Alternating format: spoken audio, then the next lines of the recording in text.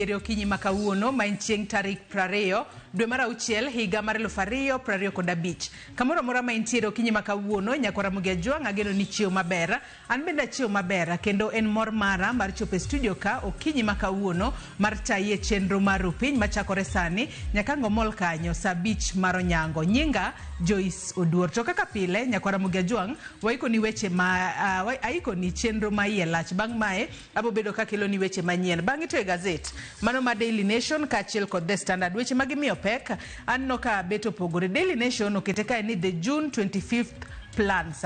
Mano wanyalo wacho ni en chenro mopogore opogore marawere osepango kata osechano. Mano gino mabro bedo katimore tarik 25 mwang'e en juma manyien. Wang'e ni tarik 25 higa mokalo rowere mag Gen Z ne odonjo nyaka e od bura mamalo kama ne gikwedo paro mar chik mar omenda. Higa ni koro gipango chenro mopogore opogore magibro bedo ka gitimo magiwacho no bobedo rapara mar rawere mane owito ngimagi e kinde ng'anyo mago mag rawere mag Gen Z. Ano ka koro kete kae mano iwacho ni obila oseketo okenge magibro bedo ka giketo pinya maneno ni girito kata giketo kwe e boma ma Nairobi kae. Kopogore kod mano nyakora Mugia Jwang' Daily Nation bende kora neno ka mane en ogai mar doho e pacho kae mano Maraga nyaka sani koro wacho ni kapono yiere kaka jatend piny e yiero mar higa mar 2027 gin ang'o mobobedo kotimo. This is what I'll do if you elect me in 2027. Mago duto abobedo lidho ni gazet mano mar Daily Nation.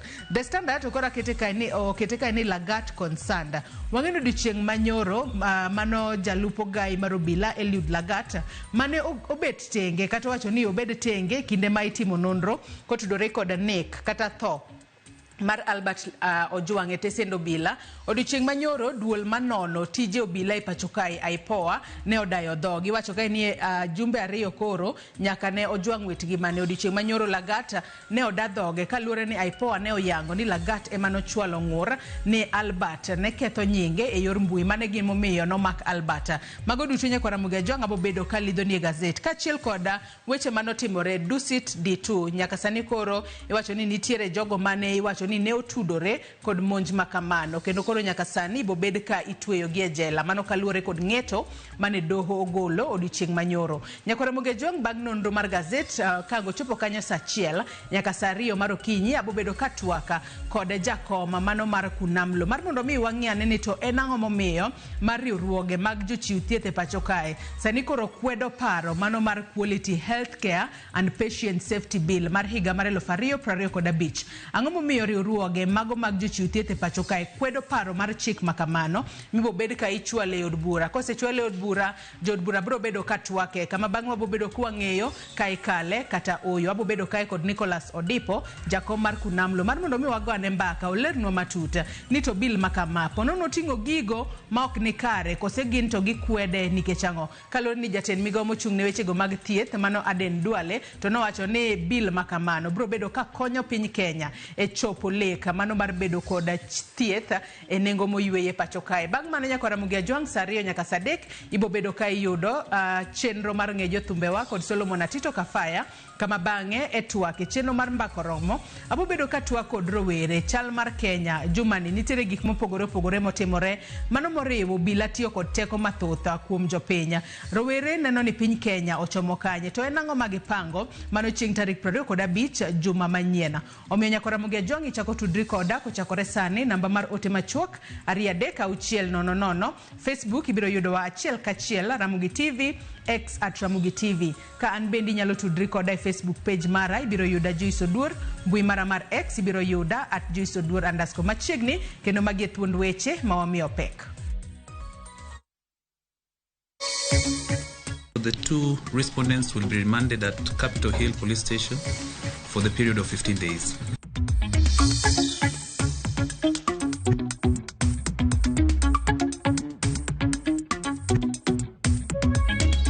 Wamora enya nikech gik mang'eny mane wawacho kendo biro hakikisha ni oketi bilion 1.3 migerogo mradi man Kabonyo Kanyagwal.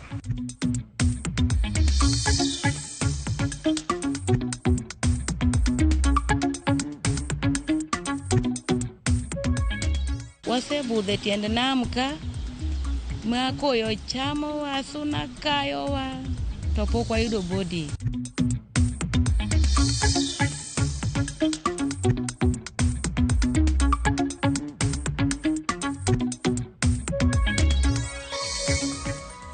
Nyakwara Mugiajong machiegni aneno weche manyien okinyi makawuono. Jalup Ogai mar obila Eliud Lagat ochopo e nyim duol manono tije mag obila IPOA mar ndiko dhoge e wi nek mar Albert Ojwang e tesend obila ma Central. IPOA kata kamano pok oketo e ler chopo mar Eliud Lagat e log tich margi e chenro mar chiwo neno mare e wi nek mar Albert Ojwang. Cynthia Onyango miyo waler. Bang' jakom mar duol marango tije obila pacho ka Isaac Hassan yango ni jalup Ogai mar obila Eliud Lagat di chopo e nyimgi mar ndiko dhoge wi gima ong'eyo e wi nek mar Albert Ojwang. Gikone Eliud Lagat ochopo e log tich mar IPOA ndiko dhoge e yor piny koluchore. Kaluwore kod maling'ling makende mar Ramogi TV oyudo e yor apanda, jalup Ogai mar obila Eliud Lagat ochopo kendo ndiko dhoge e nyim apisas mag IPOA e wi nonro madhi nyime e wi nek mar Albert Ojwang e tesend obila ma Central. Temo marwa yudo thuolo mar loso kod Lagat kaachiel kod jakom mar IPOA Isaac Hassan, kata kamano gore Luanda bang' fwenyo ne jalup Ogai mar obila Eliud Lagat oluchore kendo leny ma olal miru ne jofwambo ka duol mar IPOA bende odagi keto ler e wi chopo mar Eliud Lagat e log tich margi ndiko dhoge e wi nek Albert Ojwang. Bende temo marwa mar yudo ler koa kuom IPOA obedo mapek bang' apisas mar duolno yango ni ok ginyal wuoyo e wachno ka giwacho ni mana jakom margi Isaac Hassan kende manyalo chiwo ler makamano. Jalup Ogai mar obila Eliud Lagat yande oyangore ni ema ne ochiwo ng'ur ne okwach kich ni Albert Ojwang ondiko weche moko e mbui maketho nyinge, kama bang'e obila mag okwach kich nodhi dalagi Albert Ojwang mayudore e gweng' makakothe kar chung' od bura makabondo Kasipul. Bang'e noyud ringre Albert e kar kano ringre ma City bore Nairobi kowito ngimane, kendo lipot mar bero yango ni ne osande ma odeye ma opogore kod lipod obila ni ne ogo wiye kor ot ma owito ngimane. Cynthia Onyango, Ramogi TV, Nairobi. Obila moko ariyo mitudo gi chielo gi magina ja ohanda swekra moro e chuny boma ma Nairobi koro ibiro dinnegi kuom ndalo 15 e tesend obila ma Capitol Hill kaka yorno mar chiwo thuolo ne apisas mag duol mar IPOA timo nonro. Kaka Efi Nyakidi lero, obilago picha nyomako ka chwado Boniface Kariuki Mwangi gi magina e kinde ng'anyo. Mwangi pod yudo thieth e kar thieth ma Kenyatta. E doho ma Milimani buore Nairobi, e nyim jang'ad bura Ben Make Kubi, obila riyo mitudo gi chwado lisasi kendo hinyo ja ohanda swekra moro Boniface Kariuki Mwangi nochwal mar fwenyo kapo nono ibiro dinegi ka nonro dhi nyime.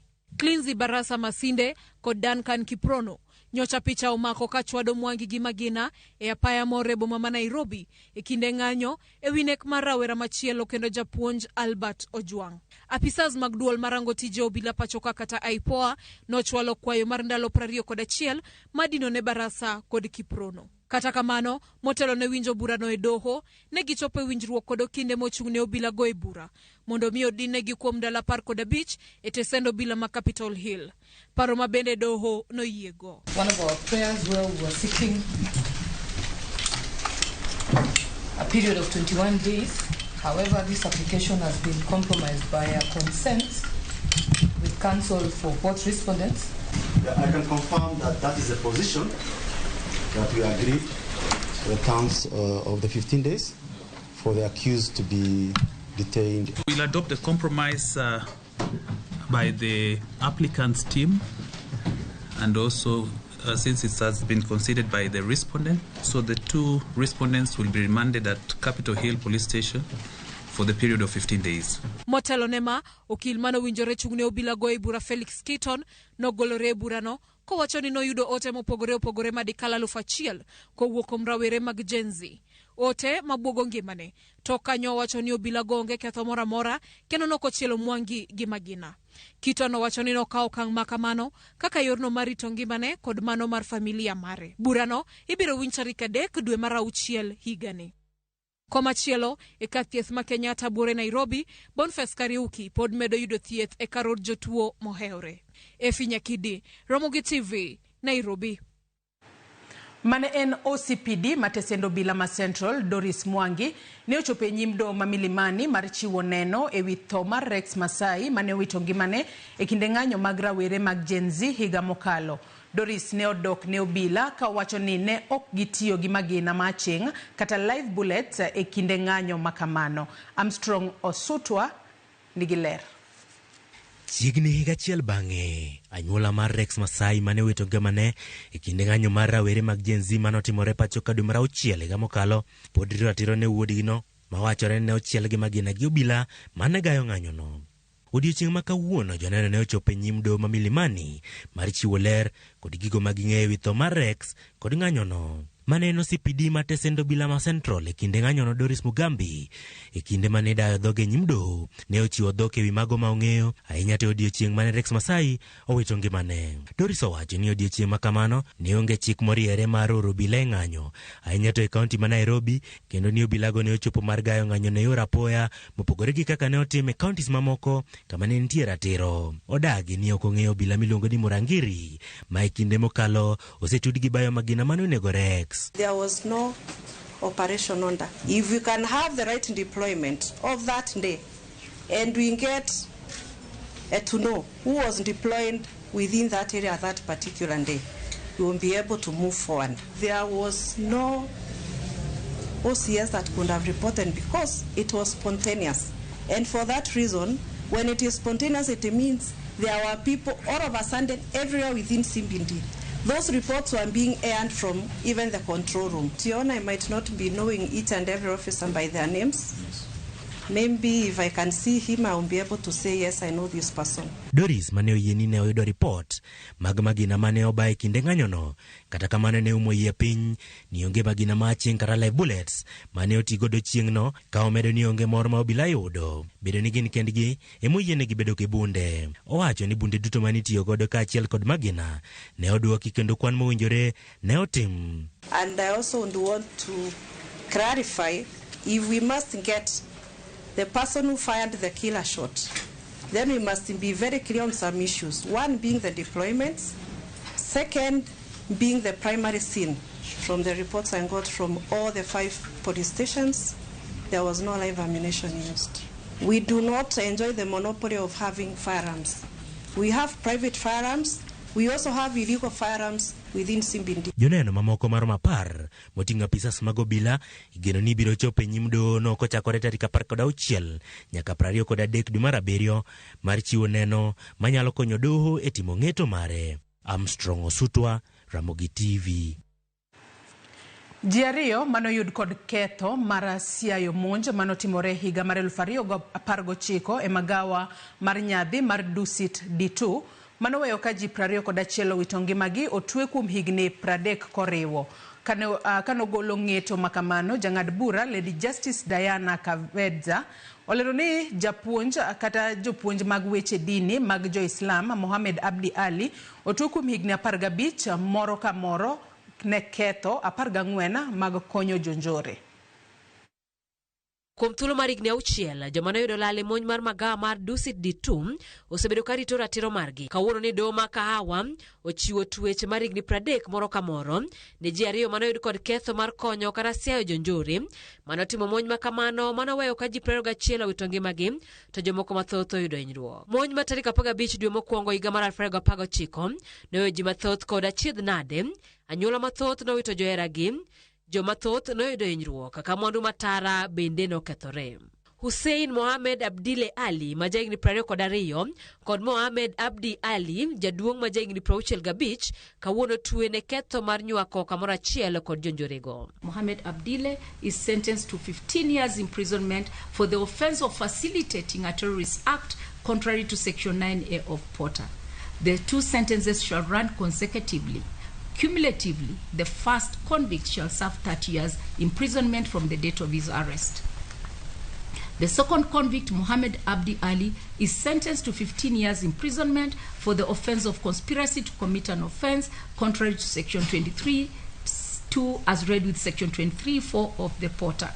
The second convict, Mohamed Abdi Ali, is sentenced to 15 years imprisonment for each of the 14 counts for the offenses of facilitating a terrorist act contrary to Section 9A of Porter. The sentences for the 14 counts shall run concurrently. Abdile kata kamano oyudo kod ketho machielo mar konyo jonjore go yudo bok mabandia mar miyo gi yote timo timbe njore pachoka ka jaduong' Ali bende otwe wi ketho machielo mar konyo jonjore go dak e boma ma Nairobi manyangaf motelo ne monj makamano.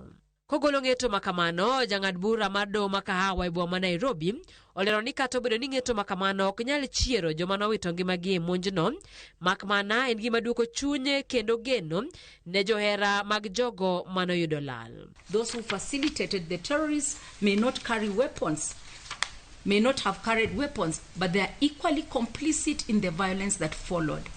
This is more than criminal conduct. It is a betrayal of the very fabric of our nation. It is unforgivable. Let this sentence therefore speak not only through the law, but through the sorrow of our wounded people. For those who stood with the enemy, who helped to make the attack possible, today justice answers, and Kenya remembers. Abdi mosebedo kaluwo bura mare oko mar doho tokwe kod rambun mar shillings milion 2.5 ibiro twe jela ka doho golo chik mondo omenda no oketi account mar bengi okony moko kuom joma notony e monjno. Simfros Okinda, Ramogi TV. Jatend piny Kenya William Ruto omedo singo ne oganda jo Kenya ni singo manomiyo oganda jo Kenya e kinde campaigns mage nyaka chop kare kendo gitimo duto manyalore mar neno ni gichopo kare manifesto margi. Nowuoyo Karen e boma ma Nairobi e kinde romo manokelo kanyakla bad sirikal matayo chenro mag sirikal kamoting'o jotend migepe kamano yange ni ok gichik wang'gi e yiero mabiro to gichiko wang'gi ne gero piny Kenya. Lidio Keyo nigi mathoth. Ne en romo mar adek mar bad sirikal marango chenro mag piny owacho, the National Executive Retreat mano obagi Karen ne boma ma Nairobi. Romo mano otelie gi jatend piny Kenya William Ruto kendo noyore gi jotend migepe, jogoro mongirore, josum paro ne sirikal kod jotelo mamoko. E romono, jatend piny omedo nyiso maino mare neno ni singo manomiyo oganda jo Kenya kinde campaigns ochopo kare kendo kwedo mago mosebedi ka iwacho ni ne gisingo gigo ma ok ginyal timo ne oganda jo Kenya. We did not overpromise. We promised what is doable because it is documented in our manifesto. All the commitments we made to the people of Kenya are documented in the manifesto. And I am very clear in my mind that we will be able to deliver on that manifesto. Olero ni en kod lange ok giket wang'gi e yiero mabiro to giketo wang'gi e chopo singo mane gimiyo oganda jo Kenya kokalo kuom chenro mar bottom up economic agenda. Our focus is not the next election. Our focus is the transformation of Kenya. If there is a second term, there is plenty of things to be done. And if it can be done in 5 years, why do you want to do it in 10 years? Of course, the last bit will require us to be more direct, more focused, more energetic, because it's the final stretch. But we've made good progress in stabilizing the economy. In my view, the macroeconomic fundamentals have been brought in check, from fuel prices to inflation to cash reserve ratio, and all the other macroeconomic indicators, including interest rates, which last year were able to drop by 2 to 3%. If we don't succeed, and if we allow this country to slip back, we will have let this country down in a very profound way. Omedo jiwo lange ne gimed tiyo kanyakla mar neno ne gigero piny Kenya ka jalupne Kithure Kindiki onyiso mor mare gi sirikal manyuonda mar broad-based government ma owacho ni osekelo kwe pacho kae kendo omiyo gi lwasi makare mar gero piny Kenya. We must do what we must do. As so long as it is in the exercise of transforming our nation, the next election notwithstanding, and we must succeed. We must succeed. We have to thank you. We don't have an alternative for reaching out and helping us to have a broad-based administration that provides greater political stability to help us deliver on the promises that we made in 2022. Romo makama makaunda lariyo Getorango kenge ma sirikal osegweneno ni singo manomi oganda jo Kenya ochopo kare. Lydia Okio, Ramogi TV, Nairobi. Kaunti ma Kisumu koro biro goyo ondamo maduong' e yor dongruok kaluwore kod romo ma obedo e kind gavana Nyong'o kod jatend piny William Ruto e kar jot mare odiochieng' manyocha. Romo mane oweyo ka sirikal osingo chwalo dongruoge mapogore mag omenda mathoth ne kaunti no. Millicent Adhiambo gi ler mathoth. Gavana ma Kisumu ngire Peter Anyang' Nyong'o oyango chenro ma opogore magikete winjruok kod jatend piny Kenya mar chwalo dongruok e kaunti ma Kisumu kaka yor gero ochumi mar kaunti no.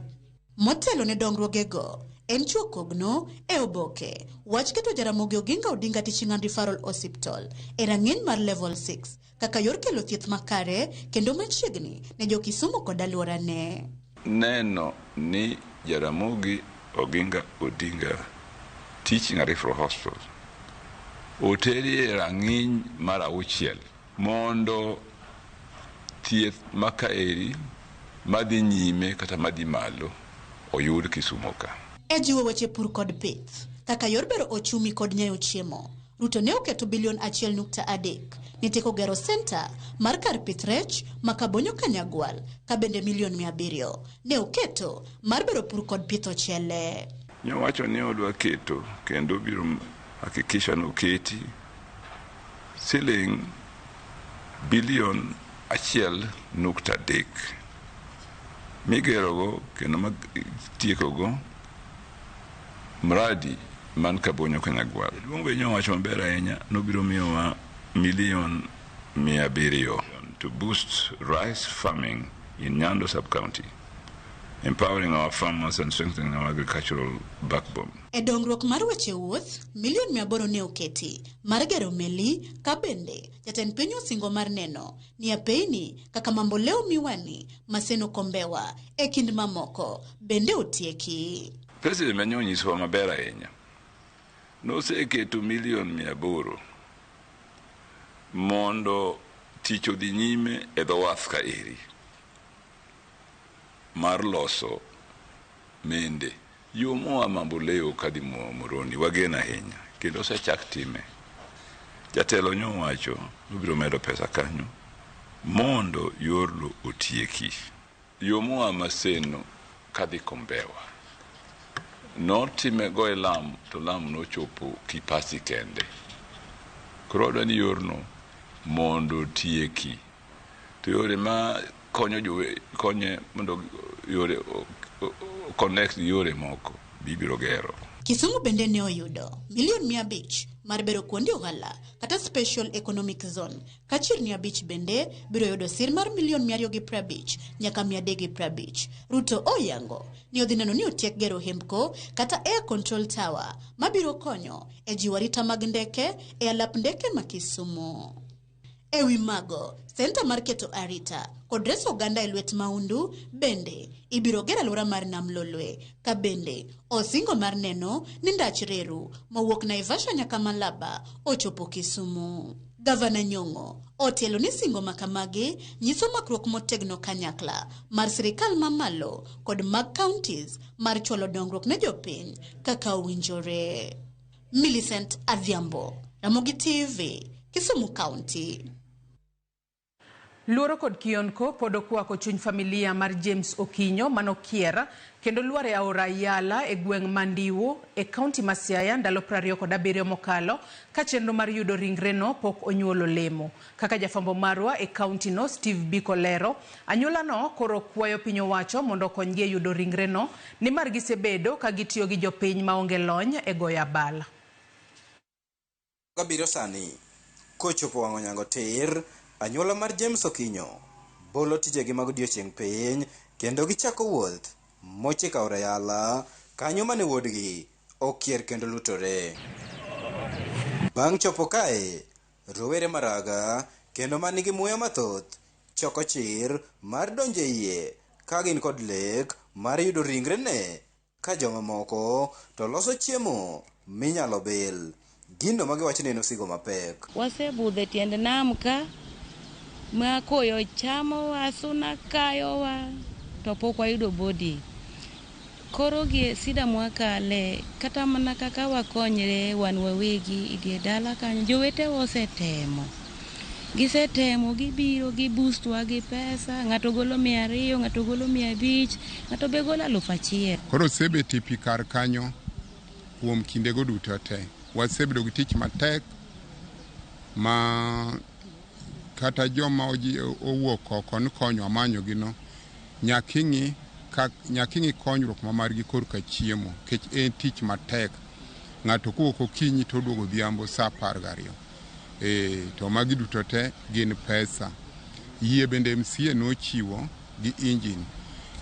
Fuel wane mwa onjo $2,000 sama jogo dhi men pile no to ng'ama riembe no bende chulo 1,000. Midhiero ma kamae osemiyo giduongo dhoudi mideo pacho ka to pok yudo kony ka koro gin kod kwayo ne piny owacho mondo chwal jolony e goyo abal mondo konye manyo ringre no e kind kwayo mamoko. Wan kaka jogweng' wadwaro ni mondo mi sirikal mamalo ka giyie to gilosnwa daraja no hinyowa.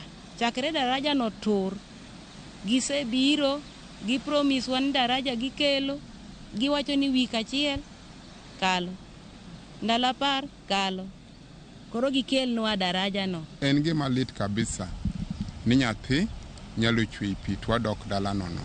Nikech gin to gin gi jok manyalo chiwo konyruoge go idara go te gin gi jonimogo gin gi machineries go koro mondo mi gichiw kony yot kendo yot kabisa. Kalure kod wuon mare po nono girem yudo ringre no juma manyien to en okang' mane magibiro kawo. Ok anyal iko ondagla rabolo no kata gimoro machielo no.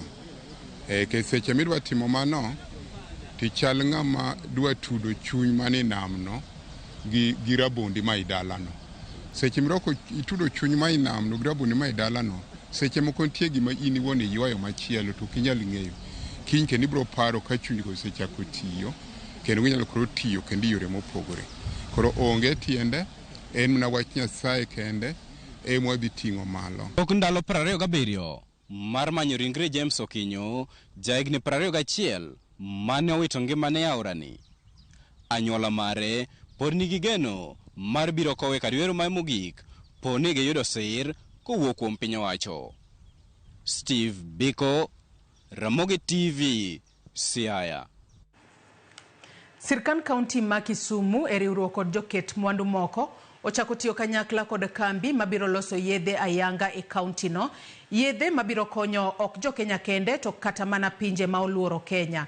Yepo mar kambi ni biro e kinde matwak osebedo e loso kembe e Kenya manyalo loso yedhe ahinya to mag gayo kute mag ayaki, malaria kod kahera manyaka sani pinje machiwo sir nyocha oduoko atamalo mar sir magichiwo piny. Yepo mar kambi ni igeno ni bende dhi duoko nengo mar yedhe piny e pachoka. In many ways, Kisumu will be pioneering manufacturing of drugs which would be affordable because of the way the drugs are made, but also because of the partnerships that will be created through this process. We want to say that it has been a major achievement. In fact, for Kisumu, this is one of the first only manufacturing plants for many years. We're going to produce medicines of the highest quality. We'll bring the cost down, and we will actually elevate the healthcare and the quality of life of the people in Kisumu, in Kenya, in East Africa, and beyond. As wananchi, your expenses in medicine will go down drastically, and it will not just because of the drastic reduction of prices, but also there'll be jobs, both technical jobs, both small jobs. Onge mar moko kuom yedhe mag gayo tuo ringa mar remo kata sickle cell Koro miyo moko kuom jotuo e kadhowath nam chumbi tiyo gi yedhe mag nyaluo e temo gayo tuono mikoni en achiel kuom tuoche manyoro jodak kadhowath nam chumbi. Mane oyangi gi moko kuom jotuogo mabende koni weche mag akweda podi nyorogi e kor gwenge kaachiel kod kuonde tiegruok kaluwore gi kia mar jopiny e wi wach tuono. Jafwambo marwa Joja Oko ne oloso gi moko kuom jotuogo e odiechieng' manyoro ma piny ngima ne dhialo jotuo tuo ringa. E gweng' ma Kombani e kaunti ma Kwale, kae ne ayudo ka moko kuom jotuo ringa mar remo kaachiel kod jorit jotuo ma kamago obago duol mar jiwore gin giwegi kaluwore gi midhieche ma gikale e odiechieng'ni ma bende piny ngima dhialo odiechieng' jotuogo. Achiel kuom midhieche mane gipimona en wach akweda ma gikale kor gwenge. Mwingine akasema achana naye mgonjwa ule mwanzo atakufa. Yaani mpaka mtu anajaji ile pia utakufa lini, waona? Kina baba ni kama wamesukuma hili jukumu kwa kina mama. Sasa unapozaa wari ama unapozaa mtoto ana ugonjwa huu wa sickle cell, kuivyao wanaona kama ni laana ama ni matatizo yametoka kwenu. Sasa ndio pale anajitenga, unachiwa ule ulezi. Midhieche mabende gikone yudoge nyaka e sikunde. Alikuwa mwalimu wa maths. Wataka kujaribu na ukichokwenda kwambia, we yai wasemaje? Wasema ama nakuita, yai sema. Sichapwi, siwezi pigwa. Sana nita mimi yai siwezi, nikiguswa nitavunjika. Nengo thieth gikoni bende en achiel kuom gigo mamiyo tuono dwa medore ahinya ka oganda mathoth bende gikoni pod onge kod ng'eyo matut e wi tuono. Kama hiyo hydroxyurea utaipata kama ikiwa cheap kama ana shilingi 50 kwa capsule moja. Na kila mtu ana matumizi yake. Kuna mwenye ana meza moja kwa siku, 2 kwa siku, 3 kwa siku. Unavyofanya lazima uhakikishe kuwa mimi naeka chakula, lakini lazima kuwe na ile 100 ya dawa ama 150 ya dawa, ambao ni ngumu sana. Waumwa tena sana, hauwezi hata kutembea. En gino momiyo jotuogo kaachiel kod jorit mage manyo riekni mag yudo thieth mag nyaluo ka gipimona ni moko kuomgi tiyo nyaka gi pot tong' gweno kaka yath kaachiel kod alode mag nyaluo. Mayai yana tiba ya ukipata zile shells zake, alafu ukiboil unayaboil yale zile shells unaziboil, unatoa kuna ile thick layer ambayo iko pale katikati pale. So ukitoa ile ukiponda unapata ile unga yake, unachanganya kama na edha kahawa, uji ama chakula pia. Ile inatoa hiyo nani? Mboga ya majani ambayo iko na kiwango cha juu cha damu. Sasa watu wao wanashauriwa waitumie wakati wanakula, ndio ile HB ama kiwango cha damu kisiwe kinashuka sana. Huwa napenda kutumia kama kitunguu saumu, ile garlic. So ile huwa napenda kutumia kutafuna ama ni ponde nichanganye na mafuta nazi, nisikie mahali panapeni nijipake hizo. So kuna hizo karafuu. Mtoto anania akiwa vile, unafanya nini? Unamsaidia na njia gani? Ikizidi utaenda kwa hao wataalamu, lakini nyumbani lazima na wewe ujukumike na kumwangalia. Yudo thuolo mag tije bende gikoni en midhiero ka kwayo margi en ni piny owacho wuog oko mar chiwo puonj makare e wi tuono. Mtoto kila wakati yupatikana na crisis, hapa na hapa maumivu, hapa na hapa yuko hospitali. Hata ukiwa kazini, utakuwa kazini mwezi mmoja uwezi umaliza, lazima utalazwa na huyu mtoto. Na hawezi kuwa mtoto amelazwa ubaki kazini uende pale. Na hivyo ndio kazi yangu ilienda hivyo, na mpaka saa hii changamoto iko. Kwa mtu akijua unaugua sickle cell na kuambia wewe hautafaa mahali kama hapa, manake absenteeism kwa mara nyingi hauko kazini. Unaweza kuta umekuwa employed mahali lakini hauwezi keti for long kwa sababu anytime unakuwa na hizo crisis. To kopogore kod kinde machon, gidwani piny owacho oti kod lony manyasani mar neno ne gigayo tuono mathoro mako nyithindo kapod tindo. Sasa kuambiwa ni World HIV Day, ulimwengu mzima utakuwa umejaa watu mabango mabarabarani. Hii ni World Sickle Cell Day. Unaona wapi ama kutoka Mombasa mpaka umefika Kwale? Ni wapi umeona mahali serikali ya kaunti ambayo imejitokeza kando na Kilifi kusherehekea hili jambo? Kwa hivyo sisi tunaomba serikali vile wanavyoshughulikia swala la haya magonjwa mengine yanayoambukiza, pia haya magonjwa yasiyoambukiza ikiwemo sickle cell, tutengewe pesa katika bajeti na tuweze kupata dawa bure kama vile wengine wanavyopata. Lakini wakati wetu likuwa hatujui sickle cell ni kitu gani. Kiasi unakuja kugundua ni wakati sasa inakuwa watu wameanza kuerevuka. George Aoko, Ramogi TV, Mombasa. Nyakwaramoge Jwangi report mar George Aoko kuwuok kaunti ma Mombasa imachopo gode giko mar weche manyien okinyi makawuono. Soma nemo kukum ote ma uchwalonwa achiel kachiel e Facebook kama wantiere live. Mustafa wacho ka ene onenwa yo makare ka entiere daima.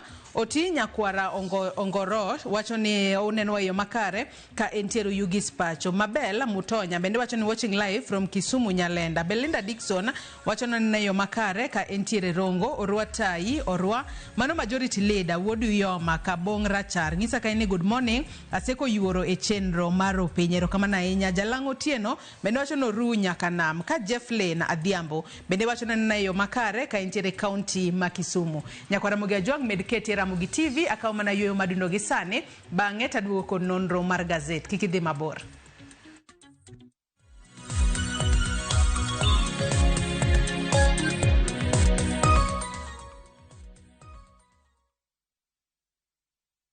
Who do you trust with your precious ones? Who do you trust to drop your kids to and from school? Who do you trust with all your packages? Who do you trust to get you to work, airport, or to that late night plan? Wigo. Introducing Wigo, your trusted ride. The ride with the most reliable, verified, efficient, and transparent drivers. With fabulous cashback incentives for passengers, each trip on Wigo feels like an upgrade. Download Wigo from Play Store or App Store or SMS Wigo to 20425 and ride with confidence. Wigo, let's go.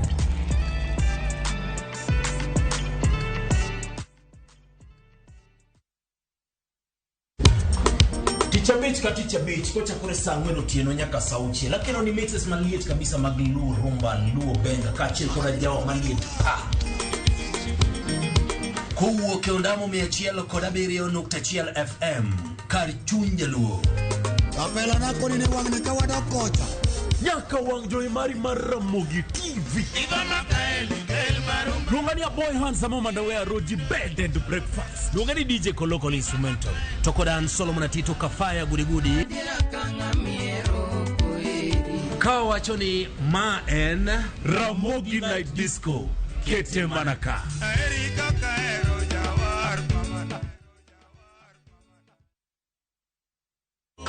Chonga gilo emo miachano kama chonga emo semia sudo nyime chonga gilo emo miachano kama chonga emo semia sudo nyime. Mondo yudwe ni kaka skiza tune mari D*860*418# Ramogi TV enod jower duto.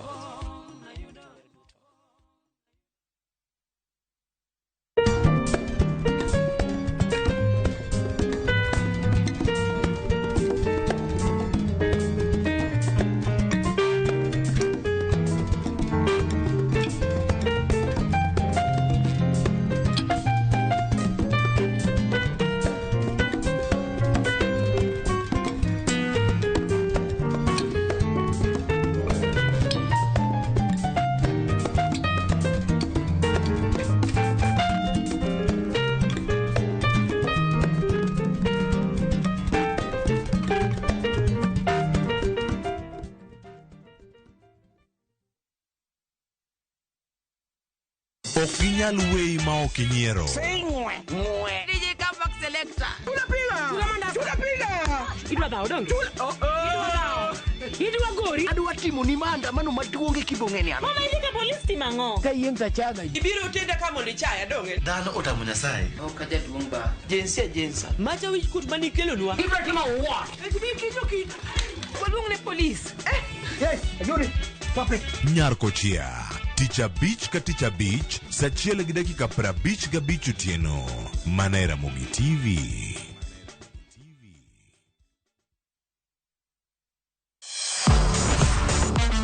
Ne thuolo mar yudo weche tuke duto nyaka mopondo. mbaka makende mag jotugo kendo mag jomolony e weche tuke. Can you believe it? Magi te yudore chenro mar paw tuke. The 4.84 kilometers. Nonro matut kod gigo matimre manyien mag tuke duto mawuok e piny mangima. Tudri kodwa ngeso ka ngeso Ramogi TV. Kochakore saa 8 odiechieng' ka wami gik motimore paw tuke.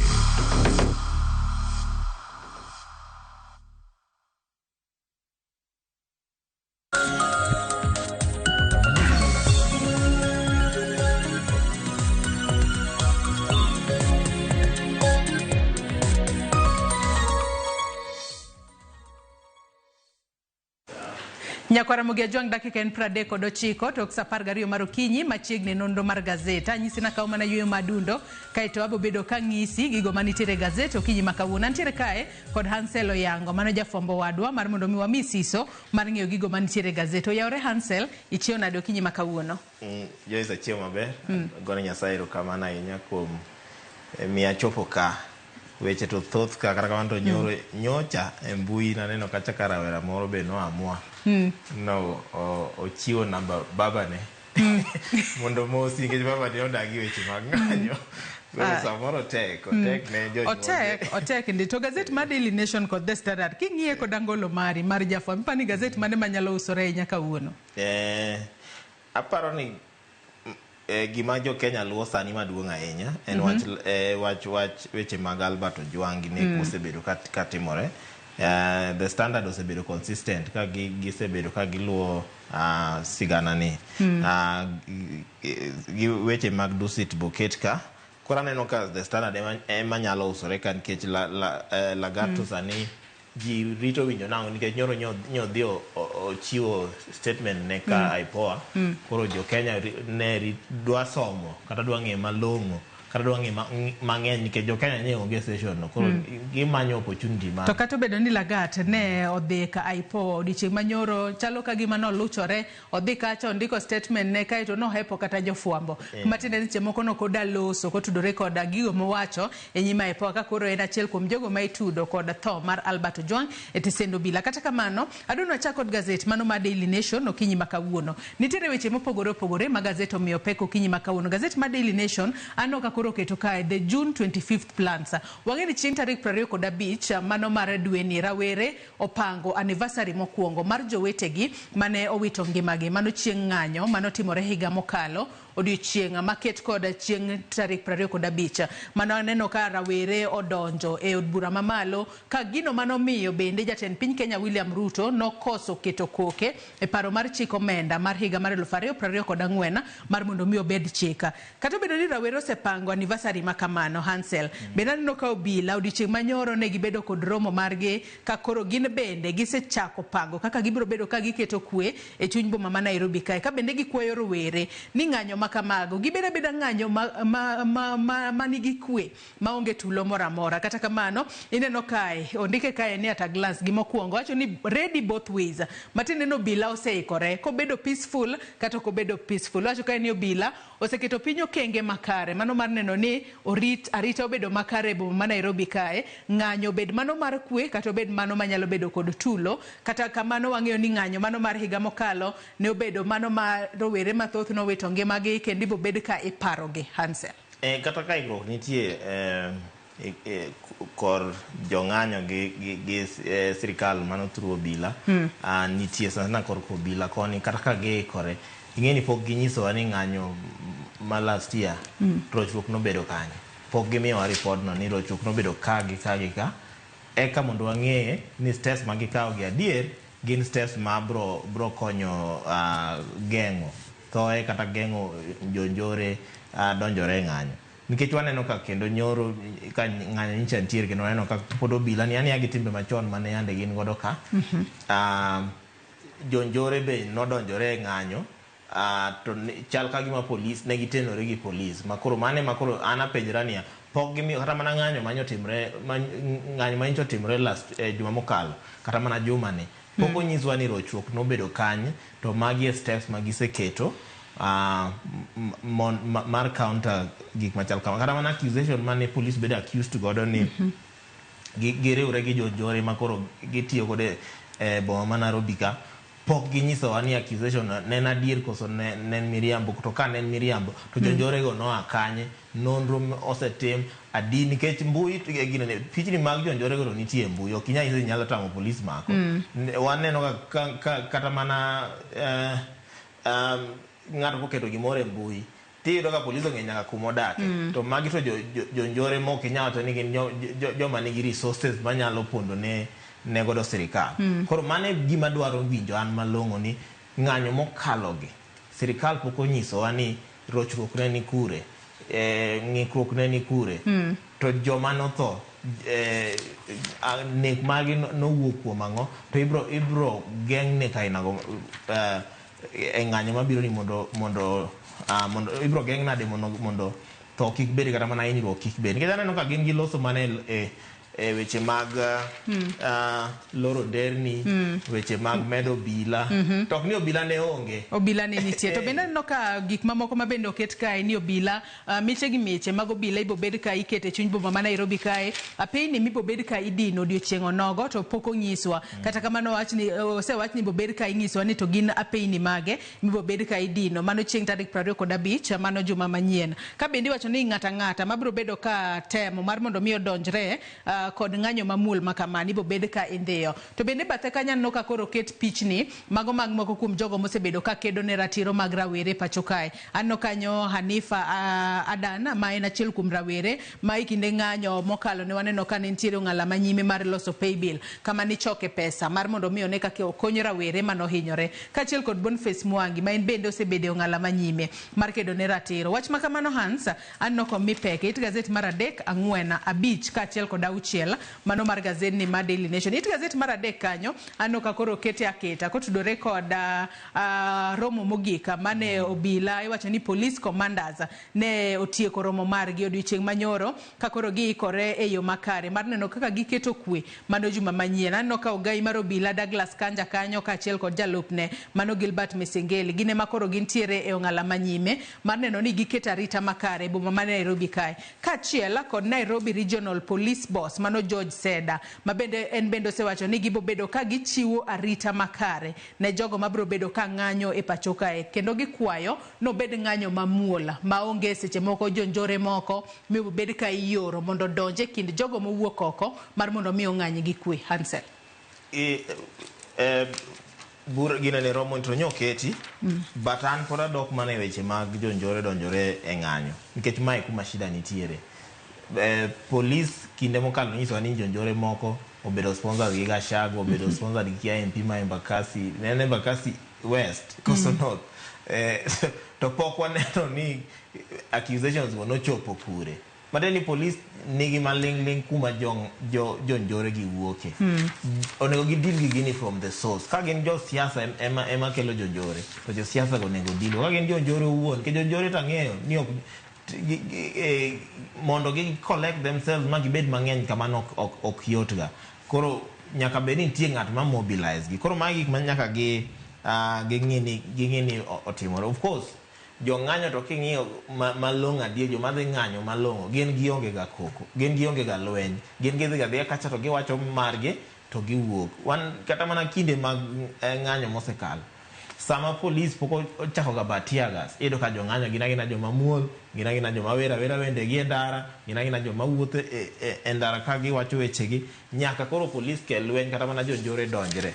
Koro mage gik moko ariyo monego ng'i, nikech ber ka police kendo remind public ni gini kik bed ma lweny, mano to gima ber mano onego gitim.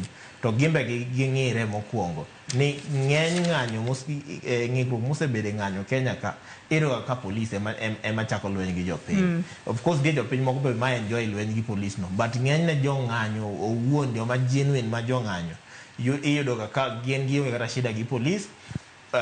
Ohandni ji be gionge ga godo, iyudo ka gin jomosomo be modhi sikul malong'o, gina ji ajia. Koro mane gima nawacho ni issues gi onego bed dealt with from the root. Sani en higa achiel bang' weche mag ng'anyo, pok onyo ni janjore moro amora no kata mana organizer ma weche mag njore moro amora no ter kata mana e doho motwe. Matiende ni police ong'e gini, matiende ni sirikal ong'e gigi eki, matiende ni nitiere jodito moko mong'e gigi eki. Koro gigo eko emonego ng'e, emonego orang mondo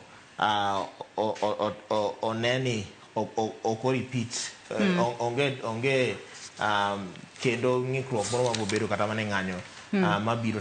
Nikech mato jo Kenya chal ka gima oseamua ni ma eri ema koro wadwa nyiso sirikal ni the 3 years ma gisebede power pok gitimo ne jopiny dwachgi. Nitiere weche ma pok giloso, nitiere weche mag ng'ikruok, nitiere weche mag health, weche mag somo, weche mag kata mana security piny ma Kenya ka. Finance bill nyaneno ka nye gitemo loso ma jo Kenya ko ng'ur wang'ni. Ng'ur ne onge nya, ng'ur mane nitie mana wach ma KRA to mano to ne jo od bura nyogo piny gi weche mamoko. Aneno ka wach makamano gazeti mano mar Daily Nation bende ni gikawo thuolo margi mar twaka kod Boniface Mwangi kachiel kod Hanifa. Mano Nyakaramogi Ajwang' nyalo somo it gazeti mar 4 kachiel kod mar 6 kalore ne gi loso matut kotudore kod gigo magisebedo ka gitemo kedo ne ratiro. It gazeti mar 4 kanyo Mwangi wacho ni tarik 25 dwe ni bobedo kaka second independence e pacho kae kalore kod gigo mopogore mano timore. Ka bende Boniface Mwangi ne en jafwambo kendo ne wacho ka ne en photojournalist. Kata kamano bang' gigo mano seneno ka timore pacho kae ma ok ne kare mane momiyo koro no wacho no wuog oko mar mondo mi oked ne ratiro mago mag jopiny. Nyakaramogi Ajwang' nyalo somo matut kanyo kalure kod penjo mano penje kod duoko mopogore mano duoke pacho kae. It gazeti mar 6 bende Hanifa en bende duoko penjo kaka ne oyudo kata ne oyango ni seche moko kaka onyalo tiyo kod teko ma entiere godo neno kaka onyalo choko omenda ne ji. Nikech onyalo wacho ni e kinde ng'anyo mano mar higa mokalo noneno ka Hanifa ne achiel kuom jogo mane choko pesa kokalo M-Pesa kendo nochoko pesa mathoth nyaka $1 million kaeto wacho ni ne okonyo godo jogo mane ohinyore e kinde ng'anyo makamago. Wageno ni gimotimo mano mar choko pesa biro bedo ka dhi mbele mar mondo mi okony ji mak mana ni ng'anyo mar tarik 25 mano juma manyien obobedo mamuola maonge koda tulo moramora. Hansel adona oket tenge weche makamago. Wadhi it gazeti mar 7 mano mar gazeti mar Daily Nation. It gazeti mar 7 kanyo nyaka sani koro mane en Chief Justice ma pacho kae mano David Maraga en bende nyaka sani osebedo kowuok oko kowacho no bobedo ng'wech mano mar laro content piny Kenya e yiero mar higa mar 2027. Maraga, this is my plan for Kenya if elected president.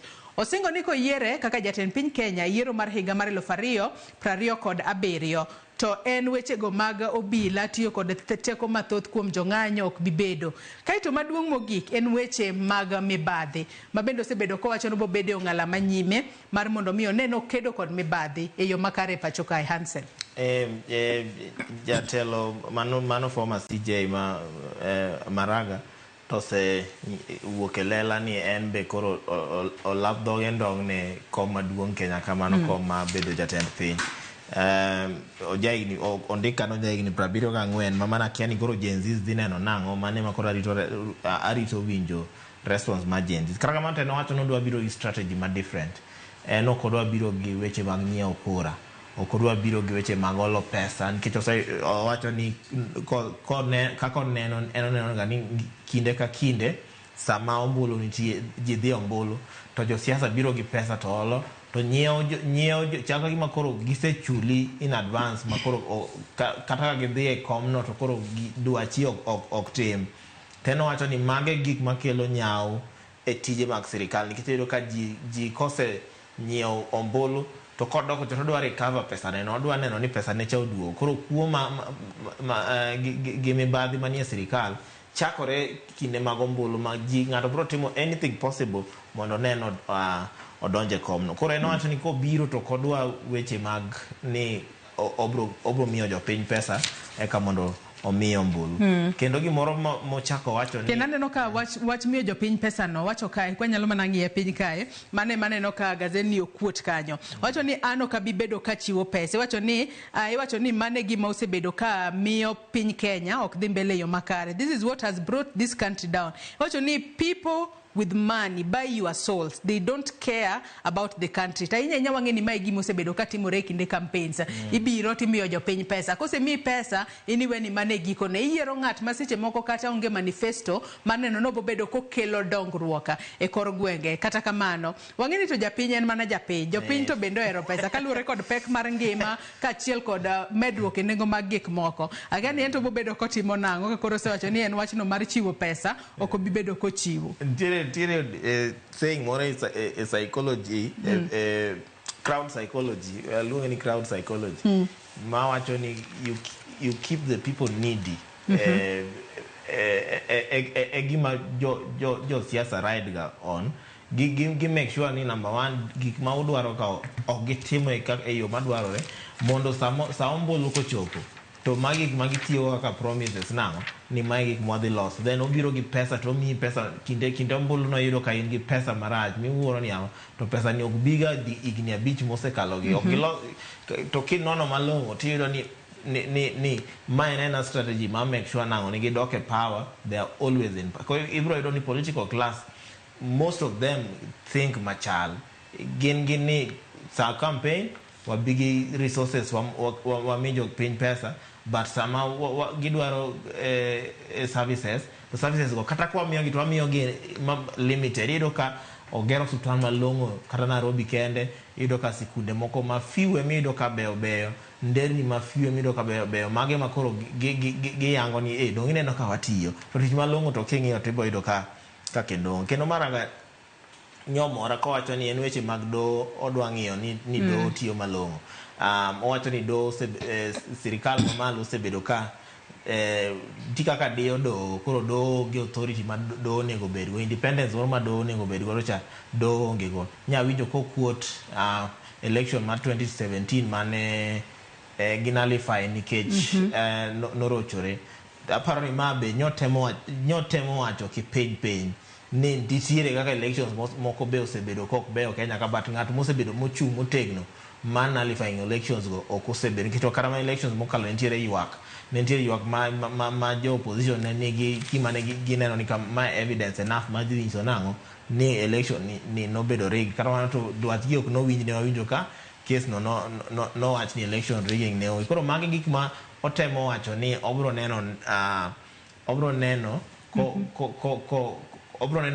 temo mondo kete tim otem loso do otem dio do gi weche mamoko ntiere weche mathoth kata mana cases ma personal ma ji dhigo de do oneno ka ntiere moko ma ok timre kaka dwarore yudo ka joma nigi pesa kata joma nigi resources ema end up win cases go to jal ma orochra ticha yudo ka kendo koro oket oko mi dwache kaka chiko nego to wang'eyo ni mae ne na kinde mane koro od fwambo mano mar Nation ne odayo dho Maraga ka bende kinde mane gidayo dhoge ne gipenje kanyo ka bende obro bedo ka oriwore kod kweth mamoko mago mag mapingo piny owacho mano motelo ne yiero mar higa mar 2027. Maraga no wacho kanyo no bro mana tiyo kod jogo makoro nitiere kod leka maket kod mare to wang'eyo ni jogo mapingo piny owacho mano motingo kanyo Gachagua, Musyoka, Karua, Matiang'i kaachiel kod Wamalwa gin giselando ni gibro bedo ka giloso riwruok margi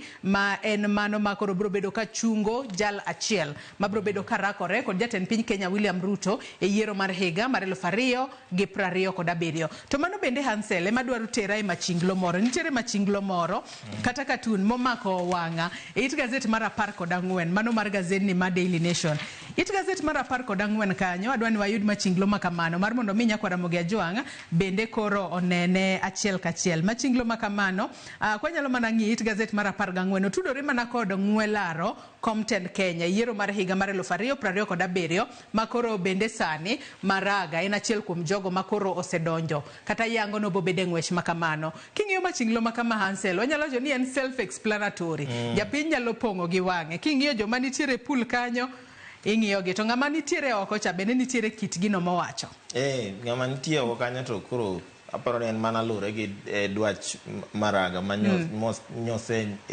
wuokelela ko wacho ni embe sani koro dwa bedo ker Kenya odwa bedo jatend piny Kenya ka to kata kamano to gima jalni jagoro ni temo wacho en ni pool mantiere no, pool modwa donje no tayari nigi wegi mong'e kaka tugo ei pool no ma en ineno ka pod obiro gi floater maten ni onge experience kanyo gini dwa okia kaka odhi go abala e pool makamano tinno ko wacho kanyo ni I'm jumping in for 2027 dirty as the pool is matene ni oseikore ni kata obedo ni joge nosekuongo ne bong'eyo go abal makare no dineno kako dhach ento nyago koro chala gima koro otek gimi inyato ni en leap of faith odwa chikore mondo oneno odwa pool ni dhi chalo nango pool to osewach ka ni pool to ok ler ahinya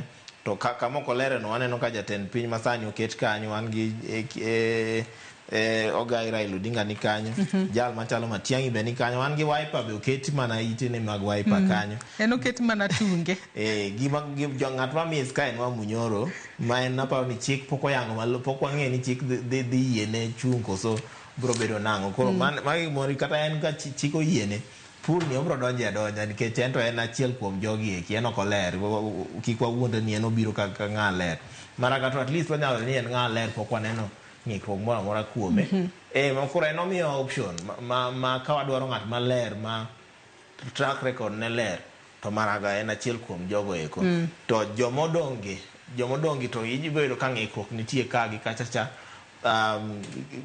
gine ma koro gisemiyo pool ni koro lel maraga nyaka bia mokwongo drain pi e pool ni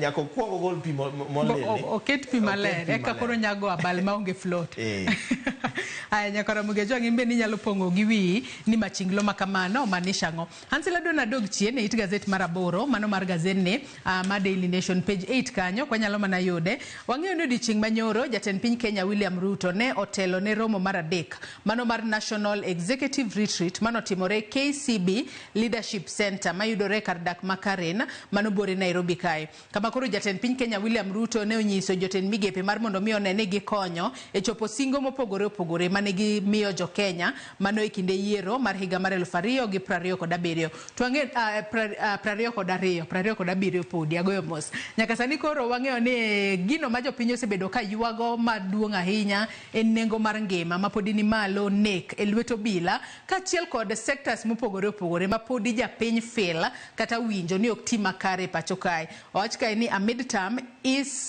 it is about delivery matende ni winjo be ni koro giketo maino margi tiyo ne jopiny to nyaka sani bende kinde romo makamano ne giwacho ni gino ma koro thago kata gikete wangi en tiyo ne jopiny ma ok yiero mar higa mar 2027 Hansel aparo ni ok rach emano biro 2.5 years late penjo maduong' ni ang'o miyo paro no biro sani ncha waneno kama ka jo ODM be nyoro experts gi kanyo experts gi be jo piny pod penjore ni to koro experts kano dhi kanyo to pok waneno lokruok moro malong'o ahinya mosebede kata mana PSS moko be waneno kowuok e ODM ka donjo mano koro kalure gi weche mag broad base koro jo piny pod penjore penjo mang'eny ahinya Uhuru Kenyatta be noro joge ma koro jogego be pod jo Kenya penjore to gisetimo ang'o so far onego ket scorecard mar ng'ato CS ka CS gima ose achieve gi ma jo piny wacho kalure gi achievements nego ng'ato scorecard ne onego bed published kaka ineno ga nonro bedo ga published e kinde ka kinde onego bed published ni ng'ani chakre donje office magi ma osetimore nikech kata mana weche mag SHA gi SHIF sani wadhi gi ega almost achiel onge lokruok malong'o jo Kenya pod ywak weche mag somo kata mana mbui man ne miss waneno ka ng'ato nyodonjore mo interfere go sani koro weche mag penj ncha waneno ka pes penj nyicha tin pok oromo kata sani jonyuol nyiso ni penj mayande ni nono sani koro jo ibo ng'i janyuol ka janyuol ni yuto ni chalo nang'o jogo manyalo chudo ochudi gi weche moko mang'eny weche mag arita pod rach Kenya ka ji pod tho e cells gi jela mopogore nowach ka ni aipo nowacho ni ji 20 osetho so far apparently in the past 1 year so far ji 20 osetho e cells mag obila to mo tika wacho ni to ji 2 moko kendo iwinjo ni otho e cell mar obila. Koro jatend piny aparo notemo mana re-emphasize nikech embo ng'iyo 2027 kik wawuondre ng'ato ng'iyo 2027 ka ong'iyo to pimo nang'o ni dwach jopiny en tich. Opposition to seketo liet ma opposition to medo grow pile ka pile gimedo bedo gi strength pile ka pile. Ma 2027 kochopo scorecard ma jatend piny idhi no tiyo ne jo Kenya losang'o. Sani en gima osebedo koyango madongo ma ji neno gin mana udi mosebedo komiyo ji kata mana udi no be ni omiyo ji to chako ketho ni housing levy idhi gergo kia chichni idhi gergo social halls mane madhi loso ndara to piny to kara petrol ming'ado tax man loso ndara to koro kara tij tax no en ang'o. Weche thoth ka kata mana weche mag agriculture nitiere dongruok of course but ok en dongruok moro ma jo Kenya nyalo geno. Nya neno picha moro e mbui ni gwenge moko nitiere ma ji sani koro we loso oduma ji donjore kahawa. Koro ing'eni mano kendo koro en issue nikech wang'e gwenge go ni gin gwenge mosebedo ka ema pidho Kenya in terms of oduma. Koro scorecard ni to nego ng'i ng'ato kaka Prime CS osebedo kotimo ang'o moseachieve kindiki nyaka nya donji kopogore gi hosting jongolo manyicho host Karen ang'o ma owinjo bed ni nono ni tang'o ma gitime yo makare. Scorecard ne onego bed posted ni chakre idonje office magi ma emisetimo magi ma pok itimo nang'o. Budget nye waneno ka kendo koro senators gi MPs kendo koro iga mokalo ne gi yware iga ni pod gi yware eni wan wabo bedo gabana ni iga ka iga wa yware nikech budget koso bo bedo nang'o. Nya neno e wang' jowi ma Citizen iwacho ni State House no promise ni gidhi cut budgets gi by 50%. Ne gimede gata malo 10. Haya warito neno ni bang' higni 5 rumo to gibo bedo ka gisetiyo ne jo Kenya e yo machalo nade. It gazet mar 10 kanyo wang'e ni kochopo Januari mano mar higa manyien jopuonjre manitiere grade mar 9 bro bedo ka transition kendo gibo bedo ka gidhi e grade mar 10. Nyaka sani koro wacho ni kuonde tiegruok mamalo bro bedo ka tiego jopuonjre bro bedo ka tiego jopuonja ma bro bedo ka puonjo CBE mano competency based education mano motelo ne donjo e senior school mano higa manyien. Nyaka sani koro nitiere jopuonje 154,200 manitiere skundego mag sekondar to koro nyaka tieg yo makare mano kaluore kod Dr. Beatrice Nyangala ma en iwacho kanyo ni en principal secretary for higher education. Giwacho ni gibo bedo e training mano miluongo kanyo ni in service training maneno ni jopuonj makamago yudo lony makare mano mar tiego nyithinda inyanya to e career paths 3 mano moting'o kanyo science, technology, engineering and mathematics kachiel kod social sciences and arts and sport. Mowinjo be ni tiego jopuonjego mar mondo mi gibed kod lony mar puonjo jopuonjre babro bedo ka donje grade 10 mano higa manyien. Gazet mar The Standard adwan wang'i mana it gazet mokwongo kaito watiek nonro mar gazet okinyi makawuono Hansel. It gazet mokwongo mano mar gazet mar The Standard oket picha maduong' mano mar jalup Ogai mar obila e pacho kae Eliud Lagat ka bende okete kae ni Lagat concerned. Odiochieng' manyoro ne ochopo ka IPOA mar mondo mi ondik statement mare kotudore kod tho mano mar Albert Ojwang. Kata kamano ne oluchore ma Konada concern Lagat Konada matine ni okete kama dinya ahinya. Kata kamano ne oluchore ne okoloso kod jofuambo nyalo bedo ni akiane en wich kuot kose gimong'is jofuambe maonge. Kata kamano warito neno ni IPOA bro bedo ka wacho ang'o kotudore kod statement mane Lagat owacho. Aparo na wisdom nikech sama in gi kese doho gimoro mami wacho inyalo ti godo against him. Koro especially for a public officer kama gigo jando gaji kiwewa oyae ina gi presa jogo ma temo mondo oneno dini bro ibo miyo gi opportunity madino ni no. Koro aneno ni en po jofuambo no en gima wise manyotimo nikech inya end up excitement mono tiga maji kosa neno kamera to tie excitement mo wil ga kata mana gi loso maber karmo gi loso wach gik mo chikore ti end up ni I reveal secrets ma baparo ni mar ariyo aparo ni en kalure gi chike mag obila nikech obila boko yiene gi losa oyaye in public mondo gichunga ka giloso kata gichiwo presa permission nyaka wuoga nikech noyudo ko no step aside ok no resign yani ka no resign to matia ni okeno bila bende bathe kanya neno ka koro gazet mar The Standard bende oketo gigo manotimore kochakore tarik 7 nyaka tarik 17 kama jalupo gai mar obila mano Eliud Lagat ne step aside kata nobedo tenge kochiwo thuolo mar mondo mi otim nonro matut kotudore kod tho mano mar Albert Ojwang. Wachni mogi cancel ka watieko nonro mar gazet okinyi makawuono. Wachna mogi kena na podana seyo ne obila gi weche mag arita ma Kenya ka en mana kwayo gi ni gititiji nikech Kenya ka koro osebedo matek iyudo ka jo Kenya sani prefer no rom gi janjore moloro mo gi police kech police koko mai to kende iyudo ka kende ene moinyi kata onegi koro mage gik ma wakwayo ni mondo wa med kete maino kaka jo Kenya wane ni wa push obila manyaka sekta mar obila ni lokre kikwa ol sekta mar obila ni onego lokre wasea mabor kinde moi ok ni nyafuolo mbele obila sani to kendo koro obila dwa duoko wa kinde go mane makoro awacho ni wa med dhiro mondo wane ni lokruok obede sekta mar idara mar obila no.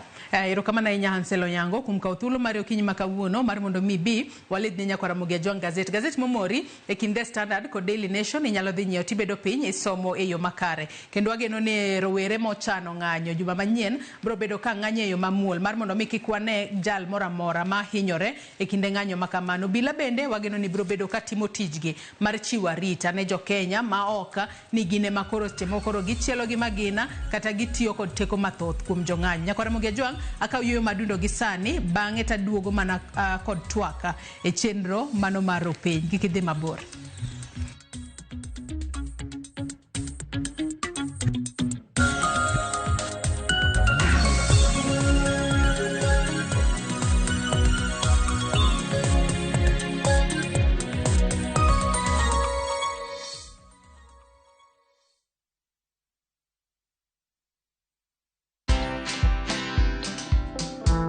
I'm a very soft guy. I'm like a tortoise. You know, a tortoise has a very hard shell, but beneath is a very soft animal. And these meetings you see me having here under this tree is about forming the next government. Uhuru Kenyatta, we did this politics here, he became president. William Ruto now, who is attacking us every day and calling us tribalists and villagers. We organize his politics from here. Watch this story and more. Download the Citizen Digital app or visit www.citizendigital.com and find the Citizen Originals portal. Kenya's #1 app, Citizen Digital.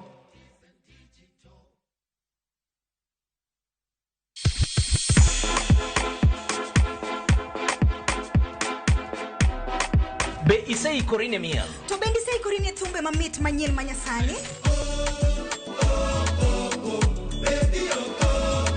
Wakelo ni mixes manit kabisa kod miel manyasani.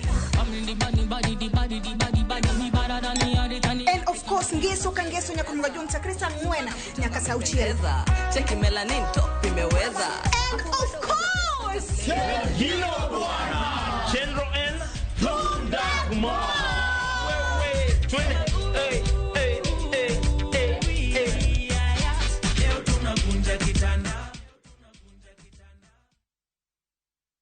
Who do you trust with your precious ones? Who do you trust to drop your kids to and from school?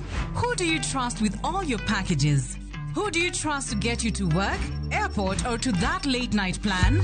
Wigo. Introducing Wigo, your trusted ride. The ride with the most reliable, verified, efficient, and transparent drivers. With fabulous cashback incentives for passengers, each trip on Wigo feels like an upgrade. Download Wigo from Play Store or App Store or SMS Wigo to 20425 and ride with confidence. Wigo, let's go.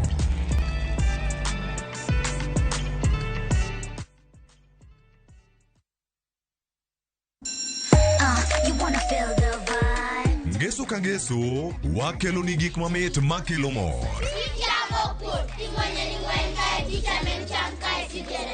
E rogo mar nyithindo kae, wakelo ni talanta. loso gi lwedo, wapuonji tedo be gi moko mamit. Rogo mar nyithindo, ngeso saa 3 mar okinyi, mana e Ramogi TV. At View Travel, we understand the unique needs of corporate travel. We specialize in flight bookings, hotel reservations, ground transport, team building, corporate retreats, and MICE services. We manage everything from venue selection and event logistics to visa and immigration assistance to ensure seamless travels tailored to your needs. Let us handle your logistics so you can focus on growing your business with ease. Contact corporate at viewtravel.com, call or WhatsApp 0712 364 554. View Travel. Dream, explore, discover.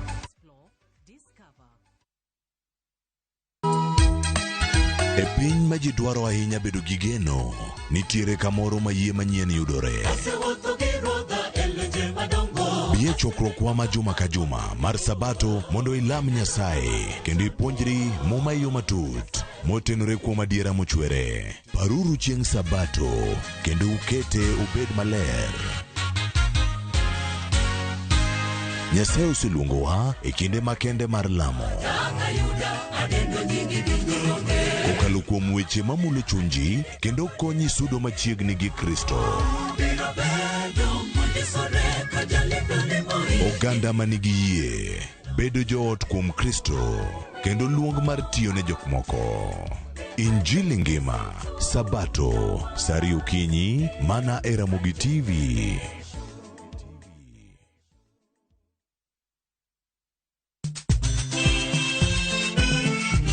Negin sigendni lakini aningene samini bazuma najichwadi tu nyiseche mag thum mane oda. Mimi nalo jambo la nisombo akili. Wadwaro ng'eyo kama gik moko duto ne odhi maber kod kama ne ok odhi maber. Olene ni chiega to jonyuol ne jolemo kabisa. Ko nyonge dwan jathomo nyargi. Koro nobi mo maya olega. Ng'e wende, weche mopondo kod chiwruok mane omiyo gibedo jothumbewa. Atemo kano sigana mag joluo. Gini chakruok mar gimoro nyaka bed ga gi gikone. Safar ma wan go mar music mar thum en safar mabor. Riwri kod Solomon Atito Kafaya e chenro mar ng'e jothumbewa. Tich Abich, sari okinyi, kik bai.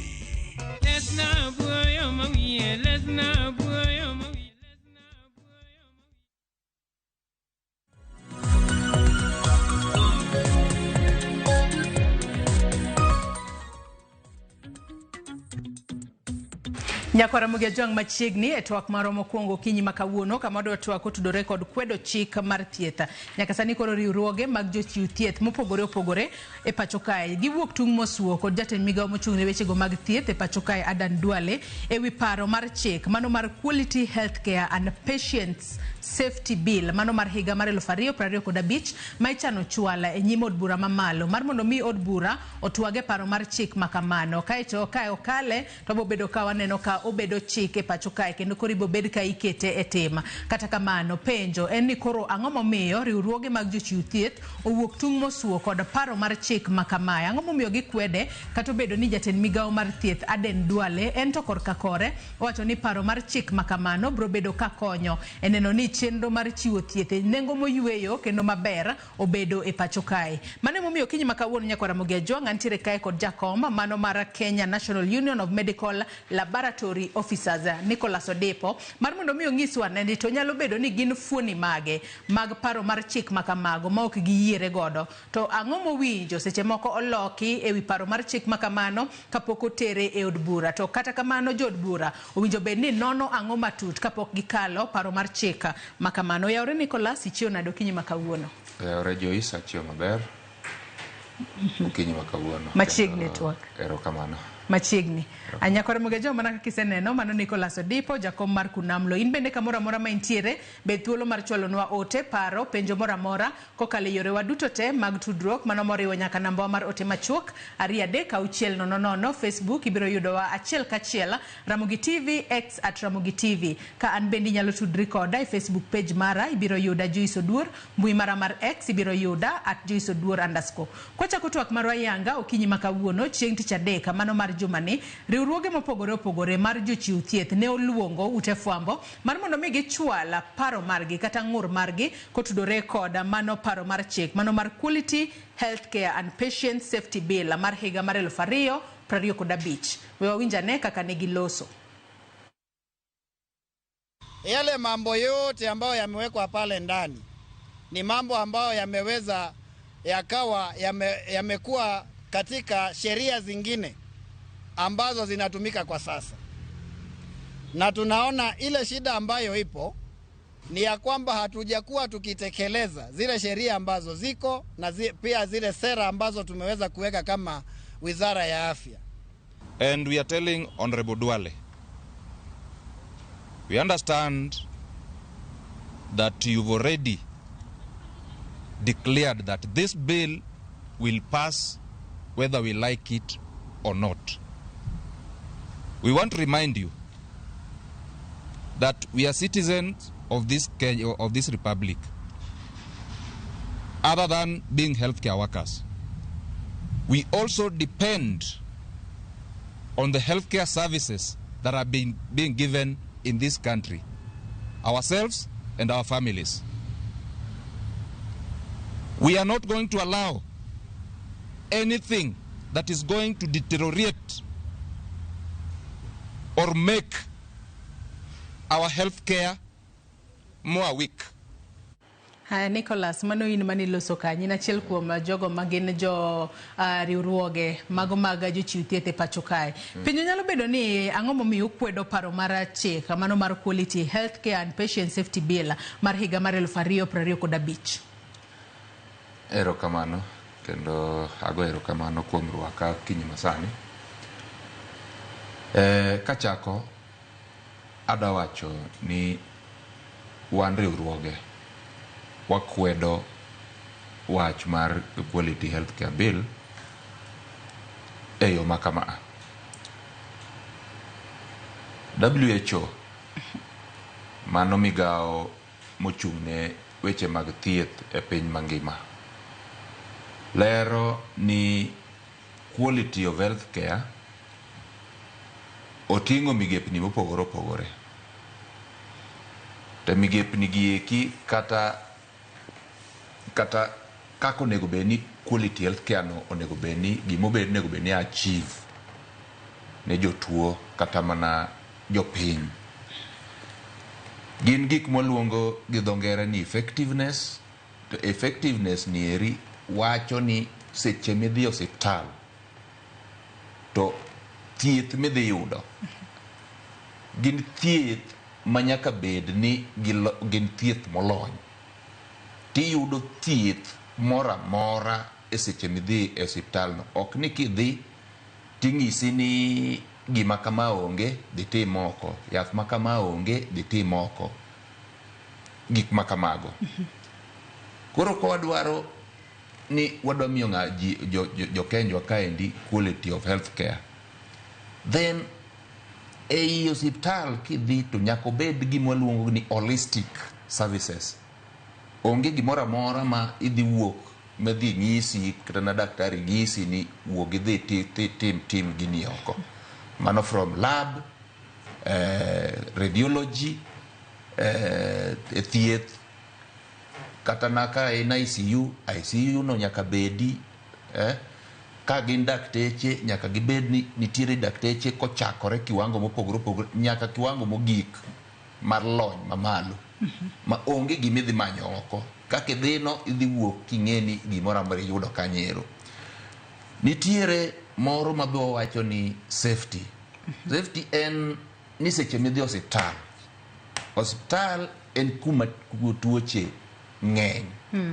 Iyudo tuoche mopogore opogore. Koro wacho ni seche midhi e osiptal no ok onego bed ni iwuok gi tuo moro amora e osiptal kanyiero mopogore gi tuo ma midhi godo. Makata tuo no be kiwuok yudo kisechango maonge tuo moro amora migamo e osiptal kanyo. Godo. E yo ma kamaendi iyudo ka gik moko mwaluongo ni PPEs. PPEs gin gik ma jo mathietho bedo godo, gigeng'o godo tuoche kowuok ok nyagine kuom jatuo machielo kadhi jatuo machielo. Gimo kaka gloves nyaka bed ni nitiere, nyaka bed ni jatuo daktari no orwako lewni ma ka gikodhiambo to golo tidhi wang'. Ok gine nikech piny sani osewuok, ok dwa ni mondo warwak lawn ma koti marachar chande. Idwa ni warwak gimiluongo ni disposable coats. Wadhi mbele, nitiere gimiluongo ni people centeredness. People centeredness dwa ni seche midhi osiptal kaya chande, to seche ma daktari wuoyo kodi to uwuoyo gi dhok minyalo winjo. Ok ni yugine ne bidhi wachi ni dhok moko ma ok inyal winjo. To seche ma idhi kanyo no ilero ni tuoni to gi kaka idhi thiedhi. Gi yore duto te midhi tigodo mondo tuoni ni orum. Ma kiwuok osiptal kanyiero to in iwuon kaka jatuo inyalo dhi miwacho ni an adhi oyuda gi malaria, to ma e kaka daktari nowachona. Malaria ikelo gi gima kama kaka suna, ka suno kai aya pim mar malaria nyaka kaw rembi matere lab mapimi, opima mayuda godo, owachna ni ma e kaka dhi muonyo yath. Ok ing'isi ni dhi muony yath 4 times 1 kata 4 times 2 tinikia 4 times 2 no en ang'o. Mani people centeredness, ikawo jatuo mikete iye kanyiero. Machielo en time ma jowa dhi katieko osiptal. Ing'en sani kidhi osiptal tinyalo donjo gokinyi kata kaka sani ere en saa 1:30 kamaendi. Tipo kiwuok osiptal saa 6. Matende ni nyalo do ni line ne bor kata semo ko daktari poko chopo. Yes, line ne bor kata daktari osechopo to daktari mantie en daktari achiel. To dwa no nenu dhano 30, dhano 40, 50. Koro yudo ka ng'at ma namba mogik mar namba ma 50 en seche ma odhi donjo ka chande to onge service modhi yudo. Nikech odhi yudo ka ng'ani oseol. Ok dhi winje. To koro bila makoro mano mar quality healthcare and patient safety onge gigi kosa ngomo miyo koro kwede gigi onge. Gigi onge. To koro wanyalo wacho ni gin fuondi mage kata clauses mage manitiere bila makamano makoro uneno ni nitiere kod shida mako kale to ok bi miyo jopiny yudo thieth e yo makare. Ineno bill ni eri. Bill ni kochako part mokwongo en gi patient right. Mano ratiro mar jatuo. Ratiro mar jatuo. Mano ber. Mak mana ka wan gi pend chik mar Health Act 2017 manigi ratiro mag jatuo machal mana gi magi eki moket kagi.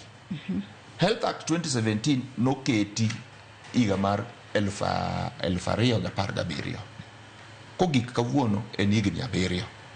Gima wapenjo gi ni yande nyaka ne ketgi ang'o ma gisetimo mondo jatuo kodhi osiptal to yud ratiro gieki. Tang'o momiyo koro giparo ni kogidhi gikelo machielo kama kaka bill ma ang'at dhi keto gi mondo gi implement ma to machachande osebedo higni 7 to pok gi implement. Part 2 gikelo authority. Authority ni en authority ma dwa mayo ne jok ma regulate e sectors mopogore opogore e health teko. Kasto gikelo teko ni bedo kumoro adi? Achiel. Gimok ging'iswa ni to nyaka chike manokelo regulators gieki nikech noket gi higni mopogore opogore. Ang'o mosebedie kata nok mane mosebedie ma nyiso gi ni regulators masani gi ok nyal tiyo koro ma ema dhi tiyo. Ineno? Nikech wan kodgi wan kaka marwa iluongo ni Kemel TTB. Kemel TTB nochako tich higa mar 2000 nyaka kawuono ko regulate lab pok gimiwa report ni ei Kemel TTB nieri makosa magitimo en ma kata ber magitimo en ma koro nikech gitimo makosa koro wadwa kelo negi chik machielo madhi golo makosa gi nikech seche ma sirkal kelo chik manyien onego be ni chik nieri nitie gimodhi loso ok keli akela for the sake nyaka be ni nitie gima giseneno magiwacho ni gini wadhi waloso ne chik machalo kama to wadhi tieke e chik ni eri ok gimiyowa en gimiluongo ni gidhongere ni problem statement onge chik ni eri namba 2 chik ni kanilose ka gipande no pande yo machalo nade no pande onge ng'at monong'e ni chik ma kama endi igin kaka one stakeholders onego be ni seche midhi chako los chik to iwachonwa ni wan gi paro mar loso chik ma kama to kiwacho ni no pande matine ni to gin jomage manobede mesa e kinde mane loso chik ma kamano mane ma bire koro seche ma ng'ato sendiko chik to nitie attachment magiketo giwacho ni mage jok mane obedo kandiko chikno chik ni onge gi jok makamago nikech chik kata na kidhi e parliament tiyudo ka wabunge manoloso chik iketo ka ni magi wabunge ma otelo ne chik ni koro ma onge gi jok manolose mane momiyo waginene ang'o miyo gikelo chik makama to jok molose ipando problem statement bok gidwa wachonwa lakini gidwa ni gidhire mondo odhi obed kaka ni en chik koro danger mar chik ni en ma alero dono katieko gi alero wach mag quality of health care kaka WHO ng'eye ei chik ni eri onge to kwan dir wadwa ng'iyo kaka wasebedo kwa tiyo e pacho ka to gikatana kaka jowa ma regulate wasebedo katiyo iyudo ka gisetim matek ma kiwango mag jok matiyo ka onge lesen tin tieto kwa wache ni gionge gintie lakini gisebedo e yo matin koro chik ni e authority ni madwa kao teko mag jo regulators gi e jok madhi bedo authority ni qualifications margi okoket ka nikech giwacho ni gin PS mochung ne treasury PS mochung ne migawo mar thieth giwacho ni director general mar thieth kasto giwacho ni chairman to giwacho ni jo county be dhi kelo ng'atgi ng'at ma ja county dhi kelo ni ok gilero ni odhi wuok mane monego bedo odhi bedo godo PS ka kwang'ega e Kenya ka PS inyalo kaw ng'ata malony ne ok ong'e tiketo biro bedo e iye ka koro wapenjo seche ma gikelo nwa jok moko lony e wach mar thieth ema dhi bedo board ni to giwacho ni ni board ni ema koro onego be ni dhi regulate weche mag thieth ere kako dhi bedo aya gidhi giwuoye e jok moko ma giwacho ni inspectors ma dhi bedo bro dhi kadhi rango ka e weche mag thieth chal nade oko ok giwe keto lony mekgi manyiso ni en ng'at minyalo kwanya kumora mora tikele ting'ise ni in koro dhi ti wadhi yudo quality magitemo wacho ni koso quality dhi bedo mapiny magi penjo mwapenjore godo aya nitiere acts moko ma bende gine ne pend chike moko ma gidhi gikawo kasto giwacho giketo kaka act mar chief manokelo social health authority nieri nitiere tribunal ma onego be ni bedo mang'iyo ywak mowuok kuom ji gin ma giwinjo ywag go eko to gi loso ywag go mondo ng'ato ka ng'ato yene ni ratiche ok okethi pok gi loso tribunal no nyaka ne chief ni losi higa achiel mokalo to sani e act ni giwacho ni koro gituro macha to girwake ka adwa ni mak paro no gi kanyo nikech ang'e ni gini kaka oluonge ka ni quality health care and patient safety bill mano mar higa mar 2025 japiny kowinjo wach makamano nyalo bedo kod mor ni yes dongero jatend migawo mochung' ne weche go mag thieth dwa biro kod paro mar cheka mabiro neno ni an kaka jatuo maslahi mara okete ong'ala manyime kata kamano unu paro ni obro bedo ka ogeto man moro miyo ting' malo mano arita mano mar jotuo kachiela kod ting'o malo kiwango mar thieth ang'o momiyo unu feel ni mano nyalo gore Luanda kaluwore kod paro mar chik makamama kore dwa chwal Nyakwara Mugiajwang adona kawo mana yueyo madundo gi sani ka waduogo to pod abo medo goyo mbaka kod Nicholas Odipo jakom mar Kunamlo matwak godo kinyi makawuono kik idhi mabor.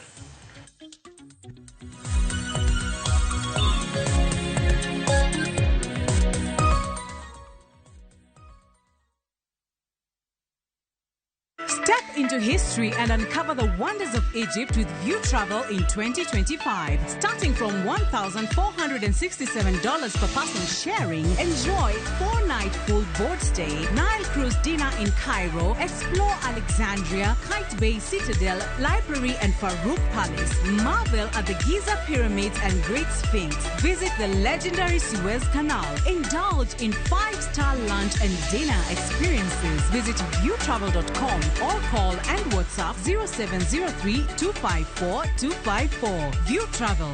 Dream. Explore. Discover. Royal Mabati Factory Limited, dukani achiel kende miyude rang'iny mamalo magoyo witado makare. Yud offers ma wan godo ka ichulo atamalo 40, iyud mwandu molosi chieng'no. Yue mos dala ka wakelo ni nono maonge chudo nyaka e dhot. Gochnwa e 07222 638 838. Tim order kokalo e www.royalmabati.com. Weche kod chike mantie nyaka lu. Who do you trust with your precious ones? Who do you trust to drop your kids to and from school? Who do you trust with all your packages? Who do you trust to get you to work, airport, or to that late-night plan? Wigo. Introducing Wigo, your trusted ride. The ride with the most reliable, verified, efficient, and transparent drivers. With fabulous cashback incentives for passengers, each trip on Wigo feels like an upgrade. Download Wigo from Play Store or App Store or SMS Wigo to 20425 and ride with confidence. Wigo. Let's go.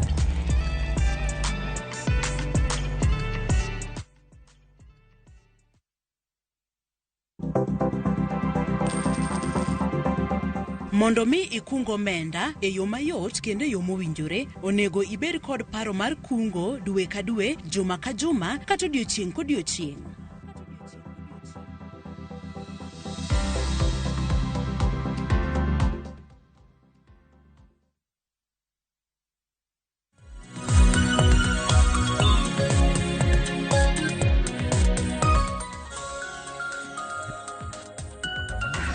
Machiegni kendo Nyakwara Mugiajwang' wadhi mbele kod twak marwa e chenro mar Pinyo Okinyi makawuono. Ote magi benda neno abotemo mar mondo mi asomgi kapok watieko twak mar Okinyi makawuono. Wadong' mana gi dakika matin kende to bobedo ka watieko. Ka wadhi mbele kod twak marwa Nicholas apenji kanyo ni ma en bill ma ka japinyo winjo kata jatuo winjo en Quality Healthcare and Patient Safety Bill mano mar higa mar 2025. Japiny nyalo bedo ka penjore ni bill makamae ogeto mar mondo mi one ni arita mano mar jatuo orite yo makare ka bende oting'o malo rang'enya mano mar thieth ute thieth mopogore opogore pacho kae obed mago mag piny owacho kata mago mag ji giwegi. Kata kamano ang'o momiyo un kaka riwruoge mago mag jothieth kata jochiw thieth e pacho kae nyalo bedo ni penjo ni ang'o momiyo paro ni kaluore ni koro duse kata miye nying ma oketo maino mar wechego mag jotuo kaachiel kod ute mag thieth. Ang'o moparo ni obro bedo ka oruombore Luanda kendo ko bedo ka otiyo makare mar mondo mi one ni seche moko achiedh nade ma jotuo kale sani ok oneno kokale bobedo chik e pacho kae.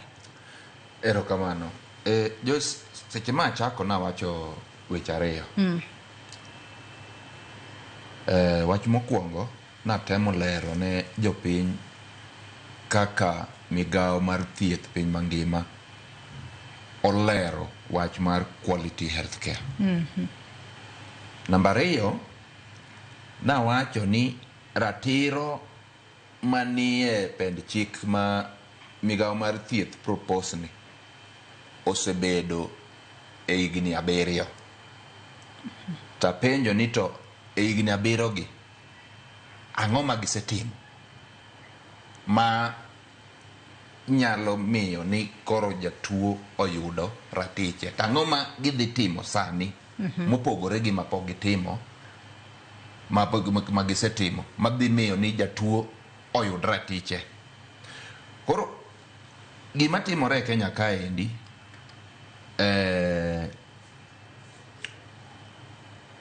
ji oseng'eyo ni ok wahero somo. Ma gimoro koketi to wan kwaseng'iyo top ginene title mare wikale akale king'e ni gini ober. Koro king'iyo pend chik ni eri title ne mit ma ng'ata kata nobed ni en dayo manie dala kocha chande koneno title no to neno ni wang' ni sirikal opara. Kodhi konyalo kata nasomo pages moko par kama kata 15 to dhi yudo ka nitiere ratiche koro kendo dhi more kabisa. Lakini kiwuok kanyero kidhi e part mar 2, part mar 3, part mar 3, part mar 3, part mar 4, part mar 5 kanyo ema kuku wach nitiere. To wan kaka wan jochung' ne jotije e Kenya ka andi. Kendo kini winjo kana awacho ka chanda. Awacho ni an ja Kenya. Joga ni Kenya ka ok ginoko. Mangiso ni nyathina ka tuo to osiptende gieki ma nyaka gidhiye mondo giyud weche mag thieth. Ok anyal hero ni gimoro kethre taneno. Koro en jukumuna mondo awach ne jopiny ni gini kaki kele ni omit e part mokwongo. To part mar 2 gi mar 3 mar 4 mar 5 kanyo e mashida nitie. Nikech kalero ni jogi ok dwar face gik ma ok gidwar rango loso gik ma kelo challenges mag health momiyo jowa ok nyal yudo weche thieth e yo makare.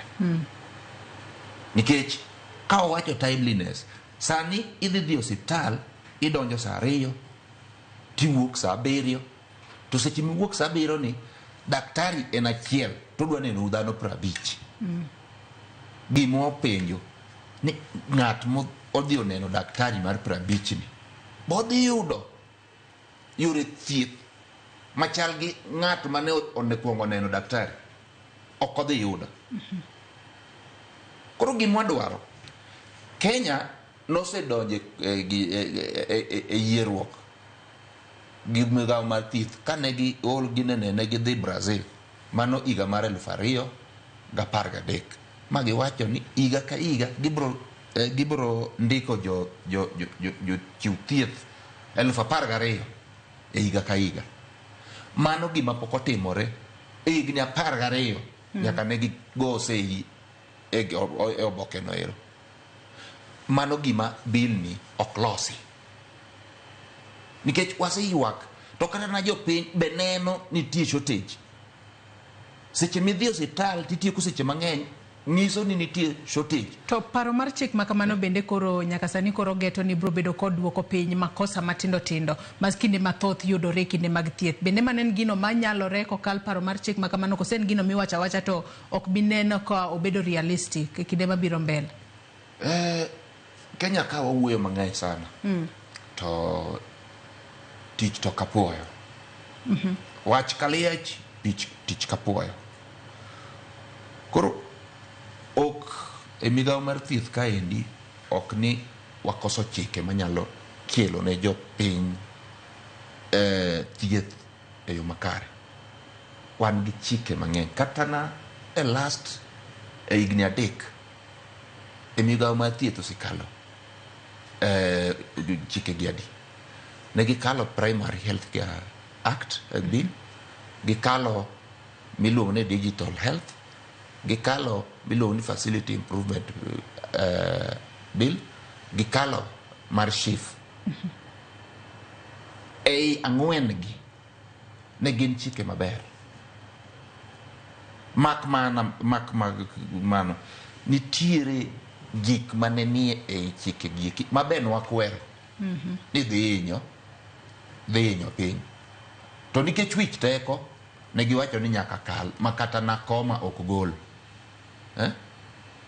koro sani e chike gi gimondo penjore ni to be gise keto gi tich ma gitiyo ne ji to ga gitiyo gisemiyowa report gisemiyo kata na jo Kenya report giwacho ni chik ma kama wakalo kama to mae kako tiyo nitie ng'ikruok kama koro waneno ni walose e yo makama mondo ng'ikruogno owuogi mondo gima waparo cha mondo oyudi koro sani gikelo chik mar 5 e higni adi 2.5 chik mar 5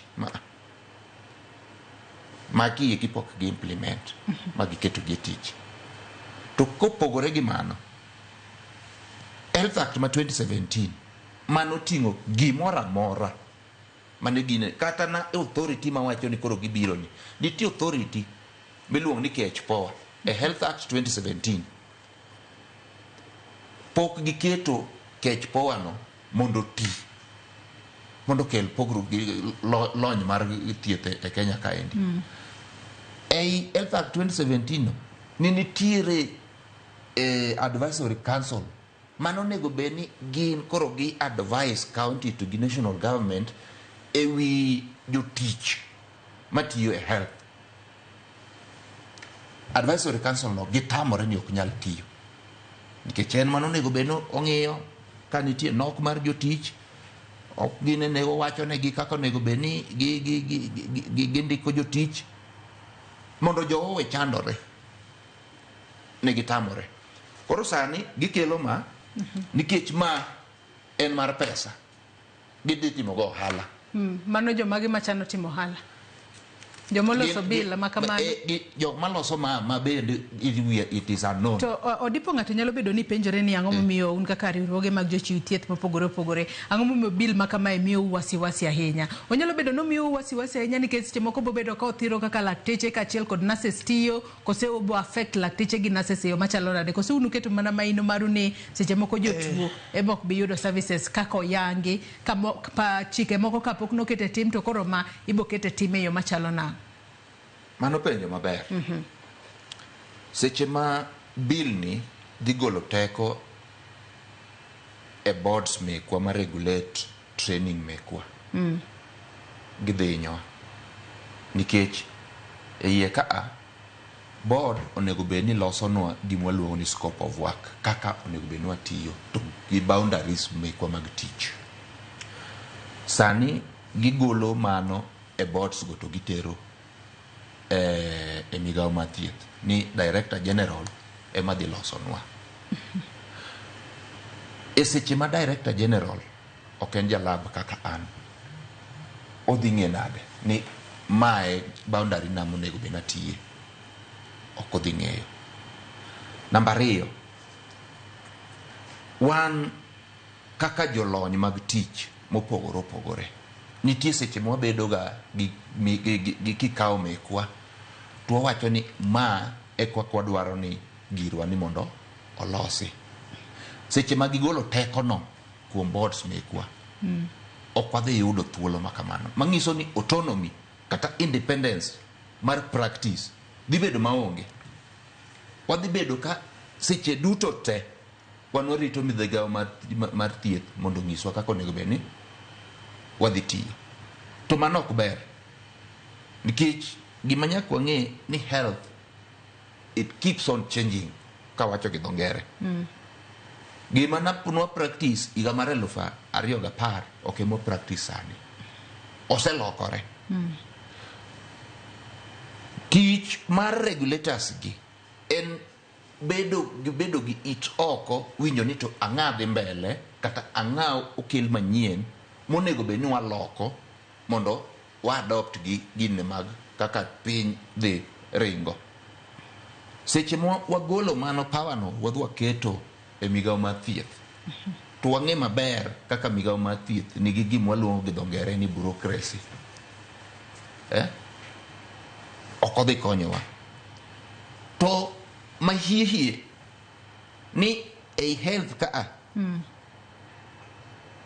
ok waherore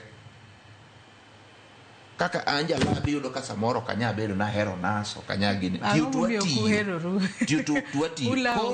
koro nitiere gima luongo ni trust issues ma samoro kodhi oket gini ni ng'ato odhi ochung' ne kaya chana ng'ato achiel to waneno ni nitie jok madhi hinyore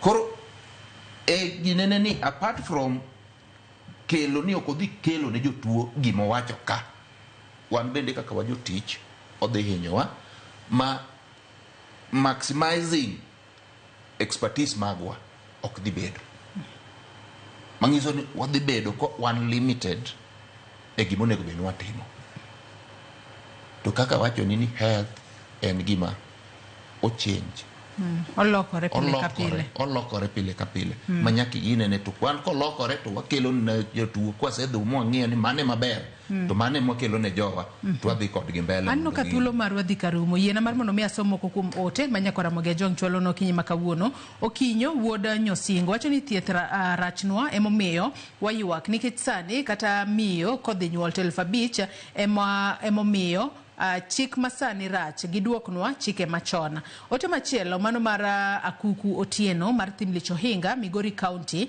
ng'isa ka ni Joyce penjina wendo penjogi mokwongo en kaka jalony e weche mag thieth owachi adiera ni to be shatiyo mar ariyo wacho ni en ang'o momiyo sirikal oketo maino e choko pesa mar gero udi moloyo thieth e kind ot kod ngima ere gima owinjo omi thuolo mokwongo mar adek wacho ka ni ere yo magitimo mondo gikony jogewa manigi shida mar wuoyo kata winjo wach nikech an pok aneno jolok weche kata sign language interpreters e kuonde thieth adwa amake gi kanye duoka ni penjo ma Akuku penjo no to bendi wacho kanyo ni e kinde makoro idwa ng'ene jotuo bedo kod ratiro makare idwa ni daktari olos kodi e dhok ma iwinjo ero chiwo ranyisi makare kanyo jogo manitiere kod ng'ol mar koso winjo wach kod loso pok waneno jalok wach moramora e od thieth gin to ratiro margi ing'iye machalo nade seche mana wacho ni definition mar quality of care no wacho ni WHO achiel kuom gik ma gidwaro ni en people centeredness ikawo jatuo kata in iwuon kaka daktari idonjo e wuoche jatuo iwuotho gi jatuo e wuoche neno ero idhi wuoyo kode nade kaka idhi wuoyo kod ni communication nyaka bed ni en gima jatuo winjo maka en ja sign language ni kanyo winjo ka en ng'at mok winjo dho ngere timanyo ne translator ni kanyo mi ginene wacho ne iwinja mabil ni ok dhi kelo kade giketnwa gima kamano e bill ang'amonwa ginene support bill ni eri mage yuak mwayuago mwawacho ni giwe wuondo jopiny ni gini eri en quality onge quality ka onge quality mane momiyo wang'iso jopiny ka gibiro gidhi chako public participation juma manyien dhi wachuru ni bill ni ok dhi konyo kikoko nyal kelo ni sign language ok onyal kelo ni ng'at ma unyalo wacho kod dhok mawinjo ere quality kanyero onge aya ng'ato popenjo ka endi ni to ot to gi ngima ere monego ket mimaino ere ng'ato gimo nego bebe ginene ok adwa dhi e siasa mang'eny ginyalo dhi manya thieth duong' moloyo ot lakini ng'ato ka ng'ato nigi interest ne kuma neno ni onyalo kete tekone koro kanyo to kadwa wuoye mang'eny wang'e gima ginene SHA ok ti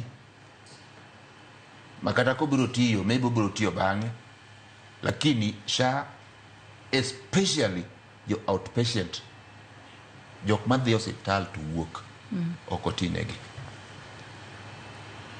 to magi manwa wacho ne gi nikech nitiere pesa moko ne giketo kanyero ma iyudo ka ng'at madhi level 2 gi level 3 hospitals niketo ne gi siling 900 en 900 higa koso 900 per visit siling 900 ge gima nyalo konyi godo e thieth sani ok nyal konyi yes to mano gima nwagone gi koko mawacho na pana udhi inyo jopiny to gitamore koro sha awinjo ka joma nindo hospital to wacho ni otiyo but jot patient to kotinegi ayena mar mondo mi asomo te machielo kae mar Bilashe Motho wangisa kae ni greetings Joyce aluotwa kendo amor Joyce it's true ni sirikal pok otimo maber e weche mag thieth an gi pacha anno ni health okonego bed devolved but odwoke ne national government lakteche gi nurses gomo pile ne salaries ma odeko chula sama gigomo to jopiny ema chandore.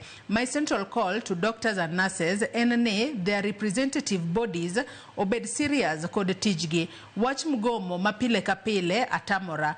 Lastly wacho ongisa kae ni wini nyocha USA ongado kony thieth awinjo ni nyocha USA ongado kony thieth achiel kuomgi en ARVs en step mane ma Kemri osekao maneno ni kaka ginyalo loso yadhni pesa mathoth to iketo negi pile Kenya nyadi mathoth okwan serious gima watimo mano ote maro Bilashe Motho erokamano ahinya kata kamano wacho kanyo ni riwruoge mago mag jogo ma ochung' ne thieth e pacho kae wechno mar mgomo une ka kunyalo duoko piny mane makele penjo machielo koro usewuok oko riwruoge mopogore opogore mag jochiw thieth ka ukwedo mano Quality Healthcare and Patient Safety Bill mar higa mar 2025 jatend migawo mar thieth mano Aden Duale osesingo ne obobedo ka otere e od bura kacha un kaka riwruoge uchano timango kotudore kod bill makamae to od bura ugombo no time ane ango kapok gikalo bill makamae bobedo chik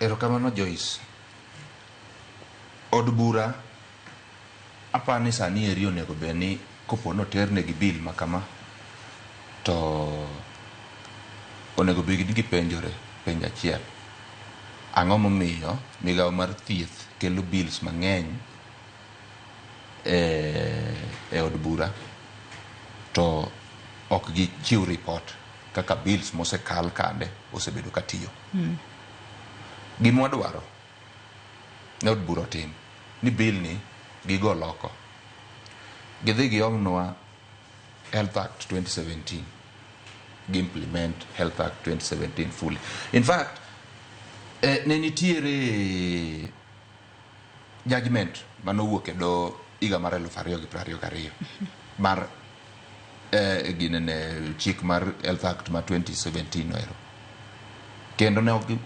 ginene judge nowacho ni kech po mana wacho ni chande emonego beni timo tich mineno idwa ket kanieri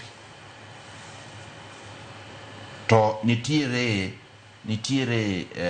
pende ma komatindo tindo mabe noyude ni ok ber gin gi gima waluongo ni discrimination koro gidhi gilos no Health Act noero kasto gi implement fully ka gi implement gigo duto man kagi onge madhi ginene onge ma jetuok dhi yudo to kata na wan onge mok wadhi yudo gi gite to giwe ng'iyo go hala to gi thieth iwinjo ka ng'ato wacho kanyero ni thieth ok ber thieth ok ber nikech sirikal go hala gi wach mar tuo mag ji ok en tim maber ni gin seche te ging'iyo mana kaka gidwa yudo pesa kuom jopiny kade piny mar Kenya en piny maber to ji chulo ushuru wach mar thieth doket kata na nono mondo kik ji chulo thieth yes nikech wachulo ushuru to ma ok gidwar magolo pesa kuom ji bill ni en mar miyo jomoko hala ka inyo jopiny wakwayo od bura ni bill ni eri gigo loko giwite to wan kaka wan jo stakeholders wadwa bed piny mondo wawach negi kaka onego beni health iriembo nikech wan mwatiyo kanyero to wan mwang'e challenges go wan mwanyalo wacho kaka challenges go nyalo rumo. Ng'ata winjo ka wacho ni health ne oko ginene, oko nego bed ni bedo devolved. Onego duoke sirikal mamalo. An kipacha, kane di devolution nyalo tiyo, ma governors wa bende nyalo bedo ni gin serious gi teach to health ber ka intie kuma intiere. Lakini nikech ticho tamogi gitimore ni gikia, lakini gima gitimo ni gidwa mna ni gicham ji etho duog malo nikech otamogi. Nosemigi sani ere ni higni 14 tosetamogi. Jowa ywak wan kaka wan jotich ok chulwa. Samoro ginene nyocha nawuoyo gi jo mabe akia kata kosechulgi. Aya kopogore gi Kanyero, jowa mawuok kaka Marsabit osebedo dweche 3 kapok ochul. Ng'ani nigi family ne madwano dhi skul, dwano nyithindo, dwano chiemo, dwano rwakre, odwano chul ot nikech Marsabit onge ng'at mogero ot Kanyero. Ang'amo ni dhi e Mugomo. Aya ing'isa ni kwa jo piny ng'uono ni seche muneno wakwa ginene keche makawa okwanya thiedho ka wan tulo mare maruma somo temo gik mar injinia Lazaro Kanyambok ng'isa ka ni Joyce Oduor ang'o mono sirikal weyo technocrats departments mondo ema initiate changes e health sector. Mane momiyo joma thoth osiko praise sirikal Kibaki kod Raila ne oketo ministries e lwet permanent secretaries maluwore kod gik mage somo. Ministers ne bedo mana kaka political heads of the departments. Mano is the only way of kelo efficiency in all departments. Health providers mondo owere kod pimo wiwa kod ndiko ne jotuo ni odhi onyiew yath e their private pharmacies. Mano mana paro mar injinia Lazaro Kanyambok. Wach ni mogik ka watieko Nicholas Odipo. Wach na mogik en ni jopiny onego bed ni gin gi dwaro mar ng'eyo gik matimore e migawo mopogore mag sirikal. Mondo mi gik makamagi eki ging'eyo chon to gikwero sirikal ni makama to kwadwar. To wan bende wan kaka wan jotelo mwachung' ne jowa, wan gi jukumu mar wacho ne jopiny ni ma e gima timore. Ok wanyal riambo nikech wang'e maber ni wan bende wan citizens maka mar Kenya ka. Gigi duto te matimore gi wan bende wan consumers mag gi. To an ok anyal bedo ni an consumer madhi consume sum taneno. To nikech an man kanyo nyaka ng'is jopiny ni ma to sum kata ma ok sum. Nikech sirikal ma wan godo ten sirikal ma ok oriere. Yes. Koro gimwa ginene mogik tik jo bod bura nyocha nosekelnu bills mang'eny mowuok e migawo mar thieth. To nukalo bills go ma ok urango kata na koma, kendo gisebedo ka gigo korgi ni agogi ni bills go kalo maonge kata na koma mochenj. Wakwayo ni udogne koro wang'ni udogne jopiny mondo urang bill ni ung'i ka onyalo konyo jopiny to kale. Kok onyal konyo jopiny, goluru bill ni oko to luongwa, wabro bedo kodu piny, wabro wachonu kaka onego beni. Erokamano ahinya Nicholas Odipo, jakom mar Kenya National Union of Medical Laboratory Officers, kuom kawo thuolo mar okinyi makawuono ibi wabed kod twak maket kod Manyakwara Mugiajwang'. In bende agoni erokamano ahinya kuom bedo kodwa nyaka gi sani mwachopo e giko mar twak mar mokwongo. Wageno ni jood bura bende biro bedo ka ng'iyo matut paro mar cheka mano mar Quality Healthcare and Patients Bill mar higa mar 2025 mibo bed ka ichwalo kod jatend migawo mar thieth e od bura mamalo kacha mar mondo mi ging'iane ni obro bedo ka okonyo jopiny kose oyo. To ka ber ka giluongo jokanyo kata stakeholders manitiere sekta mar thieth mano moriwo riwruoge mopogore mag jochiw thieth mar mondo mi gisum paro gine kaka jotuo nyalo medo yudo thieth e yo makare kinde nengo moyueyo e pacho kae. Nyakwara Mugiajwang' yiena mar mondo mi akaw yueyo madundo gi kanyo. Chenro mabiro bang' ma en ng'ejo thumbewa kod Solomon Atito Kafaya. Kik idhi mabor.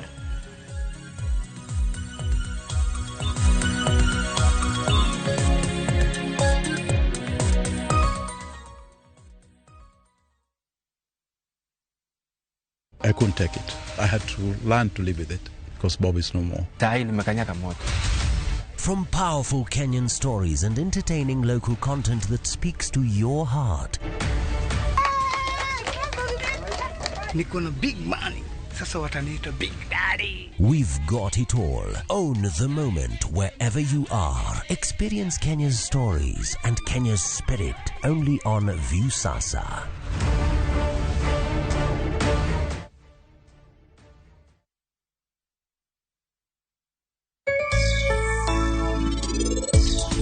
Ngacho pido guogi, yani guok karabet. Yani guok koso mana gimoro achiel. Tunge kende kama. Ikete kita tunge ne. Biang masema meyang eliel maji.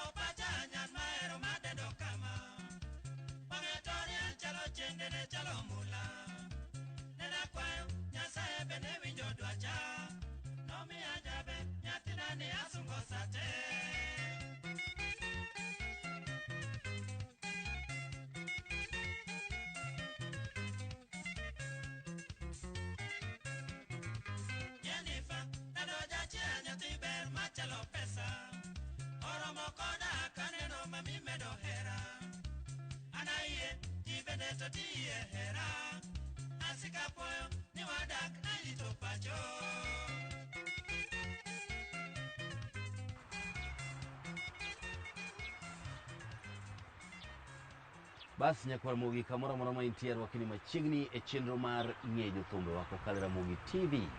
Kawuono ni endi ntiere county ma Migori kama bende wadwa ng'iyo sigana kata wadwa manyo sigana matut mar achiel kuom jobenga matuklu ma thoth ji osebedo ka gomba ni to bende dibedi ni nitiere moko kuom nyodo kata ling'any moko mane oweyo ma pod dhi mbele koda tije mane otimo.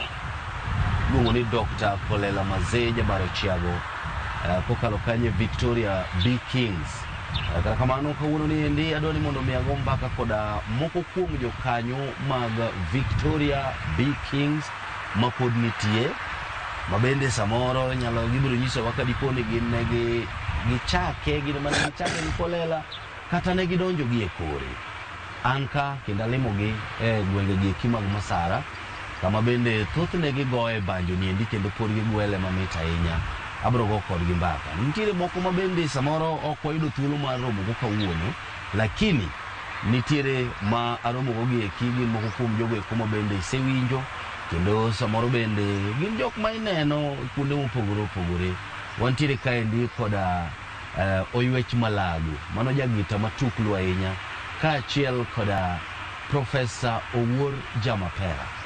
Wadwa go kodgi mbaka, gimiwa sigand Kolela, gimiwa experience margi mar tiyo gi Kolela Mazee, to gimiwa bende ni to management mar band mar Victoria B. Kings ne chalo nade e kinde cha, to sani ochalo nade, to en kadi. Nyinga en Solomon Atito Kafaya, arwakini machiegni. Adwa ni mondo mi amigi thuolo kaendi mar mondo mi gin bende koro girwaka nikech maendi koro ane gweng'gi. Machiegni uru. Erokamano Kafaya. Oywech Malago. Halo. Erokamano. Erokamano enya Professor. Udhi nade? Wadhi maber. Un maber? Wan kare. Okay. Yeah. Ingini koro samoro mana matin introduction mana matin nikech kama wantie ni wawinjo kanyo endo ka koko machalo mana mag pong rego kaendi. Samoro ng'ato be nyalo bedo ni winje gi e background, nyalo nyisowa ni kama wantie ni ang'o matimore ma en pong mok chung'ni. Erokamano Kafaya. Kaendi irege Goldi. Mago masinde marego low mar Goldi. Girego low? Mar Goldi. Manyiso ni low kosegol okwany kama ji chiche ni ka endi gol nitie titere di reg lobno imoye kosetwo titere masino to rege to loke mogo ka gidhi gichunge manyiso ni ndalo ma koth chwe to gigi kichal ni ok ti mang'eny bet kien sida lakini gitiyo to nikech kama imanye pesa ok nyal ling aneno ka gitiyo atiya koth oseyuda ka asene okay erokamano ahinya profesa yes machiegni erokamano ahinya asebedo ka wadwari kabisa kendo asemanyi kata kamano Nyasaye otelo kawuono ni ende yudo thuolo mondo mwago kod mbaka samoro inyalo miyo mana sigana matin mar gwenge mag Masara komakore koda weche mag Benga kapok imiyowa introduction mari chalo ga nade weche mag Benga kata wach mar thum mar Benga e gweng'ni thum mar Benga e gweng'ni Benga jomosego e thum mose aing'eny omore tisa ni wuok tie Masara ka Simea pia wuok tie Masara ka Joji Dume wuok ka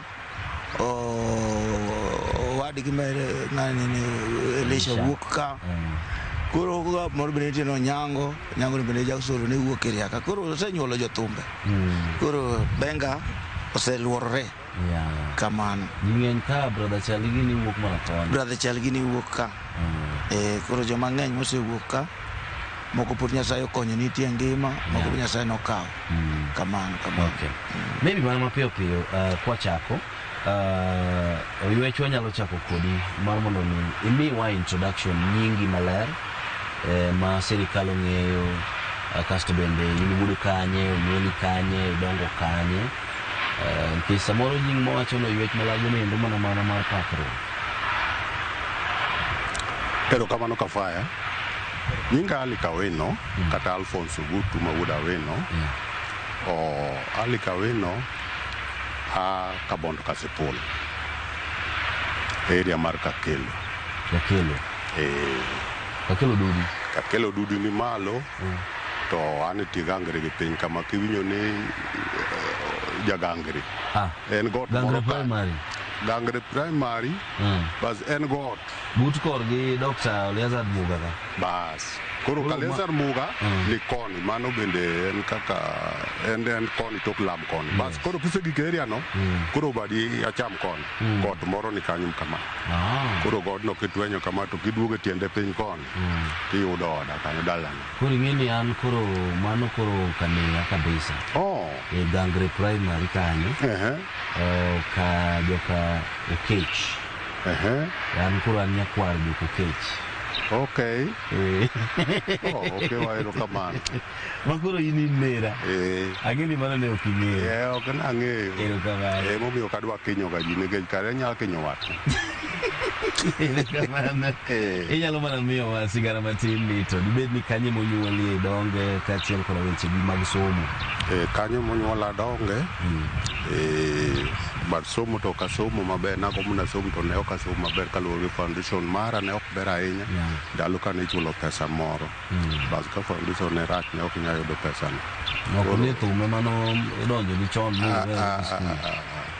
ok kamano ok en kamano asante sana haya professor yes ing'eni nying mar professor ni kapok adhi kanyo anyalo penjo mano ywech mokwongo nying mar Oywech Malago mano akanye mano ae Gita mano ae Gita no ema nilago koro kaka nilage manokelo nying mar Oywech Malago uso ni lweti wuotho mana kuom Gita uselago Gita no lweto wuotho kuom okay koro Oywech ni to akanye Oywech en Oywech Malago olago yaji Oywech ok nyal bedo Oywech ka ok Malago no bet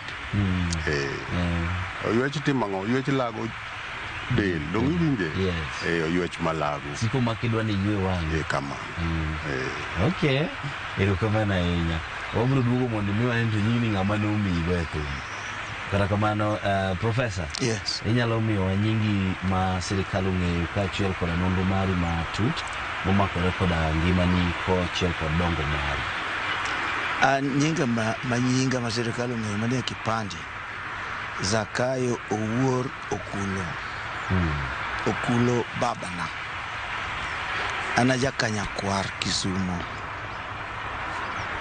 we got St. Paul kanyo mago kora nyuonda ni kanyo koro ne waduogo wadak koni koro koni mosedak ahinya mwadonge nyaka sani kamano mano nunda kabisa udak kaka family koso ine ma samoro tich mag thum okelni udak wadak kaka family kata kaka family ni babawa nobiro kachon kapod watindo mon joma ji ong'e ni ji mistake kwa kamano gisebedo ka mistake kama kendo ka kibiro ni miyo gidhi ng'e nunda nikech anaja kanya kwar moa Kisumu koro ji to paro ga ko winjo ni jama pera paro na jasuna ma okenan koro pani gini dhi medo yaro negi asante to the word professor title mar professor ni en mar yudo kuom somo koso en mar yudo kuom tich mar thum aneno ka gimoro kinge maber to isudi mbele koro abeje mosuda kanyo nikech thum aja thum ndio anyalo go solo anyalo go ridhibe ariyogo first kata second anyalo go bass anyalo wer koro kanyo ma professor nani wae nikech gigi te anyalo timo gi yani imako departments mathoth mathum ok nyal kwamo ni ng'ato onge to antie kanyo nyaka kamak kanyo koro mane kama professor nani wae koro wawacho ni koro kuom ranyisi ka ne in jatugo to in koro iluongi ni in super ng'ama owuok e bench ma en ogo anyago kamoro nyalo go kamoro amora teka ni ng'ato hinyore nambo ba super sub an go yeri ato kata first 11 be antie to in case ni kamoro rem da anyalo konyo ka ng'ato nyalo mako kara kata kanyo kia kisa monga nyalo bedo ng'eri dhim to kia solo oro ng'e solo to kia ridhim kora wene solo no tadhi agori dhim in case mane wan kode function mane wadhian shono okay koro mano super sub no mano nying maber mimiya correct super sub jama pera ang'eyo ni gima duong' momiyo no manyo kech nitiere moko kuomu ma bende un tiyo godo sani to kaluwore koda samoro dich mok nyal geng' ne ok wanyal yudo kanyakla to wadwoko erokamano nikech wayudo ji ariyo gima duong' ma ang'eyo maber ni samoro ji gombo rito mondo mi owinji en sigana mar Kolela kaachiel koda Victoria B Kings Band kachako kodi Oyuech Malagi inyalo miyo wani to inere kaka ne iyudo ni midonje thum to ere kaka ne ing'eyo Kolela to kamano mokwongo kaka nayudora madonje thum thum ne koro oduogo donjo kuoma to koro amwa ni koro adwa time bas koro mae manomiyo adonje thum koro achako kwa mbali kidogo kapok agikiro Kolela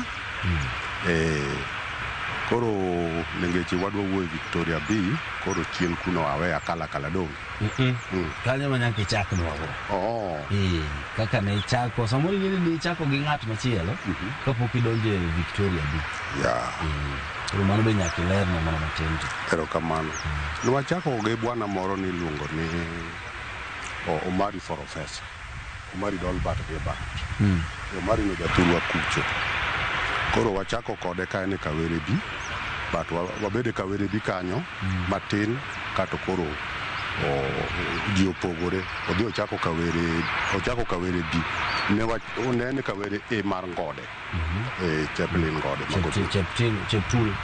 Makotula bas koro kwa kanyo wadwa chako Kawere B bas Kawere B no emakora achako go thum mano mwaka 79 79 mano mathum mano ita ahinya mabe ok nyal dine en thum mane wawero go Fibasio kane Fibasio chung mano dwaro jumbe bas ni wawere ge thum kanyo endo mathum no nolendo kabisa bas koro bang'e koro kanyo koro wachako Jolly Boys Jolly Boys. Jolly Boys makoro iluongo ni Julie. Ok en Julie Boys, en Jolly Boys. Jolly Boys. Mane hotel negi Prince Julie. No, hotel ne kod Julius Okumu. Julius Okumu. Yeah. Prince Julie. Oh, Julius Okumu. Iwacho ni nyaka waluongi nyinge mokwongo. Julius Okumu. Bas mano mongere ni Prince Julie. Kede ni nyathi King. Yes. Yeah. Bas kanyo kore mana ai kadonje Victoria B. Kamano. Aha. Kawere ka Kawere B do. Ang'o mane itimo malich? Nagori dhi. Gita. Gita ni puonjori kanye? Apuonjora kuom ng'at miluongo ni Omari. Kanyo mapuonjora ema wuoke kadhi e studio. Okay. Koro kiwuok ka Kawere B tidonjo ka Julius Okumu. Mano telo ne Jolly Boys. Mano telo ne Jolly Boys. Koro kaendi be idonjo mana ka igore idhini mita. Kamano. Kopogore gi wer mar Phoebe Asia mitemo lieko mane loso ka Kawere. Gin moko kuom wende mage ma pod inyalo paro kane ikado kendo timo maber kane uloso kanyakla ka intiere Kawere. Beto chon kidogo. Wende jo Kawere mang'eyo mamako ahinya en Susi Susan. Maka chon ndalo undhwe. Maka ndalo undhwe mane timo Kericho Kachandarana. Koro kucho boro kanyal ne kanya paro gi ahinya.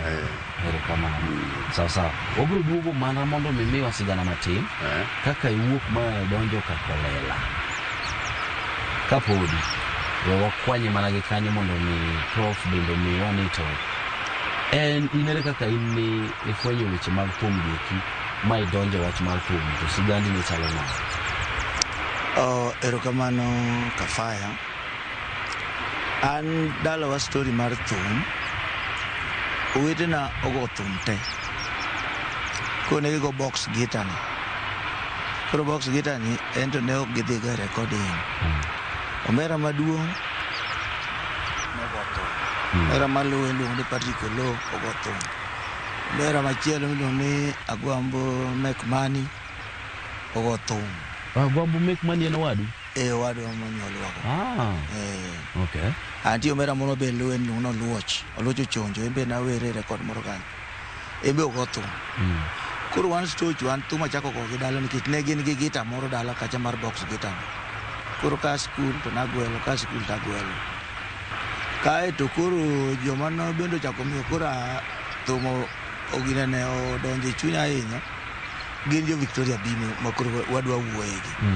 Kech ne wajaga dala ko bire show. Mano mana piraboro gini ko piraboro ga uchiel ka pirio. Piraboro ga dek ga ng'wen ka. Koro kane wabiro to ne gigocho na mamit kabisa. Dala ne gin gi uniform moro mar rachar kama mane gicharo kama ni VB. Koro ne gigocho na mamit kabisa. Koro ambende kaluwore ni nasetimo gicha dala na ng'e matin kone pok ang'e into details ahinya. Da convince Omera miluongo ni Loni ni bwana adwa go thum ke skul kane kan gi feature ma skul to kane class 7. Koro adwa ni mondo go thum ke ndalo cha ne kata basari ne onge. Kadalo dhier to dhier ma onge. Kaka inyalo konyi kata impis masani golo yango gi ne onge. Koro na decide ni instead of wasting time in school tana ka onge gi future there to. Koro Omera ni na convince mo yin akare watiri mondo puonj. Meditate. Koro kan otera to wadhiro dhamo embe. Ne do kodak Migori ka. Koro kanyo bi mane jo Victoria B odak ndalo no. Koro en mwadhi wategno kode kanyo otega. Aneno ka nyalo dhi maber. Utegi e go gita koso wer? E go gita mano pod gita kende. Koro otega me rhythm. Bas koro akanyo ema kae to nyango rego. Noyudo ko nyango gocho go piyo ema. Victoria A. Koro gimbe ne gita kata ne gin jirani. Koro chiemo nyango biro limo dham to ida ka gwelo kanyo. Noyudo ka gin gi vacancy moro. Koro ngita no Omera karibia ni mondo watem tegno da ot kucho chonde samoro nyalo dhi kata kodi stage titema ne stage owinjore kaka inyalo gik koro mane stocha koro wadhi ka Onyango wategno kanyo bas en bende Victoria ene band makwongo mako kogete stage ka gocho wadhi gocho kama Nyamarambi Kisii mane kama kwongo mako kogete koro poda gi kanyo matina don kanyo matin kistori tunge okay sawa ero kama na yenye mani ngeni chenyiso kata kaka idonjo e Victoria B Kings sindio koro odamne ntiere kama no sechopo kodwa ma koro odo oyech malago ne ntie kama no sechopo kodwa ma koro odonjo ka Kolela. Ere kaka ni donjo ka Kolela? Ero kamano kane wane Jolly Boys ne watimo recording Boula Production mamano ne kampi mar Victoria B kendo Kolela no be mane tero wa recording to watimo recording kendo gin be mane giuso no records ko koro noyudo kwasea e recording marwa kaka Jolly Boys koro gin be koro nogi kama koro ne gidhi koro kane gidhi mara pargare wan wadwe mara boru apara koro kane gidhi to apoko biro dala ka gin go moya koro ko biro dala to koni kawino ngini itero wa recording da penje ni to wa di recording to wan nyicha wasea ni aitero wa koro be nyaka penje ni to ng'ama onge oriro tuo koso dam tuo to koni okong'isa kanyo koni wadhi adhiya kare ne en koda gi target mondo mi adonje band odwa pochi ne en ng'ama be makini kabisa en kineni donjire to se cheri moyudo ni jatugo machalo na Victoria B ne donje ok yot nen band mane ji gomba to donje be ne ok yot bas koro ne wadhi kodgi e recording mano mwaka mar 84 kadhi tayudo ka ji nitie te onge ng'ama onge bas koro watimo recording koro an be kona ne nyaka gol wer ne wadonjo gi Owino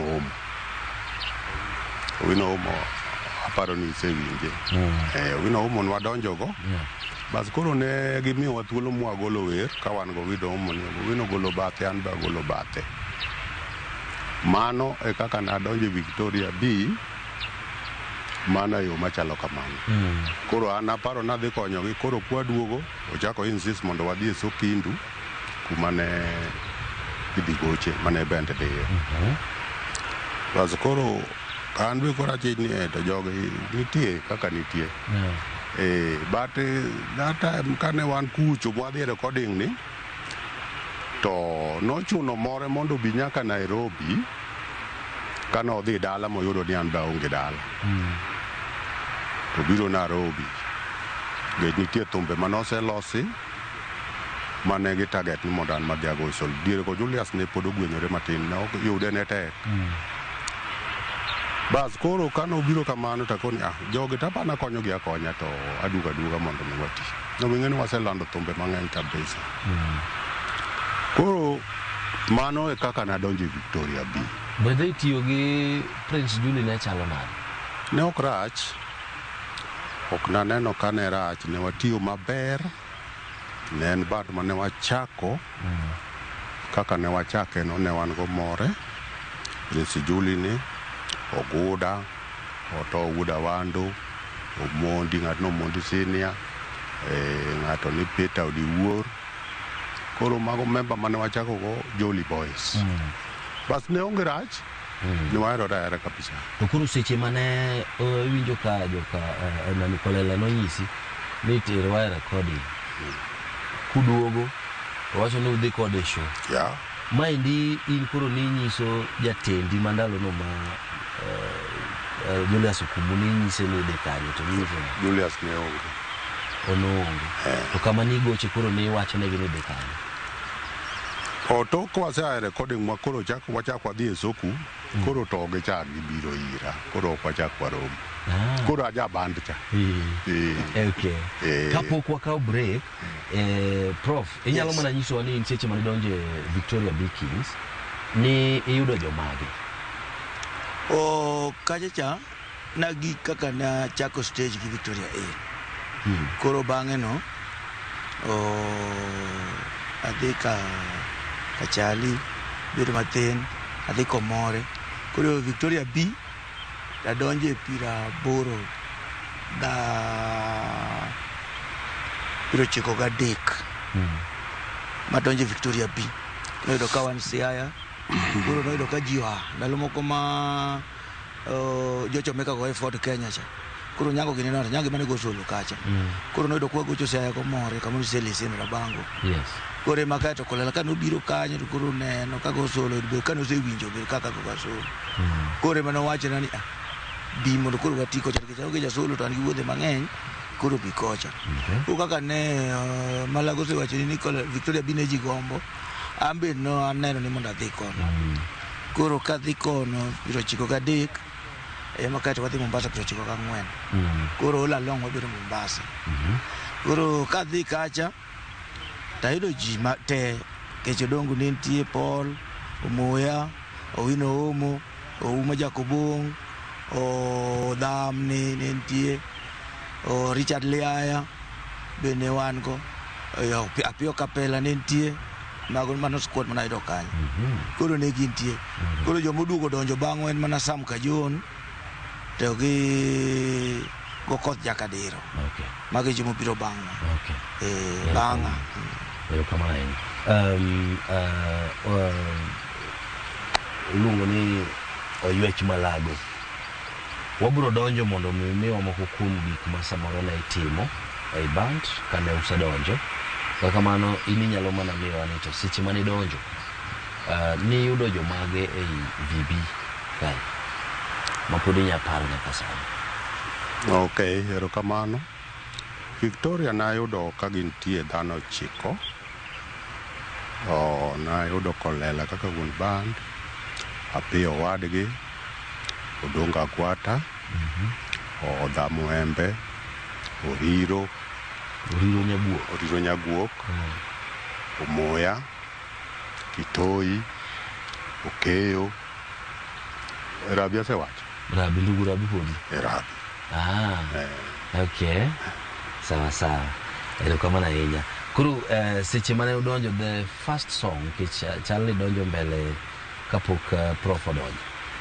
Thum mokwongo kabisa ma idonjo to iparticipate ma uloso. Mane ma pod inya paro nyaka sani ma wiko. Ne en gi Gloria 13. Gloria 13. Odongo chanogo la 12. Ingeni moko kuomwa ibro do ka ng'ato nyisi ni miakia Moratis. Miakia Gloria 13. To kwa understand ni magi tiende nango. Gigi ne unyisa. Mago ne lebo. Yeah. Okay. Lebo mar gimoro minyadwaro go gimoro. Kwa hivyo thum mane inyalo paro mane ugolo mokwongo kabisa ni iluongo nango nyingi. Kawawe lebo. Yes, kawawe lebo. Thum magara kane uneno ka samoro udhi e show to uperform to ji ochung' malo ma ng'ata dwano bede dancing field. Thumcha title kaka nandike Rwenya. Igni ng'eny. But ene simbi Prof ka. Wagno wang'eyo. Wago gi mang'eny. Erokamano ahinya. Nitie moko kuom gik ma pod wan godo mang'eny ma ng'adugo mondo mi wagoe mbaka. Experience kata lony mane oyudo momakore kora weche mag thum, go thum, to kata mana lony mag ngima mane oyudo e bwo tiyo gi ng'at ma iluongo ni Kolela. Mago bro duogo mondo wagoe mbaka. Tho mare bro duogo mondo wagoe mbaka. Kapok wang'iyo moko kuom gik makoro utimo kaka unuwuon kendo mapod udhi mbele kaka timo kendo uwuon, to koda samoro weche mag band management, mabende samoro bedo ka dine bed ni samoro okun jogo kuma ni kanyakla ten gima ditinde kila ng'ato timo gige ne jomoko dose weyo do koro mago pod wuotho wabro goyo mbaka Nyakwara Mogi adwaro ni mondo mi wa kaw yweyo mana matin nikech pod wago mbaka kaendi koda Profesa Wuod Jamapera kanyakla kod Oyuech Malago waduogo gibro miyowa matut ahinya ewi moko kuom gigo magitimo sani to kod mana kaka lero ni machien kanyo endo kaw mana yweyo mana matin kamiketi no endo waduogo bang' kinde machuok kende. Nyinga en Solomon Atito.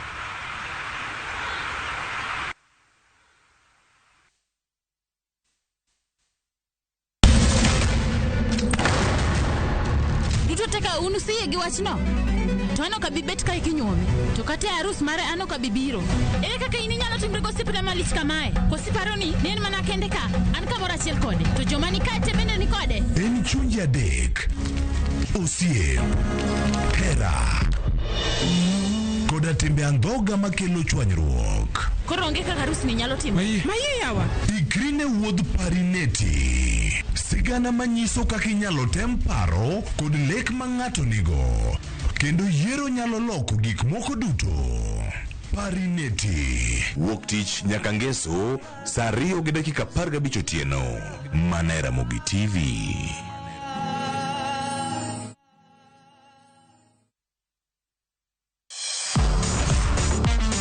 Ne thuolo mar yudo weche tuke duto nyaka mopondo. Mbaka makende mag jotugo kendo mag jomolony weche tuke. Can you believe it? Magite yudore chenro mar paw tuke. The 4.84 kilometers. Nonro matut kod gigo matimre manyien mag tuke duto mawuok e piny mangima. Tudri kodwa ngeso ka ngeso Ramogi TV.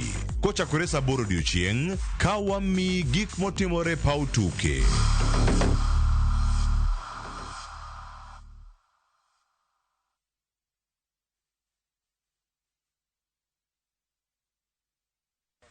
Bas Nyakwara Mogi nanyisi kaendi ni waduogo e chenro ni mar ng'ejo thumbewa wago mbaka mamit ahinya ma osemiwa kanyendo mar siganda Victoria B. Kings mabende ne otelne koda Kolela. Wantiere kaendi kod Oyuech Malago kaachiel koda Profesa Wuod Jamapera. Gimodong' magidwa miyowa ni to Kolela ne en ng'at machalo nade komakore kod weche mag tich kaachiel koda kata mana wechege mag thum machiegni. Oyuech Malago. Yes. Tiyo gi Kolela. Koro ne wantiere kama koro na isedonjo e band. Tiyo gi Kolela ne ng'at machalo nade kaka jatelo to kod kaka jathum. Erokamano Kafaya kuom penjo maber. Richard Owino iluongo ni Kolela Manze. Kolela ne en ng'ama nong'eyo tije kendo nomiyo tije no luor. Jotugo kaka wan bende nyaka nibed gi luor.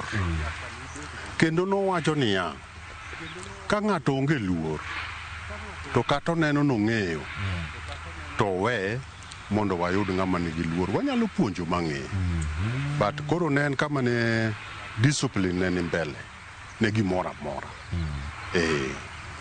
Mano gima nayudo kacha maber ahinya kendo ne en bende mane ng'iyo dongruok mar ng'ato ka ng'ato. Achiel kidonjo ka in miuni to opuonji okoni koro nyaka yud ng'at minyalo dakgo. Nikech nitie gimomiyo noneno mano mondo idongri. Bas mano nayudo ka ne dhi mbele kanyo. But ne en gima ber. Nikech pinyni ng'eyo Mr. Kafaya gima tek e piny kabisa en dongo. Dongo no inyalo somo kabisa tineno ni riek to kakidongo e piny to nyalo chandi. Nikech koro inyalo neno ni jomodong' ok riek. Koro onge advice minyalo yudo kuomgi but giriek molo kata sombi misomono. Kakidongo e piny. Kakidongo e piny. Koro kinyalo neno ni ok inyal penje to koro in emilal. Koro miyo na wayudo ka gima duong' ma ok anyalo wuondi jaduong' en discipline. Mano duong' kabisa kabisa. Ng'amolak discipline ok en dhano. Nikech onge gimobiro winjo bende onge biro ng'ise ni ber moyie. Koro bend ne wan discipline. Kendo muda mwabedo gogo te ok aneno kwa mulore ni wagore. Waerore aera kabisa, wadendore adenda sange kamano. Kolela ne sange nano kenda lego, abena kenda lego. Bas koro ne ok ane gima tek ahinya. Mani ngeni miyo mana experience mari mineno kuom Kolela kaka jatelo. Now, kolosore koda weche mag loso thum kata kaka jathum. Ne en jathum machalo nade? Kich en ng'at ma umbe olandore to ji pako kata mana nyaka sani kaluwore koda thumbe mane ukompose kendo ma pod mit kata mana buo higni 20. Erokamano. Victoria B achiel ne en gi beat ne mar band no. Beat. Inyalo winjo ka kidhi e thumbe band machielo to kichak iduka tiwinjo ka upogore dong. Manyiso ni nen band manigi identity mare makata kigo thum tiwinje iti ni wach ni mano Victoria B. Kamano.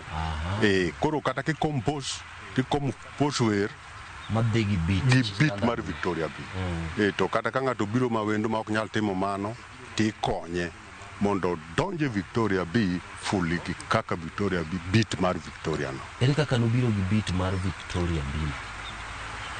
Beat mar Victoria B donge en beat ma kata kane gichako Victoria B to ne gichako go to mane makoro ne gidhi go mbele. Anang'eyo, awinjo kilerna nikech kuom ranyisi king'iyo kata mana thumbe mane igolo gi Migori Superstars e bwo Kasongo kiwinje ti biro wacha ni mago thumbe kan koso nang'o professor kamano donge koro mek Kolela be kiwinjo nyaka ang'i wacha ni mago thumbe Kolela meko more be kamano. Ere kaka ne ukama up gi gini moro makata ka ng'ato oko manyien to upuonjo ni wan kama kaka wadiyo gita, wan kama ndiye kaka wagwele mondo mi ogol sound ni madonjo koda ng'o gi standards wa mwaset. Erokamano Kafaya. Gima nyalo duogi kanyo nikech macha ne Victoria B koro thuolo mane wamiye sinani mane wamiye en practice. Ne wakawo muda kabisa kwatimo practice ma kapok wadhi recording mwayud ni gik moko duto ni kare kore kwatero gi recording. Ne ok yukgi. En practice masasawa. Mane pogruok manyalo wacho ni na neno ka nitie kacha nikech thum ka ok practice to ok en thum. But awacha ni gimoro amora kata mana tugo moro amora kaka opira gini nyaka koro chiwri ne timo gimidwa timo mondo mi otimre maber. Sawa. Ang' naduog kanyo badai ka wacho weche meko mag timo recordings. Kamano Professor, in bende itiyo gi Kolela donge inyalo miyowa ni to en lesson mane maduong' kata lessons mage madongo mane ilani puonj mage madongo mayago ewi Kolela kaka jathum kod kaka samoro jatelo mane otelo ne joband? An kaka natemo wacho adonjo Victoria B biro chiko gadek ni ayudo ka Victoria B ne bedo dho ni jomoko noa manodhi ochako chomeka. Koro ndalo mabedo gi Kolela no te motho to na kawe kaka ng'ama ong'e tije kendo kaka ng'ama nohero practice kendo kaka ng'ama nigi discipline. Kech gima naneno kacha cha gimokwongo kabisa mane Kolela ok dwar ne en kong'o. Kong'o ne okwa madhi e stage mano tapani no maintain kata chon kini kora na wacho ndalo madonje ndalo mabede kode no kech kong'o no wacho ni ineno customers mamiu kong'o gi ema kisedhi mer matijo tamika to kiny landi ni ng'ane no mer ka tich matich chamena we makucho to dobiro mieli. Koro gimbe officers gi ok gidhi gi kong'o onge ng'ama nyadhi ofisi kata kiny mir kane gi kong'o kanyo. koro kong'o ne ok odwa totally to ne aneno ka en nober nikech noketo luor koro ok unyal gine stage ok uchal mess up stage ahinya. To joma ne samoro kong'o oseng'iyo rembgi ma in addicted ma ok inyal timo tich ka ok ibilo matin ne gitimo nang'o gi survive now. Joma nitie kacha mana addicted bende onge nikech ing'eni sama idhi kamoro kata mana kambi ni mar Royal Media ka tie chike momiyi koro mondo imbi irit tijino chike go nyaka iluw kata ne en juok gotieno to wach ni bwana kik ichak iringi to nyaka ine ane ok iringi kata kapuro ni ringo to en gi siri sana. Ko nitiere jomoko ma samoro ng'ato ne nyalo dhi to kata tot achiel kien kucho to nyamo bi kichito duogo stage koro ok inyal winjo gimoro mer be ok omer tekniki chosechaje odhi mbele gi tije kamano. Koro mano gimoro achiel maneno ka ne very important mondo mi tich obed maber. Sawa. E weche mag recording Oliwech ne chalo nade nikech ndalo chande ing'eni ne onge lony manyasani masani nitiere gi eki kech kung'iyo kit thum ma ugoyo samoro nyaka sani kuom ranyisi kwa kawo kata thum kaka jatuka en thumno endo ma kata ka ugoye live to gik ma ugo live kande wuok kaka ne urekode cha.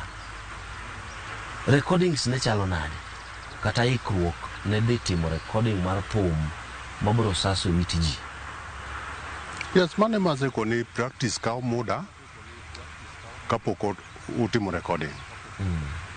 Ka recording ng'eyo ni kawa ai gramophone wabire record player gramophone chata pana yudo kapodi ka koro record player nitie gi santuri machunye no oborene koro santuri ka kane wadhi recording to ng'ato ka ng'ato ne golo mare mamane mabiro chuli kaluwore kako usore koro inbe kaka jathum itemo kabisa ilos wer mamit yor message mabeyo mondo ka ji odhi owinjo to koni miya record makama koro gikawo to kaka gimedo kawe ne nitie gimiluongo ni royalty bas koro royalty no record ni kaka odhi kaka indiko ni royalty koro ka dwe orumo tidhi yudo ni iyudo kama inyalo loya nikech record ni ousore sana bas mara kama ogikeno kama oyudore no emechula koro mane kelo bende nyiek tich ni record nani ok awinj kober ahinya aweya chaka compose wer moro manyien but jo unyalo weni ka record no ber aweya record no wende no krach asante sana nitiere wende moko kaendi ma danga bed jama kosa kao ka penjo kaka composition magino biro nitiere wer ma popular ahinya gi joka kolele luongo ni Apidi Nyajon machielo bende luongo ni Mary Nyagem Solea molal Mombasa. Professor Kenny wende gi noyudo ka isedonjo kanya chande to composition mag gi ne chalo nade ere kaka ne gibiro? Ingeni composition kaka ne watimo ga ne ok time jointly ka gima ni kuongo ilando ka ji dwa dhi recording en niya wadwa dhi recording ng'ato loso wende koro ng'ato ka ng'ato bet iloso wende ori manyo beat ni midwa ni wende no ringe koro kama ikwamogo ema sama ji koro chako practice ma koro ji oriwore cha koro imbe di paro kwa hivyo kila band member ni miyo thuolo ni beda ne pinyi los wendi mo los wendi wadwa dhi recording bas koro kaka iloso gig no kiseyudo beat ni no to koro inyalo tere gala moro sama koro jo chako practice ko jo chokre cha time ya idea bako ni go no dhi koro kaka jagita inyalo loso rhythm kati ichako loso wendi no gi beat ni midwaro no idhi go kacha rhythm be modong gi solo gi bass go joka be dhi loso jo wer kwanye gi kanyo nyaka climax koro kanyo to yuda nikech Solea Kinyi wan mane wagoyo nen mar Kolela mar Onyango Dolcha Mary Nyagem en wan mane wagoyo aya kaeto gi machielo miwacho no Apidi Nyajon mar donga kwat emambe nago e piny Uponga Njao recording achiel no ko nena ni ng'ato kawo time dhi kujiro manyo beat ne gi kako dwani wende no ringi kama kwa mgo to biro kon to ji konyore itimo recording. Onyango Dol go Wenga ne gin jok mane? Onyango Dol ne jage kicho njo kitajo gi kabisa Owenga to Odonga Gwata. Odonga Gwata. Ni Thil Kowenga. Thil Kowenga. Yes. Thil Kowenga. Onyango Dol. Kendo Dol. Embe en band member. Okay. Ene wuon mano compose Mary Nyagem. Mary Nyagem. To Solea nobedo composed gi Kolela. Gi Kolela Mazi. Apidi nya Jono los gi Odonga Gwata. Odonga Gwata. Thil Kowenga. Okay. Aya, nitie wer moro kaendi mar VB Wamol. VB pod Wamol. Pod Wamol. Wer mamit ahinya. Maendi ne olose gi ng'a. To ochalo wer ma samoro ne chalo jomo praise godo band. Composition ne mar Kolela Mazi mane wer go jo members mane ntiere ntiere kanyo. Mago moko kuom wende ma very popular. Moro be ntiere ni Jack Jack. Kura kiani Jack ni en mar joka Jolly Boys Band, kiani en mar joka mano ma jaode mar ariyo. Jack. Jack ne mano jaode mar ariyo ma nyamin oluoch ka nindo. Okay. Amitli. Now, ise miyo moko kuom kaka samoro composition ne chalo kila ng'ato imiyo chance mar mondo mi olos wende ma utimne practice kasto idhi recording. Wawuondre ne uchopo kacha chande makoro oseyauni ni koro wachako recording kasto in ma in wuon thum mane compose wer nitiere gimoro ma samoro iyudo ka wiyi odhi owilgo kata ok imake maber kata ogwenyori ni mana gi kanye stage nitimo nang'o? Kana osepuodhe to mano puodhe cha madhi ok chak med moro. Kaeto kendo gima lich kacha ng'eni kuset practice already useloso kila kitu mosedonjo wang'. Kata mana rhythm kata climax moro nyalo chacho ng'ato imiyo time moro dakika moko ariyo record mudhieno nyaka kuong urihase matin. Koro wadwa dhi go ng'ane wadwa go kata piny opong' ka jao. Aya ichako jasolo chako mano pok ochak recording. Udi riase kusolo chako jo rhythm bedonjo body ajo wer kata namba achiel tieko then jidonjo ke climax ng'ama wiyo wilgi kata gi fast kata gi kaka nonego beno goyo iri mind iparni bwana imari nego kama bas koro utime ka koro use ng'ato pache osedhie ni okay kara mane chago mane kare go. Okay. Now, samoro kama koro gigi kiduto te wasewinjo moko kuom sigana ne en ng'ama chalo nade kod ma ochopo sama koro tolimo uwe band ma ng'ane ne otho. Nitiere member mar Kolela moro kaendi mobende Nyasaye noomo mang'eny sana do gin moko kuom jok mage ma ne otho ka pod nitiere band mineno kod kapok Kolela motho ka wan Mombasa. Omoyo tho ka wan Mombasa. Rich Wuda band tho ka wan Mombasa. Watero dala. Omoyo bende watero gwenge Tanganyika kucho. Okoth Jakadiro tho ka wan Mombasa. Onyango Dolo tho ka wan Mombasa. Apio Kapelo tho ka wan Mombasa. Odonga Gwata tho ka wan Mombasa. Koro Mombasa yuto ka wati mang'eny. Makoro ng'amotho lastly ka wan Mombasa en Kolela. To Oyona kaeto Oyona to chon kabisa ka Victoria B chakore ochakore. Awani gidhi first recording mar Victoria B kaeto immediately no ema Oyona pano thoe. Ni mando to kapok achako kata thum. Kaeto koro ng'ama nyotho an kaseya kichan bang' 2020 no ma 2020 no makoro Kolela thono. Koro anta achotho. Koro Tom Jagwasi mochako duogo tho kendo gikono. Okay. Oyuech Malago in ng'awa ma samoro nyaka sani endi kaka ne ibudho kabisa VB kae. Tho mane ne okaw ugu buok kaka members. Kopogore gi Kolela. Members mar jathum en kaka wadu kendo jathum chalo wadu nyaka thone kawi gi buok. Nyaka thone kawi gi buok kendo ok nyal bedo ni maber kiwinjo ni wadu ma kama onindo. Ten jathum. Nyaka buogi koro modugo bedo malich ahinya to api ng'eno kuongo tho ne Kolela. Api okuongo tho bas kore ka Kolela luwe. Koro nikech mago mise mag Victoria B Koro nobedo malich ahinya nikech koro piny ne neno ni band dhi bet nade. Ka pi osenindo to Kolela bochako namba. But okine komiyo band koro ok obedo maber ahinya. Nokawo piny gi buoko kata an kenda piny mangima kata nyaka ji te manohero Victoria Beach. Okay. To mar Kolela ne oyudo kanyo to nochalo nade?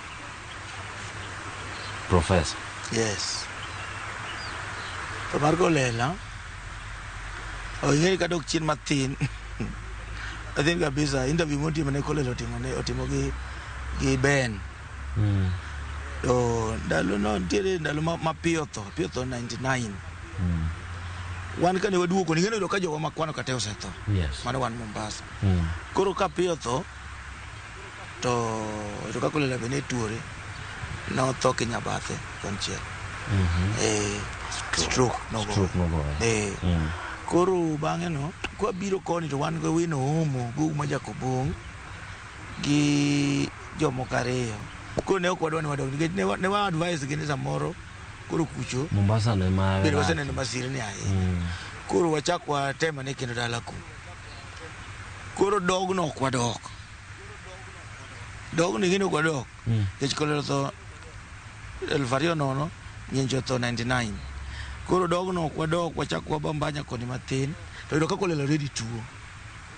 Bas koro gidhi kucho ka koro Sam Kajon go solo o gi squad manodok no Awil Kamusa gi nodok squad nodok koro wan wadong kae to tho kan ku koro aduoka attend mana liel samo biro chemo romo ne attend mana liel koro nikech ne wa advise gi koro wabede gi koni matin jomoko no kose mako mach kocha malo koni koro no kanyo no wadwa confuse wa matin mwacha koduo. Okay. En gima ibinjo ka inyalo wuoye koso pod thone no noyungo. Thone noyungo wa but an koro naonge Victoria Beach. Noyudo wa Homa Bay nyaka go wino omo. Kata wino makoro ng'iso ni kawino ni Richard otho. Ta penje iwacho nade Richard mane motho ni Kolela otho. Koro ne wabedo gi buok mang'eny. Ne wabedo gi buok kane wase confirm notho adier. Koro nyaka okele wadhi mwanene. Okay. Kamano. Sawa, obro donjo kanyo endo banki ne machuok. Management mar band no endo tok thone. To kod kaka sani. Kata kamano mapiyo piyo. Kwa donjo koro moko kuom gik makoro awuondre ni kaka koro ng'ato dwa penjo ni Professor Wuor Jamapera. Piny Kirom. Thum migolo malich. Iluongo kanyo ni piny opong' ganjao. Kopogore gi thumbe mamoko. Inyalo nyisowa moko kuom projects ma magi iwuon masani ende timo monego bed ni ji ng'eyi godo kaka jathum. Sani wan gi kawino ni ne Nyasaye okonyowa wayudo instruments. Instruments gi watiyo ko. Masani wagocho masara. Bando ni luongo ni Victoria Stars. Ne wachake Stars nikech majority mar joma nitie gin joma ne wagocho go Victoria Beach, Stars ma Victoria Beach. Koro nikech Victoria Beach no sambaratika maonge kaka ne wanyalo jole. Koro wachako marwa ni Victoria Stars te gima pod wadhi go mbele sani. Pod wago thum. Makata bang' Kolela no nitiere rekode mane wadhi wagoyo mwasechako Victoria Stars ni. Do ni ogogi ahinya nikech sani bende wadwa ni jo media kaka uno kafaya aneno ka umetemo lando angla sana. Wangla ka patik mo wan mondo migo benga guye mawinjo ka go benga specific program. To sama kori wuoyo makoro ji winjo radio kata TV cha. En mana jawo throughout. Koro umedo nego wa.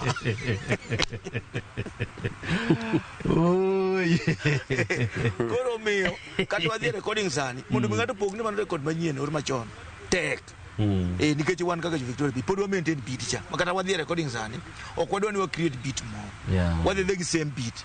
Koro mondo mi o jo lendo wuoe madwele ma jo piny winji ke piny to sana yare piny da man record manyien moko gi kata ke band ne jo kinde ko Victoria Bichon lakini koro gi go loso ma iro kate to in ang'o mutimo kaka jothum mag benga mar mondo mi kik bedo ni samoro media miyo ohangla priority mang'eny kik buogu kendo kik simwelo nikech gima ne oko kata chande ni benga tho benga nosetho benga nie bed ichuone pi ohangla masani chwade ang'o gini mutimu adwa wacho gik moko ariyo ma very important akene gibiro kawo time mokwongo benga na ngisi process ne mondo bed recorded maber ma mako piny kane watimo recording ndalo machon no composition kene nimiwa 2 weeks manite watime odi pok ugadha mondo chak practice kukelo gigi kore platform makoro untie ute udwa timo gigi mano mondo pod iluongo ni puodho gi duadi ngenda lo jabene kwa entertainment entertainment a waste of time start time ni gubinu to practice u create gik manyien to un entertainment uparo machon ka moko eyudo ka koro we walk wuothi ne wago mana stages makolose on Friday gi Saturday udugu yeye samoro weekend moro be kala koro yudo ka gini en process joma ne konyowa gin producers ka kech ne gichungno expenses gite aya dwa chiel kusetieko ka ingeni monde uchiemo yitidu chiemo umbu uchiemo timo practice ka kokudhi Mombasa udhi dak udhi Nairobi koro udhi dak Nairobi bakoro tego ko gigi udak kata dwe gi nus producer ne mokao gigo te monde uchiemo koni umbe uchiemo kocha uchulu lodging kucho koro en gima kao sa mang'eny to gi pesa mang'eny maka ok ponono ni ng'ato ko sponsor u okunyal time kaka joband kech pesa mwatimo kata mane moyudo entertainment kiten aya sani producers go be onge monego beni konyo wako koro yudo ka en tich matek to kendo sida ma wan go monego beni sirikal be ng'iyonwa en ni kise waste pesa ni midhi record ti yudo ka podi Nairobi to ng'ato seore ne ng'ato YouTube ka ng'ato seore ne ng'ato memory ng'ato seore ng'ato WhatsApp itige tiyo pesa mang'eny ni mdwa ni mondo pesa no onge gimiyude itedhi nono ema page ni ya dongo dwaro ni mondo mi wan kaka jolendo masani wago benga ang'o momiyo winjo marach ka yudo thum mako ki record e YouTube kama nya yude mapiyo piyo mondo akete it jopiny kanyo to ber kich mane gima jo hangla timo ni ogolo thum to bang' dakika achiel thum ni yudore anyalo yude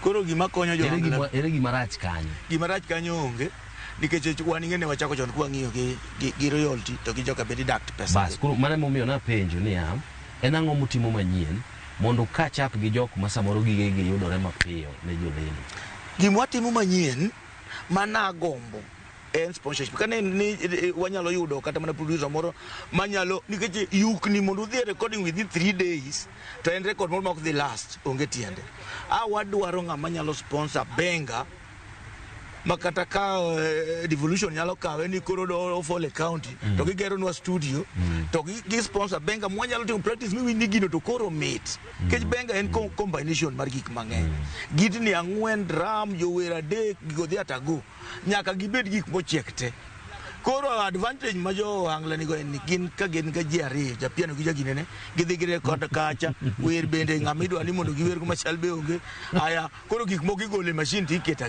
koro ino ka kata siling 5,000 olome timo gigi asante koro sponsorship no e gima very important mondo bengu duok oko oyech malago sipa sani ndiko in gi experience malach ahinya e thum kae inyalo miyo wani to ang'o mineno kolokore ma samoro ne utimo kinde cha kendo mane miyo thumbe unyalo last for long ma sani ndi yudo ka samoro jo thumbe gi ok tim nyaka koro wacho hangla ka kuwacho ne nikech wacho no hangla no setieku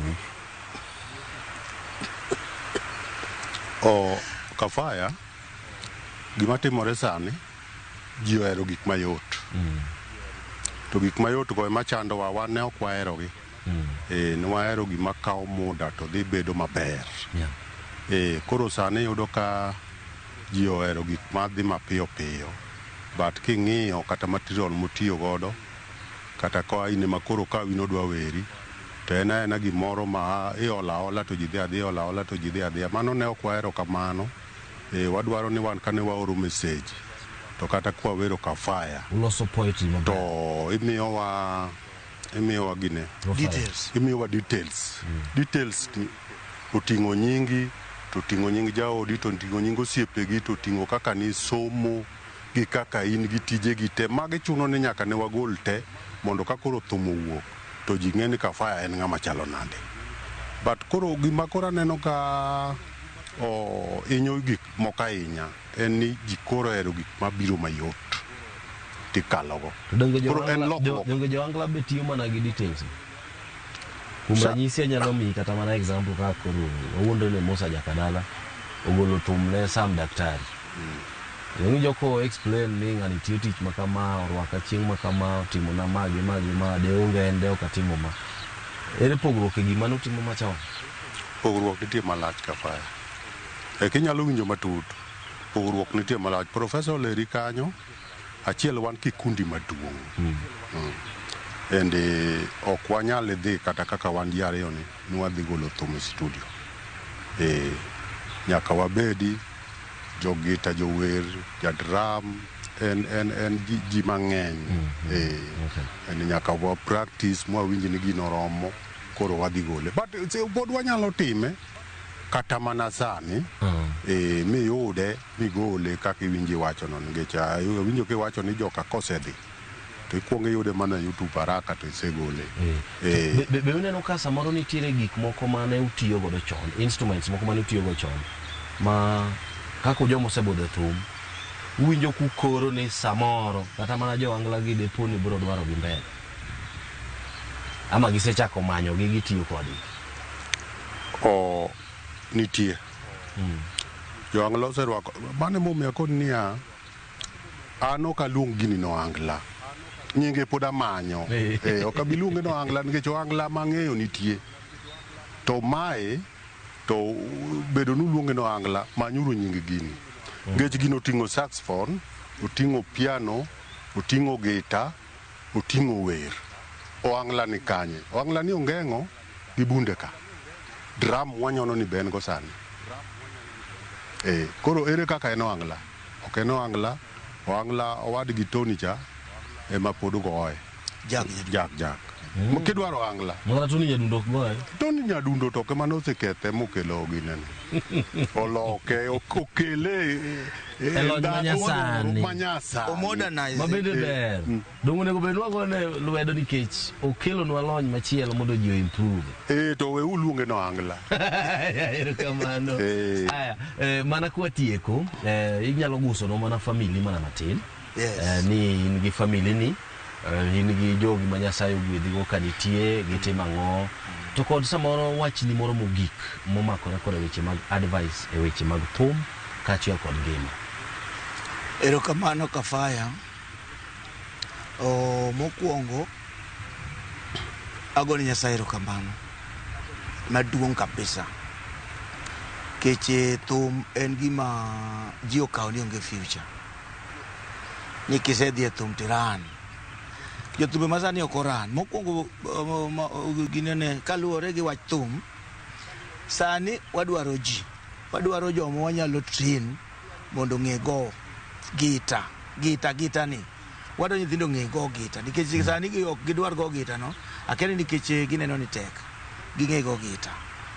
Thum ok rach, ok en ran, en menyo kaka tije moko. An gi family, Nyasaye okonya an gi family. An gi jaoda, an gi dhako achiel iluongo ni Judith Akinyi owuor ne nyinga. Nyasaye nokonya gi nyithindo 5.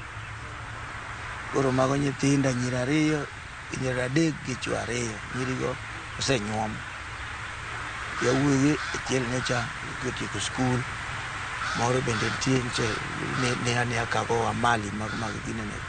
Koro ki family Nyasaye okonye nikech aja thum. Koro kaneno ka Nyasaye ochwaka. An gi kara. Advice mokoro nyalo miyo ji ni gima duong' e tich moro amora mitiyo en discipline.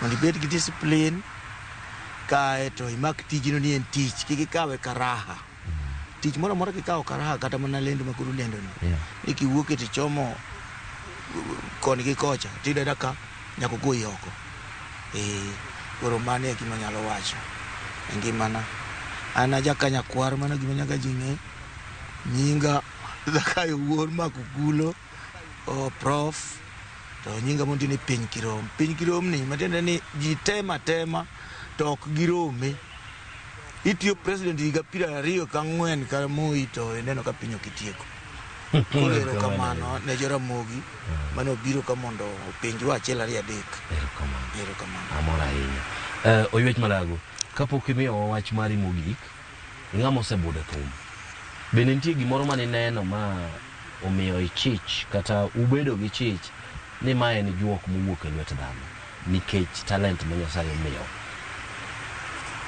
nikech jokre masani miwacho mago angla gi iyudo ka giwacho ni sijui gidhi ka juoke mondo mi gibed jok ma powerful e thum gibed gi fans givuma kuom higni mathoth in be nitie gima ne neno ma samoro nyalo wacho ni ma to experience ma kata wan wachich ni mawa e lwet dhano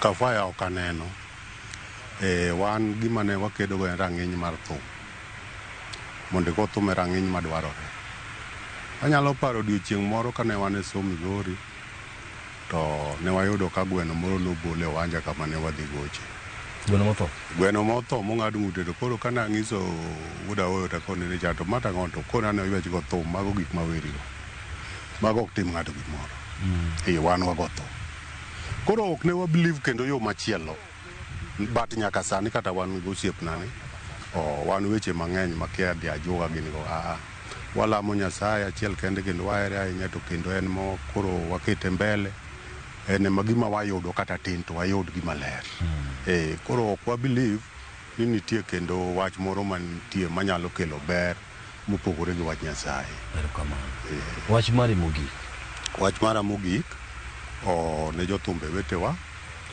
mokwongo adwoko erokamano ne Ramogi ma oyie wayudore ka odiochieng' ma kawuono kendo wapuonjore matin ang'e ni pod wabiro medo puonjore nikech weche ok wach te weche iwacho dung' koro an ote mara ne jothumbe wetewa kata ma piny kata madwano chaki dho gombowa kaka wajobenga to ke wagomb ni bengo rum kafa intawinjo kilamo ni bengo rum kenda mane lembi mawinjo kama sebuoga go nono ka biro manyuka to koro in kibiro manyo wati nene nadi neno no rum koso dhi mbele bas ko nego dhi mbele an be mane kaka gombo agombo ni benga kik rum en mana ni lokruok obire piny lokruok obiro Kafaya mowito luor owito that respect kabisa kata kwadok e rwakruok inyalo neno ka piny olokore piny olokore ma koro ok ber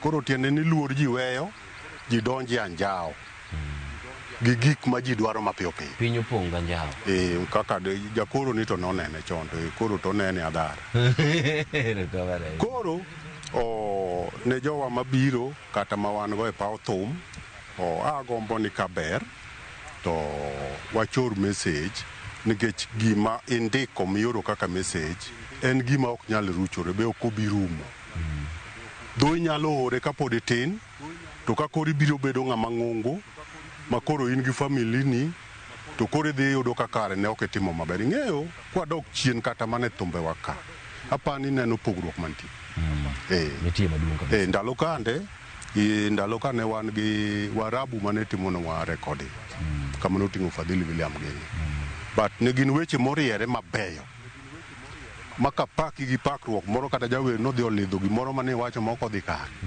tiwinjo ka ng'at charunda tep ni gino kethore idoke gichako ok dwar but koro kaka thum masani gi kata kaka message magore it ji samoro an kata ka ne ot gi family ga to ng'eni be tama Jaramogi to boyie gi kago madongo to ok rach gin gik ma koro biro kako ala to onge gima wanyalo wache lakini koro pogore nwa gi magwa ka kata ka ginde magikelo yuto to we gikel yuto lakini wan to ne ok wahero wadwaro ni gimoro kiketo to dhi manyaka chien to bed puonji ne ng'ata ng'ata. Thank you so much.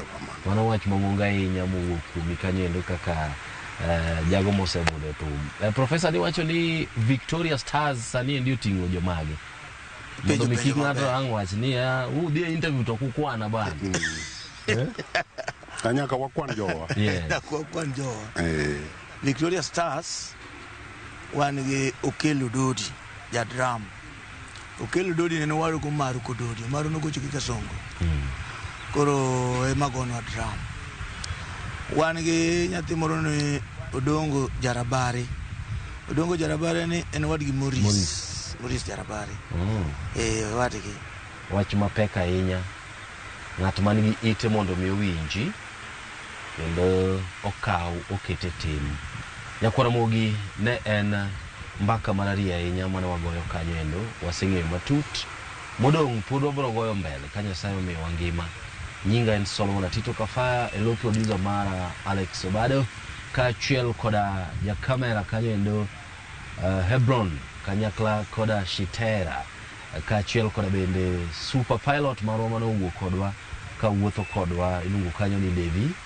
Duoko erokamano bende jotelo te mag Ramogi TV kuom thuolo makamano. Nyinga en Solomon Atito Kafaya, oriti masani mano ne en jothumwa.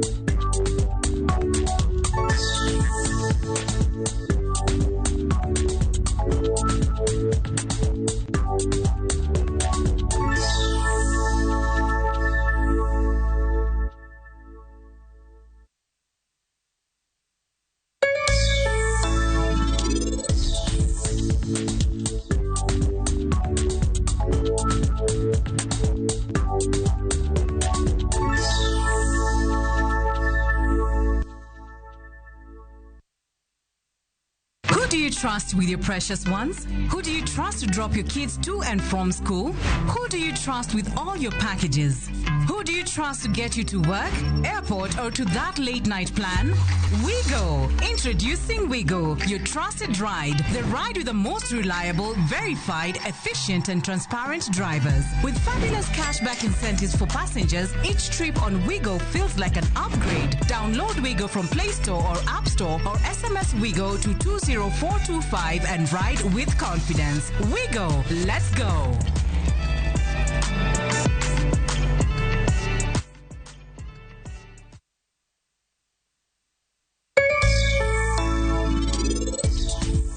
Bago Bodo of the year Makebera. Nitie deal moro marito koro poko chop but imia wewe nyaka tich kamuindi chiengno mondo wabwako ohala. Between me and them, whom do you trust? Negidegi jikon gi nyuando chiemo go magito kikombe gito sande. In fact, I must sue them. Ngeni daka ni onge ngamundi chinge mang'ato. Wewe gisaguri korani chuluma boys go. Gisaguri kata mana sane ni enuro dagi.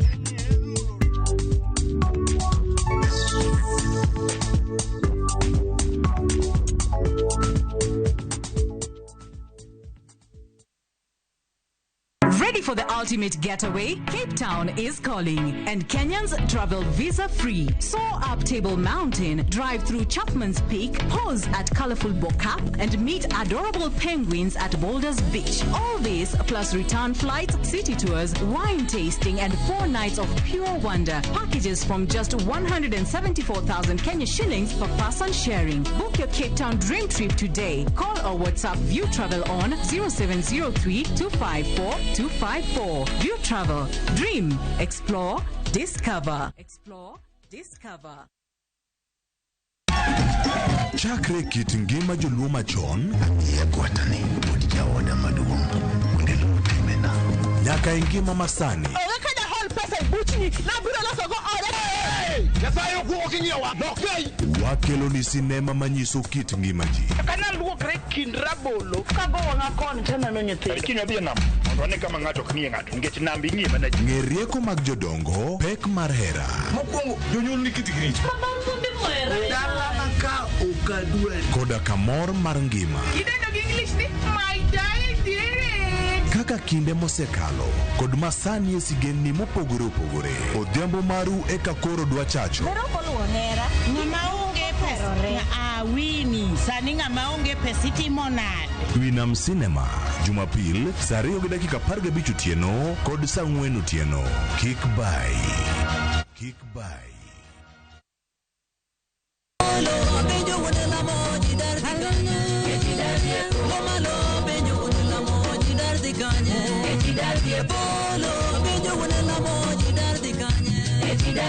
Mondo iyudi ndani kaka skiza timari ni mana *860*417# to parie ni Ramogi TV enye ot mar jowerte.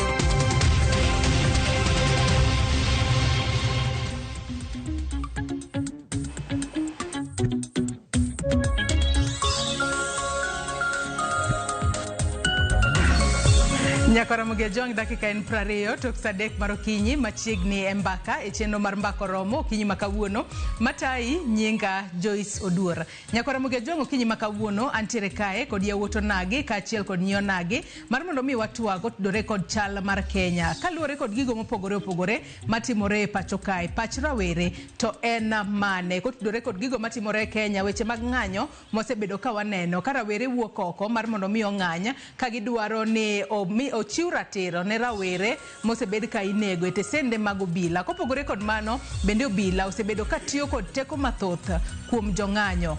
Bende e jumani ne waneno ka nitiere jogo manyalo wacho ni gin kweth mano mag jonjore kata guns mane odonjo e kinde mag ng'anyo, kendo waneno ka moko kuomgi oting'o nyaka luth mane koro giwacho ni gina ondikgi mar kata ogluonggi mar mondo mi gichiw arita e chuny boma ma Nairobi ne kuondego mag ohala. Kata kamano ne waneno ka dukni moko pod ne olori kata ne otura bore Nairobi. Ka ang'o matimore to Kenya ochomo kanye? To rawere to neno ni ang'o mowinjo bedne itimo e pacho kae kaluwore kod gik mopogore opogore matimore e pacho kae. Anyisi nantiere kod yawuoto nagi kaachiel kod niyo nagi. In bende kamoro amora ma intiere arwakni machiegni bed thuolo mar chwalonwa ote, paro, penjo moro amora kokalo e namba mar ote machuok 23600. Facebook ibiro yudowa achiel kachiel Ramogi TV X @Ramogi TV. Ka an bende inyalo tudri koda e Facebook page mara ibiro yuda Joyce Oduor, mbui mara mar X ibiro yuda @JoyceOduor_. Kochako twak marwa yango kinyi makawuono yiena mar mondo mi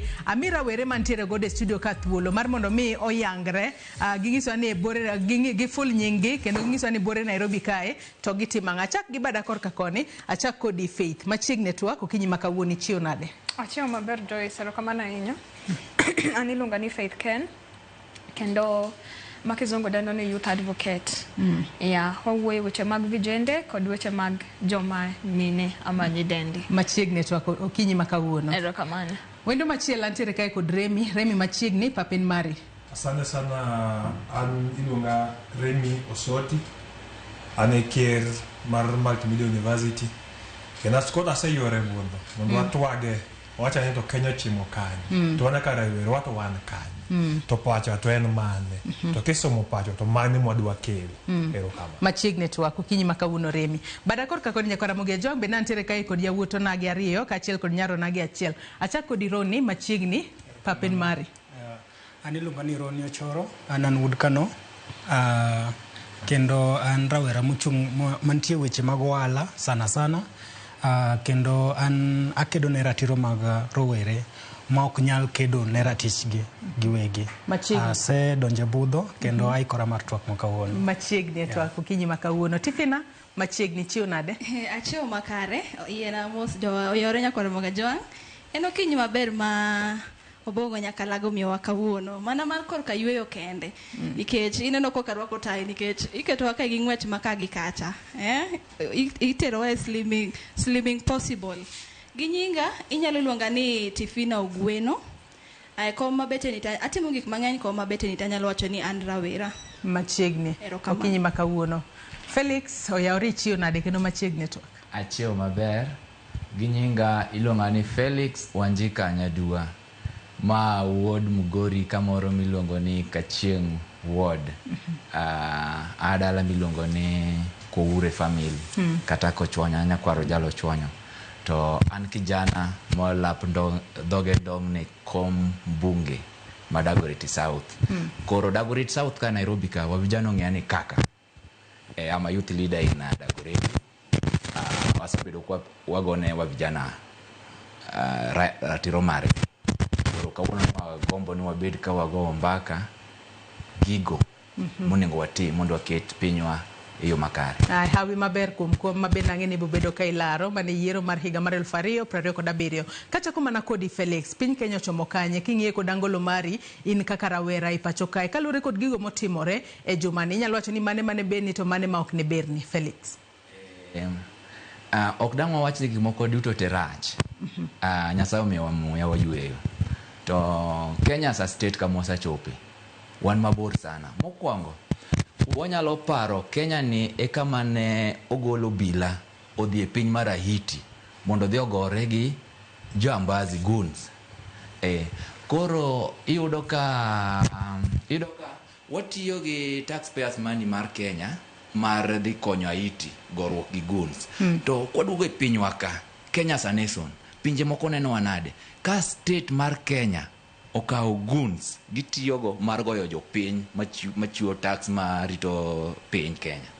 Koro Kenya okwan kare nitiere pinje mamoko neno wa yo mopogore nikech Kenya nwa okawo okang' maber mar dhi konyo Haiti to wan pinywa wang' to waneno. Emomiyo wawacho ni wa vijana kik waol wadhuro dhi mbele los pinywa. Mano pachi ka tudore kod kaka ineno ni piny Kenya chalo gi sani. Faith karwaki etwa ka okinyi makawuono in korka kori kalure kod gigo motimore jumani wanyalo wacho ni piny Kenya in kaka rawere nono chomo kanye. Erokamano ahinya Joyce. Kawuoye weche ma osetimore bang' juma achiel, piny Kenya anyalo wacho ni wasegoyo atua kendo gik moko kobedo maber te kaka osewacho, kendo wasebedo kwa wuoye to mar one of our comrades miluongo ni Albert. En gima rach ahinya ni ng'ato ne nyalo tho police custody. Kendo mano gima I think ni kaka vijende oningo wakondem wate. Kendo be maandamano mosetimore bende ok en gima long'o. Maandamano ok en gima rach. But gima rach koro maandamano mar ketho. Iwinjo. En mar ketho mar kuom mane wanene streets mane timore.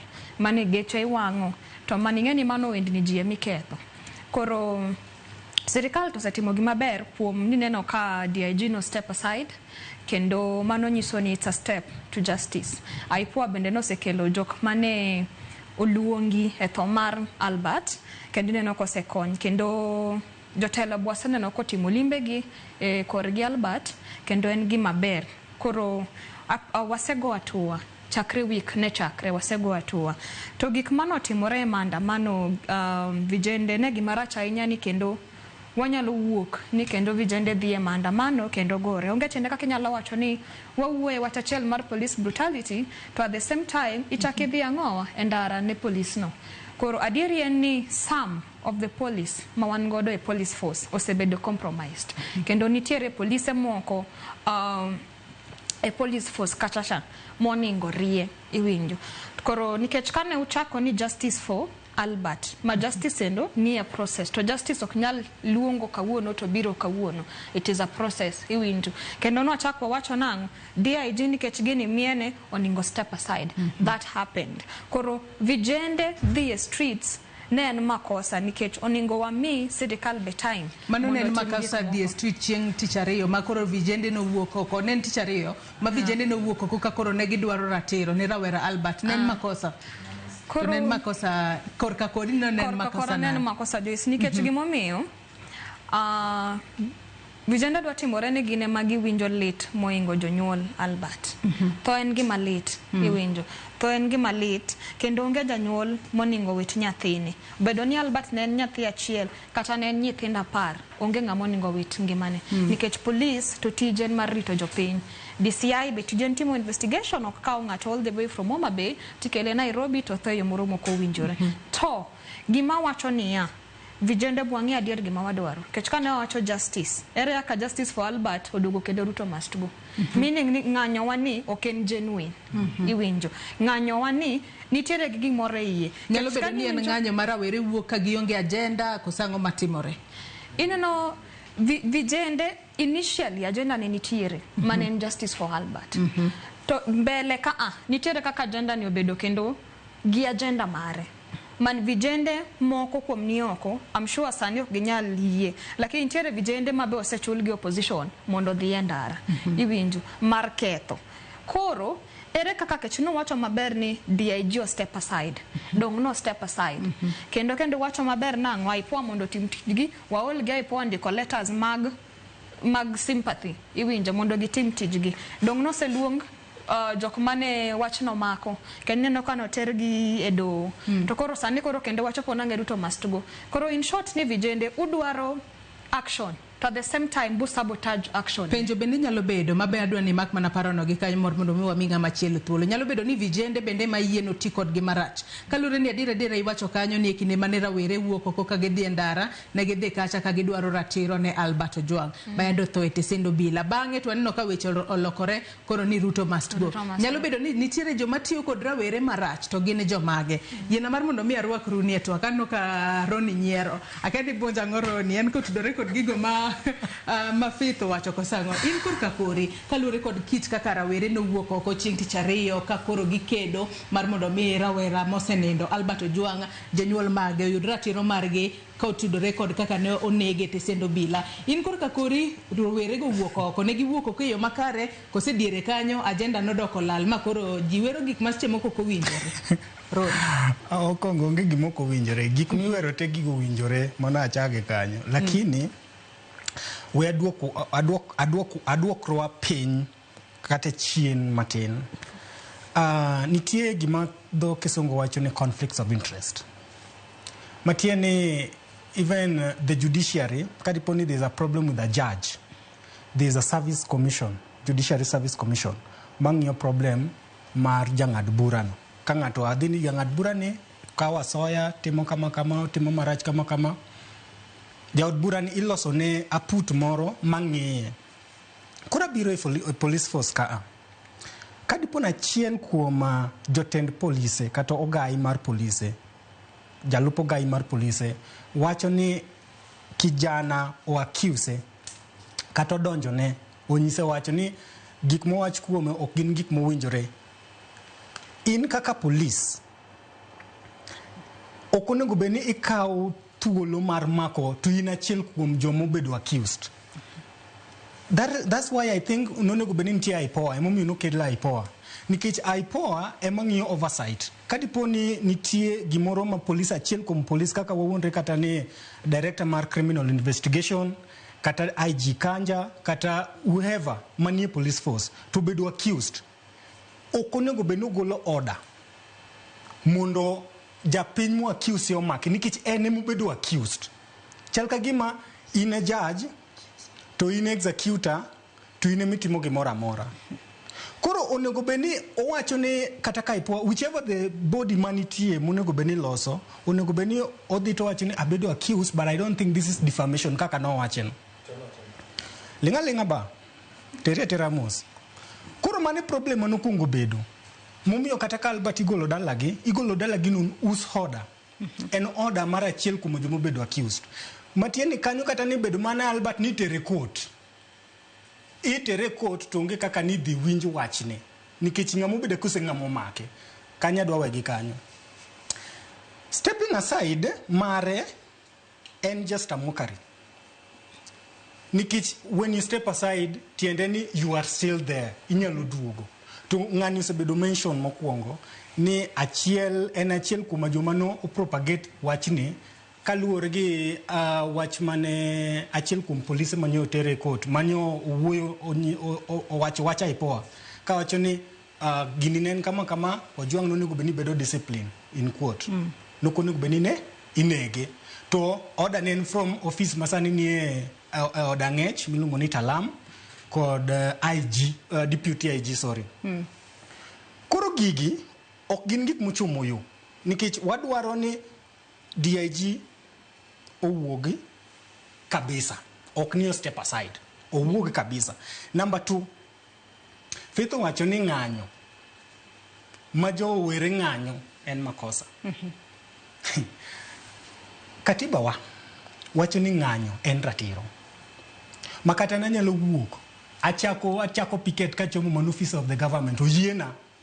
So long as ni ketho gir ng'ato to rach, nikech kaka wan rowere tije onge, ohala kisegero samoro in go andi moro town, ng'ato biro ketho mana tamora. Lakini kanyi neno goons manyobedo organized.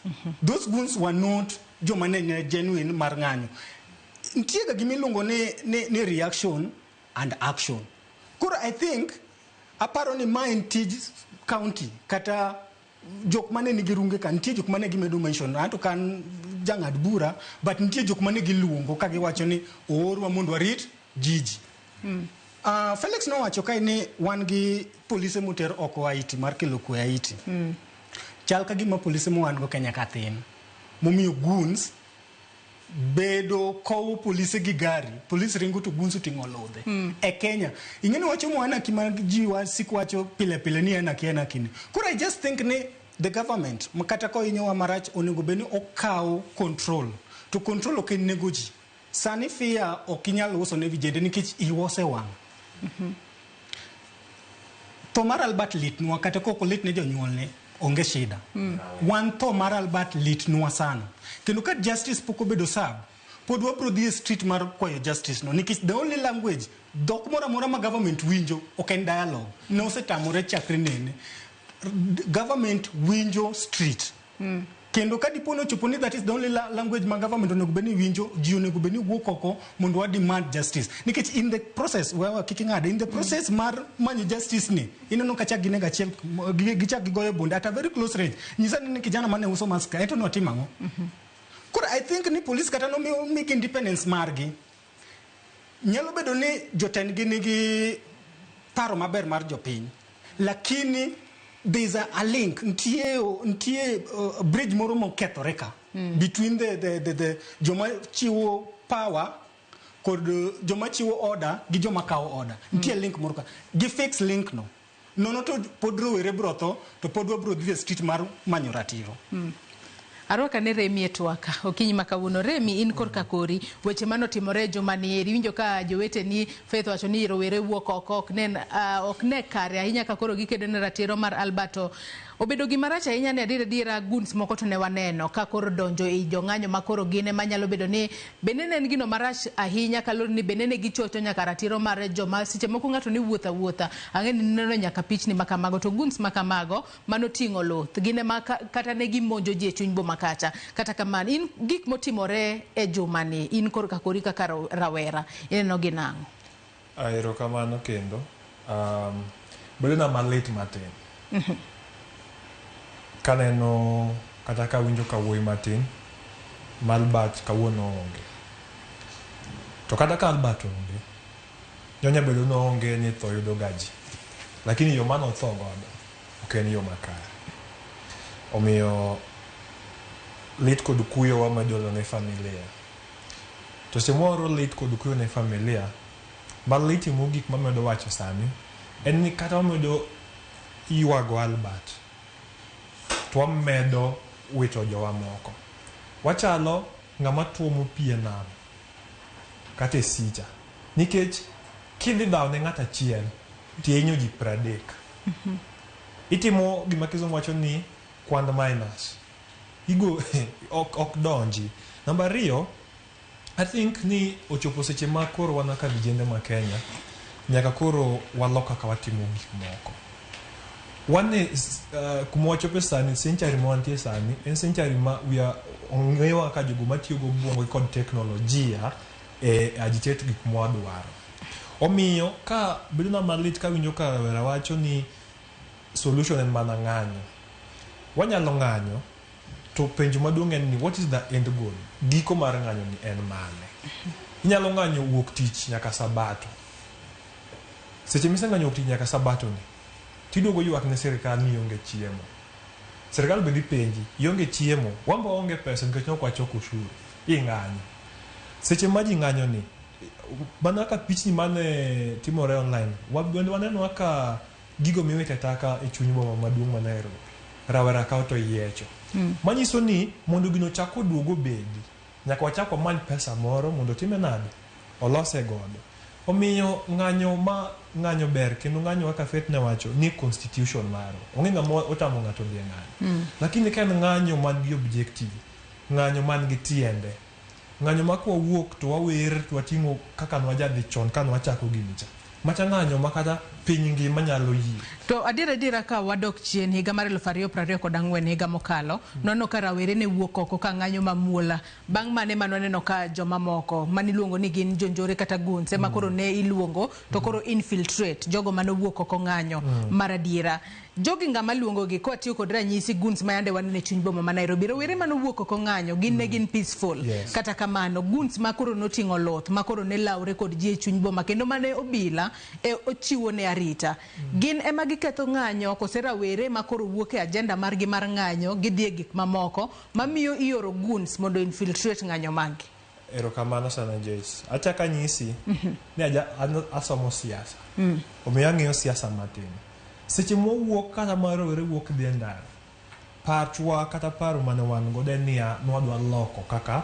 piny mar Kenya timoro nade iriembo to diere ka jasiasa moro tiyo gi gino kaka opportunity en onene kaka thuolo makende monyalo tiyo godo e loko kata bede telo kata kaw gini mondo gi on iseneno asebedo kendo asewinjo wawuotho e town wang'eyo gik matimore kaka ng'anyo ma 2015 wang'eyo buche igoyo mondo oluong rawere mondo tim ang'owa odhi e ndara to seche mwasechako luongo gi at political viewing no koro waweyo gima oterowa kucho wacho ni ng'anyo wadhi ng'anyo mondo ng'ato oyud ang'owa oyud fame to mana kaka bende notemo lieko cha DIG e ja complainant e case ni te gima wakia bende sata seche mwago koko ni mondo DIG kiwacho ni notimo ordering mondo Albert oom to police nonro makata report gi wacho maber ni gindiko IG o complain kata Ruto sani en mani seche moko wakinya ahinya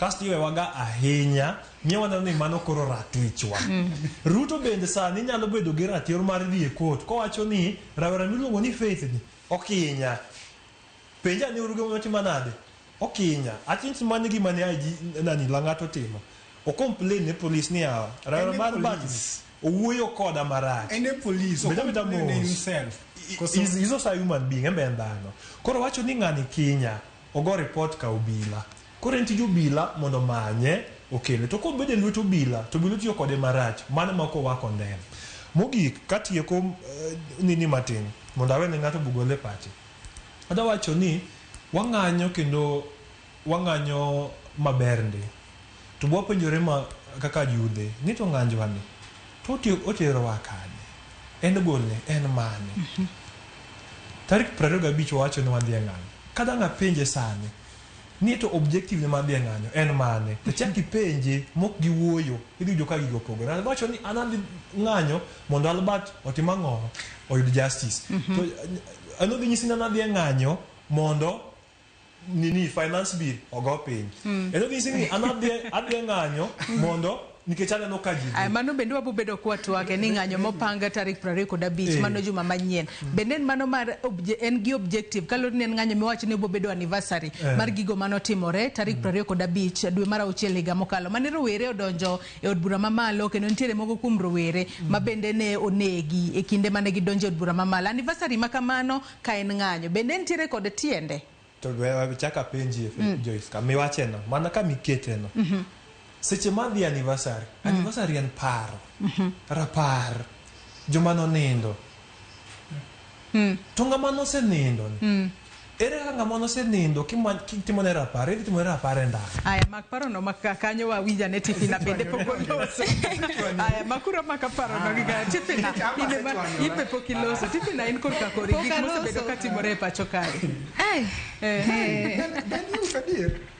lakini wewe koro mona lera wach kai koro kumose chopene let's call a spade not a big spoon tingeni koro gimitimo kai jogi tugo gi pacho jogi weni pod wan nyithindo mage matugo gi pacho okadwa wacho mang'eny ang winji ni otere Central Police Station koro inge gimatimore en ni Gen Zs gitemo yudo ratichgi to koro gimatimore ka ineno e pinjwa Kenya kae bernde to koro gima makosa manitiere en kar police kae arita piny maonge arita ok en piny makare nikech adier to mar Albert ne lit to samoro ng'ato nyawe ni uno ywak molo kata jonyuol Albert adier en lit nwa nikech ma ok en tho mokwongo wantiere gi tho moko mano chakore 2024 nitiere nyaka adier ing'eni wawe kata police masani last year gimomi awinjo ni ka Faith wacho ni ati justice takes process nyaka koro rita ok wanyal rito nikech gini waserito kata jok mane oneg 2024 wan antie gimiri ma nikech jok mane oneg 2024 pod poko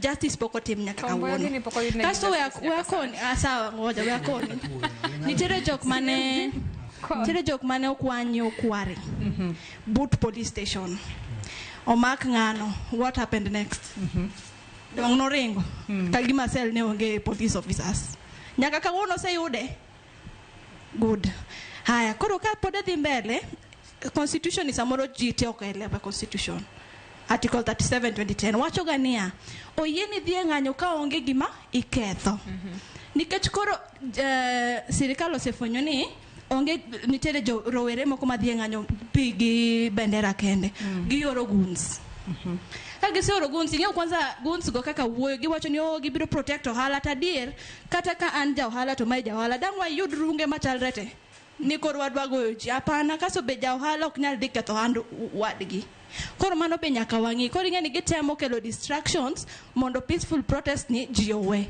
lakini en gima lit nikech ji tho e process ni Thomar Albert Ojwang pod late no nikech iwinjo ni sani dia just step aside. Mano pod stories ajaba nikech kuom wacha dir dia jiko se step aside pod en kacha yudo shuro timo gimoro amora kaka ne ntiere cha wachalo ng'ama onyise ni omera beda piny iywe wachalo ng'ama onyise kamano kik ne ni office beda piny iywe nikech everything dhia kaka ne ntiere cha kasi ng'eyo kwa dhi mbele weche mag ni ati wawe weche mang'eny ni street it's not a must to go to the street omena street nyaka jidhi at some point chuno nyaka dhie street nikech we akoni ka gidhi ng'anyo ang'o miyo protest wa protest nikech adier kuma Kenya dhio ken Kenya makare alafu ineno kaka wan rowere waonge pesa Mano, that is the thing. We don't have jobs. Wait, relax. Akele. We don't have jobs. You don't have job opportunity. Mondi mi job opportunity. Man interegi connection moroma tut. Nikoro ise somo mi yodo teach direct. Ariambo, mano kariambo. Kasi neno mondo koro protest mo dhieni. En nikoro mondo ayudra techwa. Watch mar connections ginigi. Oh, yani system obet makare. Tineno kama ya mapodgi tiyo godo. Kuomwa aneno ka joma broad base bedo kodwa ka mabende support ni oyo the streets ok ber lakini chuno nikech adier ok danga bede ot ni onge gima timo because onge tich matimo kora what should I do next si niende nitafute haki yangu that is the thing niende tu nitafute haki yangu nione hata kama nitakufa kama tena bani mbaya bora nimepata haki yangu and I know what I'm going to do next. To lakini gimachando kaka roweri ngeni one kaka Gen Zs wanted gi advantages adek gi disadvantages ariyo.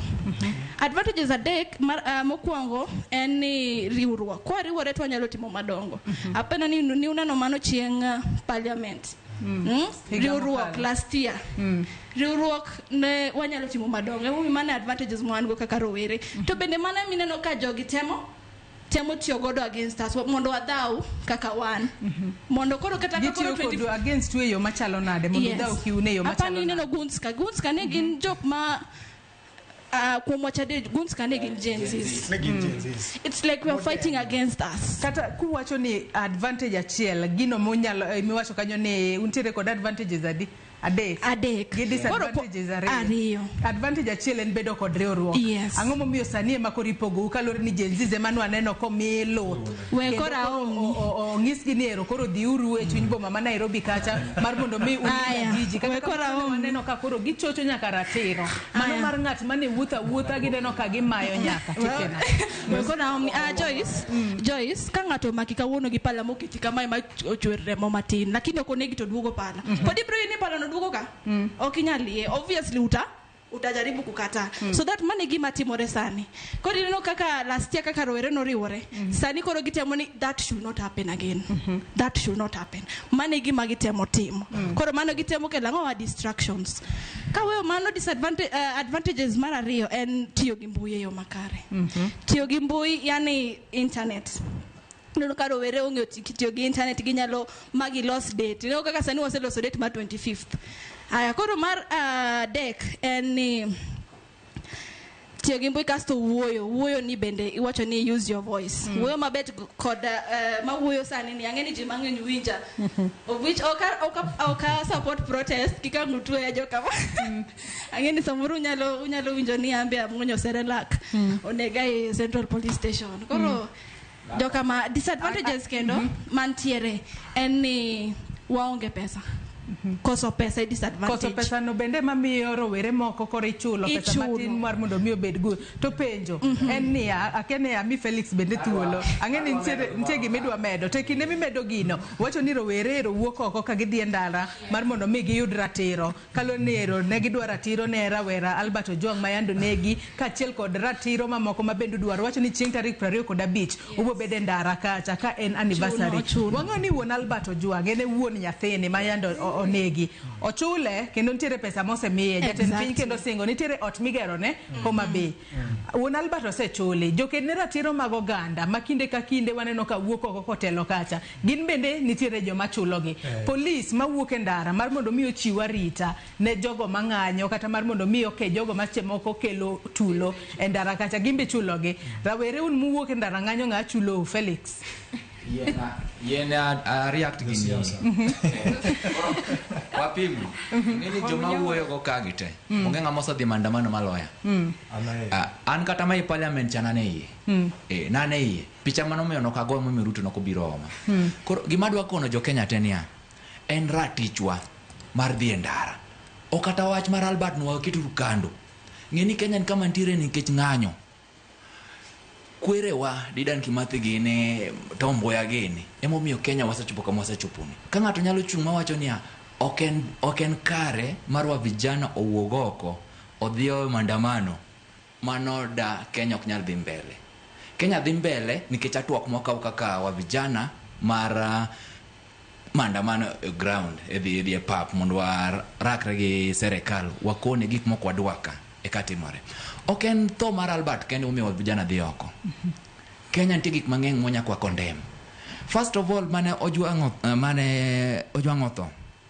Statement manomiwa nwabedo manipulated gi jatend Amin, jatend DCI, IG, jogi te omanipulate Kenyans. Koro mawacho niya, kirango statement mane gindiko odiochieng' mokwongo opogore gi gima giwacho sani. Emomiyo nawacho niya, body ni te rach.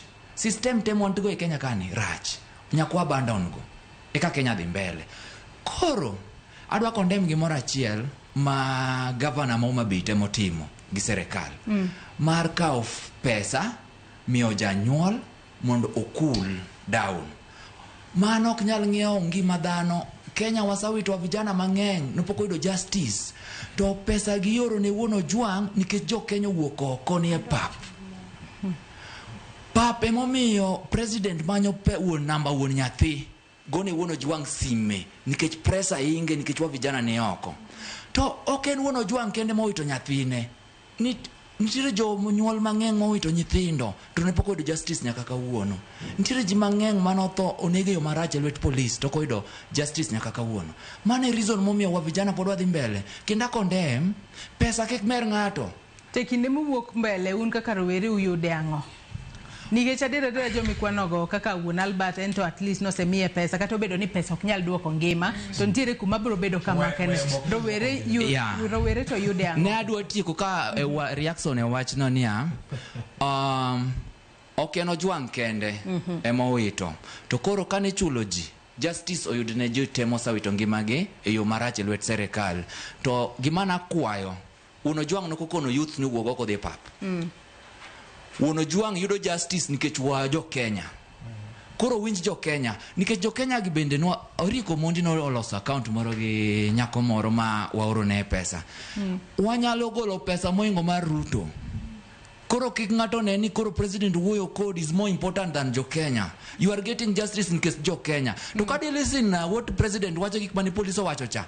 Pare ni nitiere dhano mang'eny manowiti kware kucho cha. To police manochako kelo ng'at moro mbele kanyo ni mobiro testify mbele jinia ane manonego gi. To ng'ani bende ochako dhi owuok e sel ma ng'ato ok nyal wuoke ni o disappear. This case moro bende ni chako wuon Ojwang' kada kwan ndono kokonwa ni ng'acha onego Ojwang'. Ndono konwa ni story mane police ondiko cha emando notigo nyaka sani. To justice yudore sani process mosachopo nikech jo Kenya. Koro adwa na nyine owe winjo wach Ruto. Gima politician biro wuotho ka wuon Ojwang' seche te dwa manipulate mondo owe wachni will not stop it because pod wawito many youth. To maduong' ma jo piny adwa nong'e kawuono IPOA ni under influence mar president marwa. IPOA dongen duol mochung' kar kende kaka ine under influence mar jatend piny nikech en independent policing and oversight authority mochung' kar kende. Jo Kenya ma follow investigation mar tho Ojwang' ni kadhi mbele jalno mane rito cell no ma central no testify wacho niya mano dhi ndiko statement mokwongo nobedo directed ga IPOA kako dhi ndiko statement mare. Koro bang'e kanodok to winjo ka gik moko guilt sande to gone jo IPOA sime yawa adwa chunga dieri yaduga dik report jogi nogoye opingo mano kende nyiso niya IPOA the affect the investigation onge adieri mwadhi yudo ka ere kaka process gikwayo serikal 10 more days ma reveal for us the what happened everything to duolni gin gi everything gin gi everything, CCTV nitiere. Ng'eni kata Bagathi ogolo CCTV nikech jopiny, giluoro ni jopiny nyalo attack osiptal. Joyce okonye gi kanyo. Ok adwa nukonya, wawatiekre konu gima adwa nakonu. Duol te mwan ge Kenya kama independence gi. Ok onego trust gi. Ok onego trust gi nikech ok onego trust gi. Jo Kenya wasachopo kiwango mokikwadwa chal gi jo Tanzania ko chal gi jo Uganda. Teknolojia marwa ni malo. Ng'eni kata kijana manyorogo kane uso mas gi stima gi gine ni gi lisasi.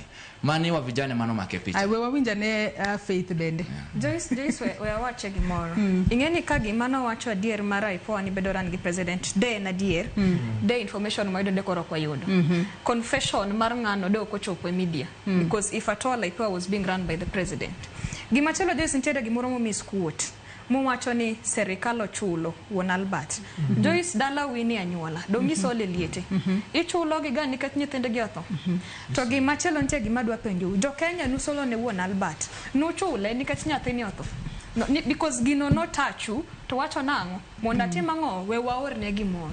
To ere shida ka rais mar piny ni bende wacho niya ambe we asole nikech gini otimore ango. Richuru mondi weru Faith osiep mondi. Wuoyo sana. Gini otimore anda arita moningo be no miyo jogi we koro watima ngo wasol gimoro. Gami wacho ni justice ne jomoko sedeko. Compensation inyal mi mana kirkiye. Serikal ok nyal biro to chuni niya adwa gero ni otere ndi ot nika. Iwinjo. To jomo gigi be ke block gi. Onge aka serikal didhiro. Serikal ok bidhiro ni mondi ka okonyni. Ine mi didhiro monda ngowa konyo ni ochiure. Koro jiyo we wuon Albert jaduong no se kale. Jaduong no se yoko soloren mak podu dwa katoni jaduong no pod luorore Nairobi kani manyo kodu justice. Iwinjo. To it's better jaduong no bed dala oik nyathine. Mondo justice pod inyal dhir. Kata kamano no wacho nok bi Albert nyaka koro jogo mano nege okawne gi okang mager kaluore kod chik. Mapod wantiere kod geno ne IPOA bro bedo katimo nonro margi makare. Yeah. To weuru jaduong ni the other time ne gi post nyaka namba ne mondo jorne salam. It's a very wrong thing. Nikech mae gima wacho ni sani no wacho ni serikal no orugun se town. To wanto ko wacho ni no chulu mondo bede maandamano tutamro. Unaona? So if you want us, if you really mean change, to abedu honest mondo we double standards. Iwinjo. Ko yu wakoru, oru jomoko bendo timangowa oyua korgi. Maonge niya ugo kocha, tugo angowa ugo koni. Vijana ngima braka nacho ni gin advantage maber, mar unity, mar voice, mar social media. Joyce, we have so much power makano nyalo tiyo gi teko ni eki. Etimo gik moko ma very constructive. Sani wan gi joge broad based government, iwinjo. Energy ma wan goro mad maandamano ni. Dwa bedo godo piny toloso proposal ni dala ukata wadware library.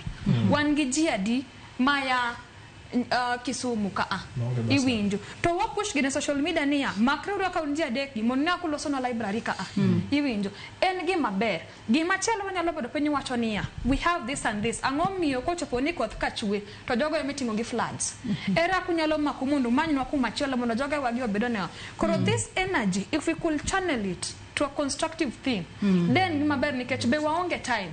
This is the first government majolo nyalo wacho niya wayudo gik ma important chakre gi kombe moluor sani okomi wa cram sani wane ma inane broad based mane gilunga ni bread cha sani wane ma wane bread no iwinjo koro mae sa moningo bednia joluo wetewa udhiro wamiyo jogi humble time mondo titok ni wamiyo gi humble time niya ne waling ni gitiyo apana kaka nocho maber niya gik mabeyo be biro mana kidhiro mae sa man wadhiro niya serikal osemiyowa thuolo wan kaka joluo ere aka wanyalo dhiro jotendwa gi mondo kelnwa ngowa ber manitiere serikal gi ang'o miyo kuonde moko kaka Migori Oma Bay imiyo paya Migori cha bocho itero na paya moro miuru soru daktere paya machielo mondo seacha bechope paya mondo nembe wageti obed gi paya iwinjo ang'o miyo Oma Bay no orne gi airport no expand negi kabunde ang'o mochilo tim maber momiyo migocho bende nyalo expand no lichota iwinjo koro magi conversations moningo kaluowa oningo abed godo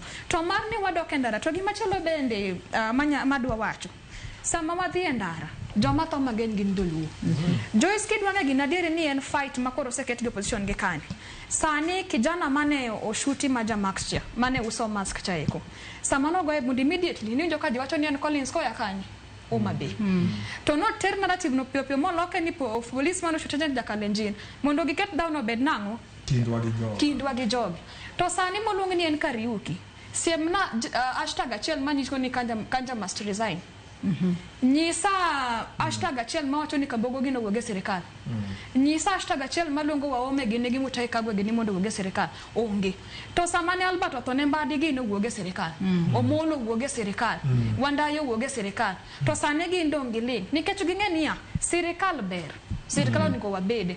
To uno diro mondo wuoge sirikal jotendo wuoge sirikal mondo gidongo gikao mena mshua sane kinyal gol Mbadege ni to nyis mot Kenya ni keluru jogi ogidhe kao gi 1 week gidhi kelo jogi ng'wech koro wewa tiek mondi wadadhi nyaka yweyo mondi nikech anytime uno dro nikech ng'eni joluo un gi teko mar maandamano un gi teko mar bakite gi gik moko minyal time maandamano gote to sami dhiro udhiro mondo kos chaos mondo dhi ne gwendara mondo wach ni joluo wane sirikal tinegowa mondo jok manie sirikal gidi mondo wuogi mondo dong opposition iwinyo to ma mondo amo chako ka watwak atua kendo mondo walos kendo sirikal mwanyalo bedo iye kendo wate it will take us time. Adwa ni mak parono gi kanya ng'eni kila ng'ato nitiere kod gino modwa wacho kata kamano inyisana ka uyuyo madundo gi sani Nyakora Mugejongo ka uyuyo madundo ka duogo bedo ka wadhi mbele kod twak ote bende abo bedo ka somo kik idhi mabor.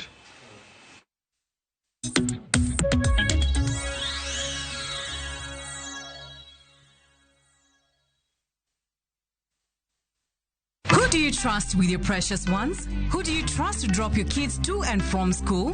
Who do you trust with all your packages? Who do you trust to get you to work, airport, or to that late night plan?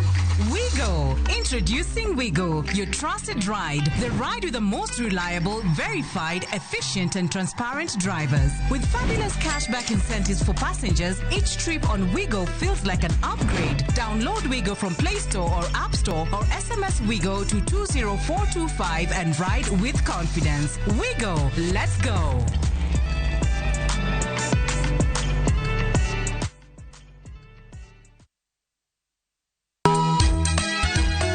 Ma ji dwaro ahinya bedo gi geno nitiere kamoro ma yie manyien yudore.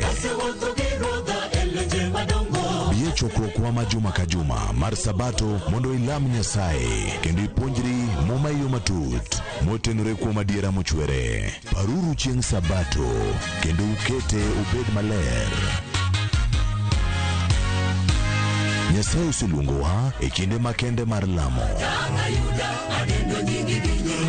Kokalo kuom weche mamulo chunji kendo konyi sudo machiegni gi Kristo.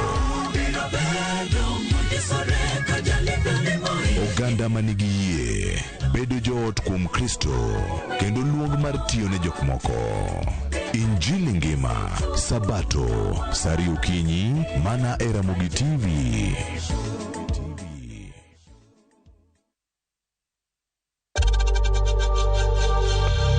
We know times are tough, so save money by buying airtime from M-Pesa to any network with zero transaction fees. Dial *487*2# and get your airtime PAP with zero transaction costs.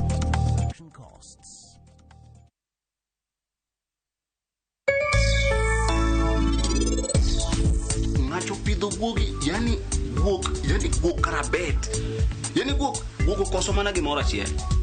Tunge kende kama. Ikete kita tunge ne.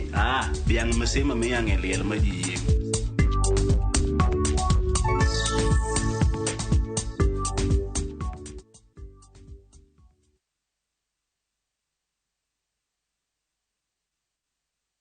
Summer vibes, Dubai's got them. And View Travel's got your perfect deal. From only 95,170 Kenya shillings per person sharing, enjoy return flights, UAE visa, private airport transfers, city tour, desert safari with a barbecue dinner, a Marina Dhow cruise, and 4 nights hotel stay with breakfast. All the magic of Dubai, one unbeatable price. Book your perfect Dubai summer escape today. Call or WhatsApp View Travel on 0703-254-254. View Travel. Dream. Explore. Discover.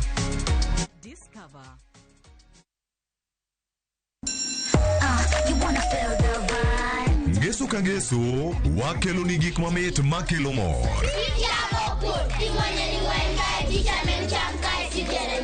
Rogo mar nyithindo kae wakelo ni talanta.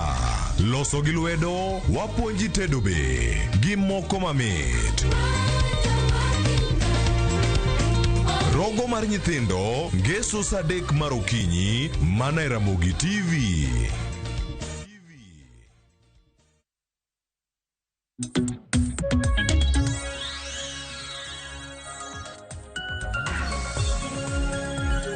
Machiegni kendo nyakwara Mugia Jwang mar mondo mi wadhi mbele kod twak maro e chenro mar mbako romo kinyi makawuono kama twak odore kod rawere ewi chal mar Kenya kaponi kitudri kod agisani antiere kae kod yawuoto nage ka achiel kod nyio nage ka koro gigolo pachgi kotudore kod kama Kenya ochomo to gino momiyo rawere podi oramo ni gibobedo ka giwuok ka gidhi ng'anya inya to chieng' tarik 25 juma manyien kama koro wach ne obobedo anniversary mar gigo manotimore higa mokalo manoneno ka rawere nowuok e ndara nodonjo nyaka e od bura nitiere moko mano unegi kata notho e kinde ng'anyo makamago ka bende ne gidonjo e od bura jatend piny nokoketo koke e paro mar chik mar omenda kata kamano higani to koro gibobedo ka giwuok nang'o to wuok e ndara no kata dhi e ng'anyo bende mabro bedo ka konyogi e kelo lokruoge mopogore opogore e pacho kae. Faith Angadi Mata adwa ni dhi mbele mana matin kaita mi Roni bende thuolo. Erokamano ahinya Joyce. Bochwak. Koro gima nawacho Joyce niya, wanyalo tiyo gi energy mineno vijende ni godo no. Gik moko ma very constructive. Iwinjo. To ok awacho ni oyieni bedo gi opinion ni. Inyalo wacho mari. Gima shida man godo gi osiepena gi en niya. Ka ng'ato wacho mare, ni nono the other time mane the likes of Kasmuel mane giwuok gidhi giromo gi baba ne gichako law Kasmuel. You are the same people muwacho nang'o sirikal goyo dissenters ni sirikal goyo jok mapingo to unto jok mok wacho language achiel kodu to dwa goyo pogruoku kendo gi jok mopingo karere en mane uchalru koro meaning niya umbulao gi mukia kata umbulao uonge agenda momiyo une streets uno dheni wadhwa kosuru chaos Ruto nyaka wuok kanyo mondo ang'o wadonje koro vijende shift that energy to something else. Jatend police no wacho niya 25th no eko biuru peaceful. Wadhi ang'owa kelonu arita. Wadhi ke alita. Lakini nitiere kuomu bende. Wan ko wacho no osechulu to tamoru. To unto wacho ni sirikal kelo gun si winjo. Nitiere moko kuom mabe osechulu moket kanyo niya dhi keto chaos. Iwinjo. To gino koni buwegi no because it has been happening since 25th last year. Anytime mubedo gi maandamano it's being infiltrated gi joko motimo ang'owa mobiro ga agendas magi. Koro mae mondo gochako bed pinyo go bura niya to maandamano wadhi e pile gi to nitie jok maketho no. Ere kare gimonego atimo opogore gi maandamano nikech the more we go to maandamano the more jomoko be biro to ketho ang'owa this same maandamano. Koro adhi ga gi kanyo mondo wadhi uru mbele. Roni korka kori.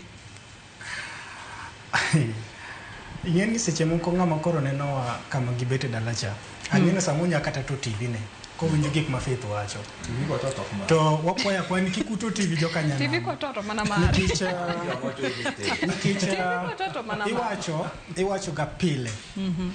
Ni poverty is a very bad thing. Yes. And that is one thing ma politicians make what you go as a tool. Kaki neno kaka koro rawera gi. Inyisa ni mondo dhi otera agenda makata en kokete ni dhi konyo wagang'o ok nya konyo. Mokwongo an gima dwa wacho Joyce. Gima dwa wacho Joyce. Sani gi samo wantie gi 21st century ni.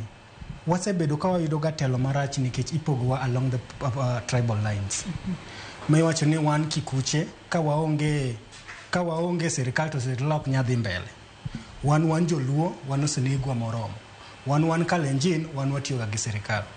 Sani nyaka Mbadi pio Wandai Jo gi Oparanya nyaka nye mitelo e sirikal lungo ni experts.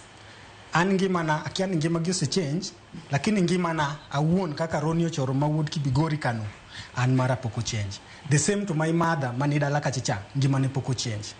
Koro mondo mi wayud telo malong'o. Telo wayudo mana malong'o ka wavote jotendwa based on gima gidhi kelo no ok based ni gin jowa. Wach mar jowa ni osehinyowa for the longest time. Wach man gimoro timore wabedo branded osehinyowa for the longest time. Omiyo ansani mokwongo the first thing kapoto kata dhi mbele awacho ni jo youth wa mwan go sani mawinja manidala mawinjo ka wawuoyo wavote uruji not based ni giriwore kodwa. Jogi josiasa gi gin ga josiasa gichiemo kigin gin wede. Sani wan gi wede tribes ariyo Kenya ka. Tribe mokwongo en mar common mwananchi. Mabe thagore nikech sami neno ni mimiyo wuon Ojwang siling kata ka milion 2 ma jatend piny omiye. This fight kata kedo ni oken kedo mar Ojwang kende. Wabire street nikech system obedo broken. System obedo broken all the way. Ne 2023 nentie movement monilongo ni sofria manji go sofria wige kini kech nego ji. No neg ji. Joma no negi poko yudo nyaka kawuono. Nyochi neno ki follow up Baby Pendo staff. Amane case mar Baby Pendo ne dhi mbele. Poko yudo justice kawuono. Kora dwa duoko gimomiyo ji dhie pap 25th. Ji dhie pap nikech wadhi paro ne sirikal ni ntie jok moko mano negi mapok nomiyo justice. Lakini penjo monego beno penjore maduong' inego wanang'o. Mani se penjo o sirikal nego jogi nang'o. Nikech seche moduokwa gimomiyo inego wa onge tende mondo ka ok onego kwa dhi street giwe nego jopiny giwe nego jende nikech ojende wacho ga ni future mar piny. Mogik onego beni wanyiso vijende ni seche mwadhi kuchocho ji onego bed mokwe. Lakini nyu neno wang jowi nyoru gima nyotimore ka guns mobedo hired gi ng'ama kia ni en state okang'eyo ler mare. Rob ng'at mane dhi mana tije jaduong' gigoyo piny magi yiech lepe kaso gichikore apiko to the same gun ginyo or rough up even journalist kasto gun gi pod dhi gi polise kamoro achiel. Anuoyo kendo nasewachi nanuoyo ni samoro polise moko beyo eigi lakini nitie gap e kindgi monego beni loso mondo chain of command odhi mbele. Kani jatend piny mokalo Migosi Uhuru Kenyatta ne nie telo nowacho chieng' moro achiel ni bunde momi jogi en bunde mag rito property gi life. Lakini ang'eyo ni nikech governance marach mosebedo e kind sirikal mokalo kata masani mokea kata about police. Yudo ka these guys are also frustrated. Iwinjo gimbe gin gi mental problems. Seche moko ko ori street kanyo iwacho gani golo gimwa nie wite kata ko yudwa ochwadi okochwadi ni koso ochwadi ni emben gi. So onego beni at least police be ng'iyo ngimagi mondo achiel 2 3 elements maricho go emonego beni pudho. Lakini wach mar Migosi William Ruto oro pesa ne wuon Ojwang, pesa to bero kata mora jite dwaro pesa. Lakini kosenyuoli njoi sani okin property mar mamau. Okin property mar jonyuolni. Sani in property wa. Iwacho gani janyuoli ntije nyuol. Nyathi Nyasaye gi sirikal marito.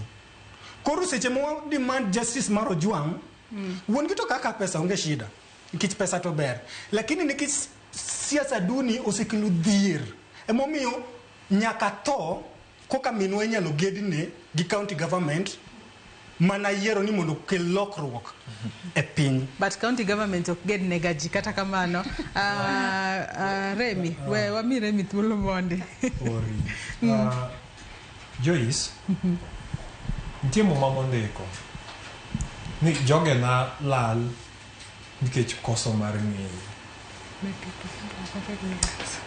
And ka winjo kata ka ng'iyo kaka owetena wuoyo chunya bedo gi lit.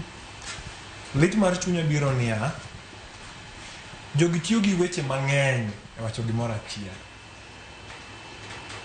Sani kuma wachope ka dine wabed joma ng'iyo gini e yo matut dwa ng'iye kaka mana ka wang'iyo two sides of the coin. Koni nigi weakness mane to koni nigi mane. Serikal nigi badene mopogore opogore to police en independent body.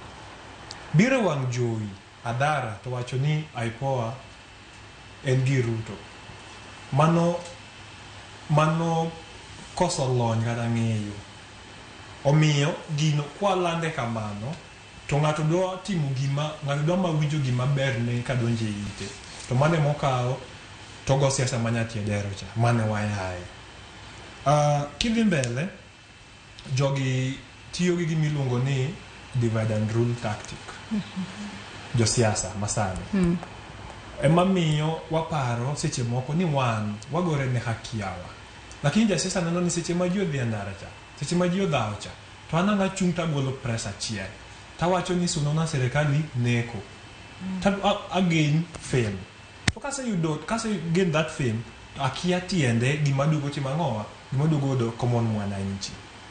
Machielo weche ma gima timore mwapod wanuoyo Joyce en ni constitution kata gima tawo chik ma Kenya wacho maber ni ndaro yien wan dhi.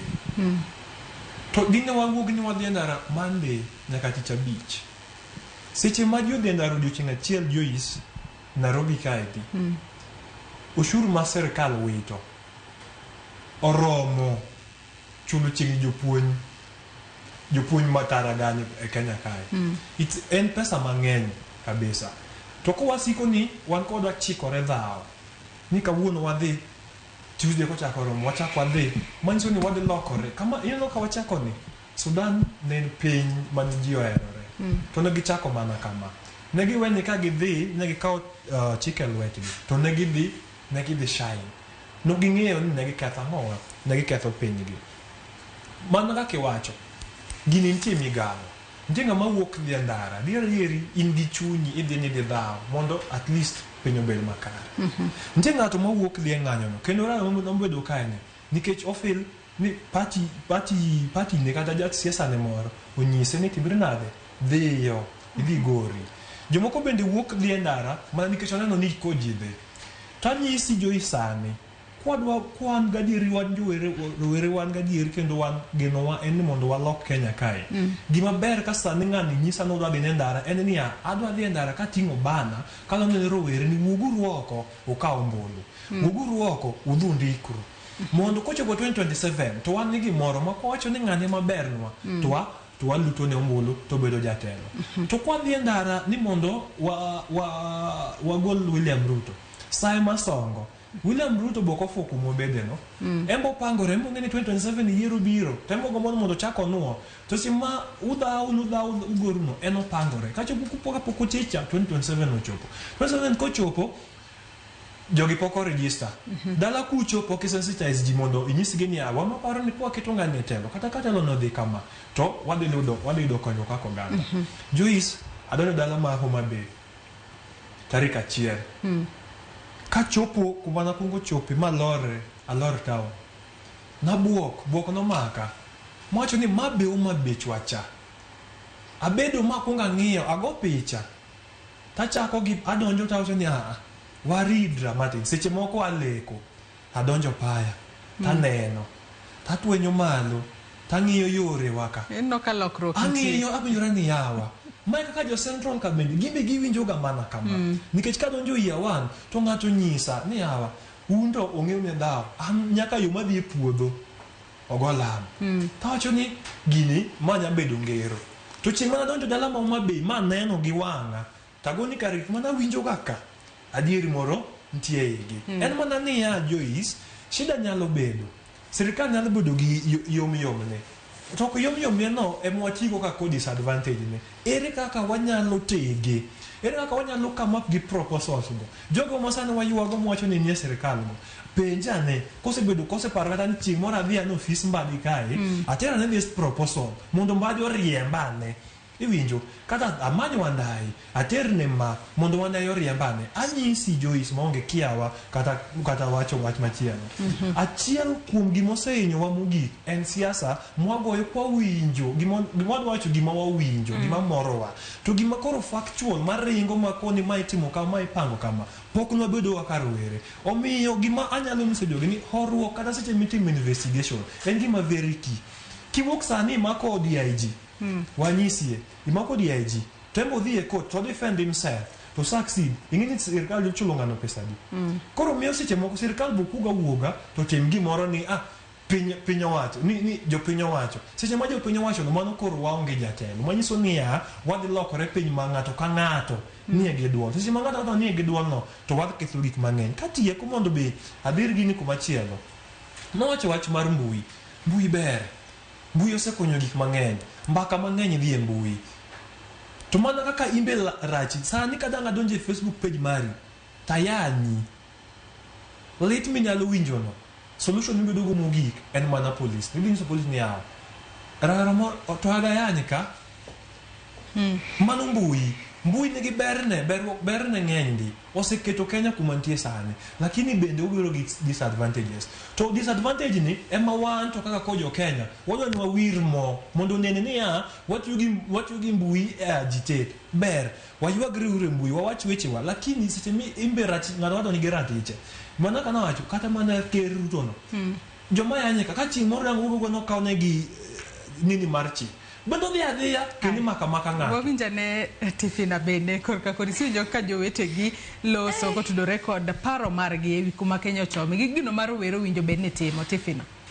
Joyce, an koro kumose chopeni aneno ka dhoga moko nikech gik ma winjo kae kata da bed ni ane maneno TV to dase loro nikech kuom wacho adier ok inyal wacho ni ati wewe gi kanyo wewe wachno ang ni Tifina idi matek koro ing'eyo gima timore Joyce.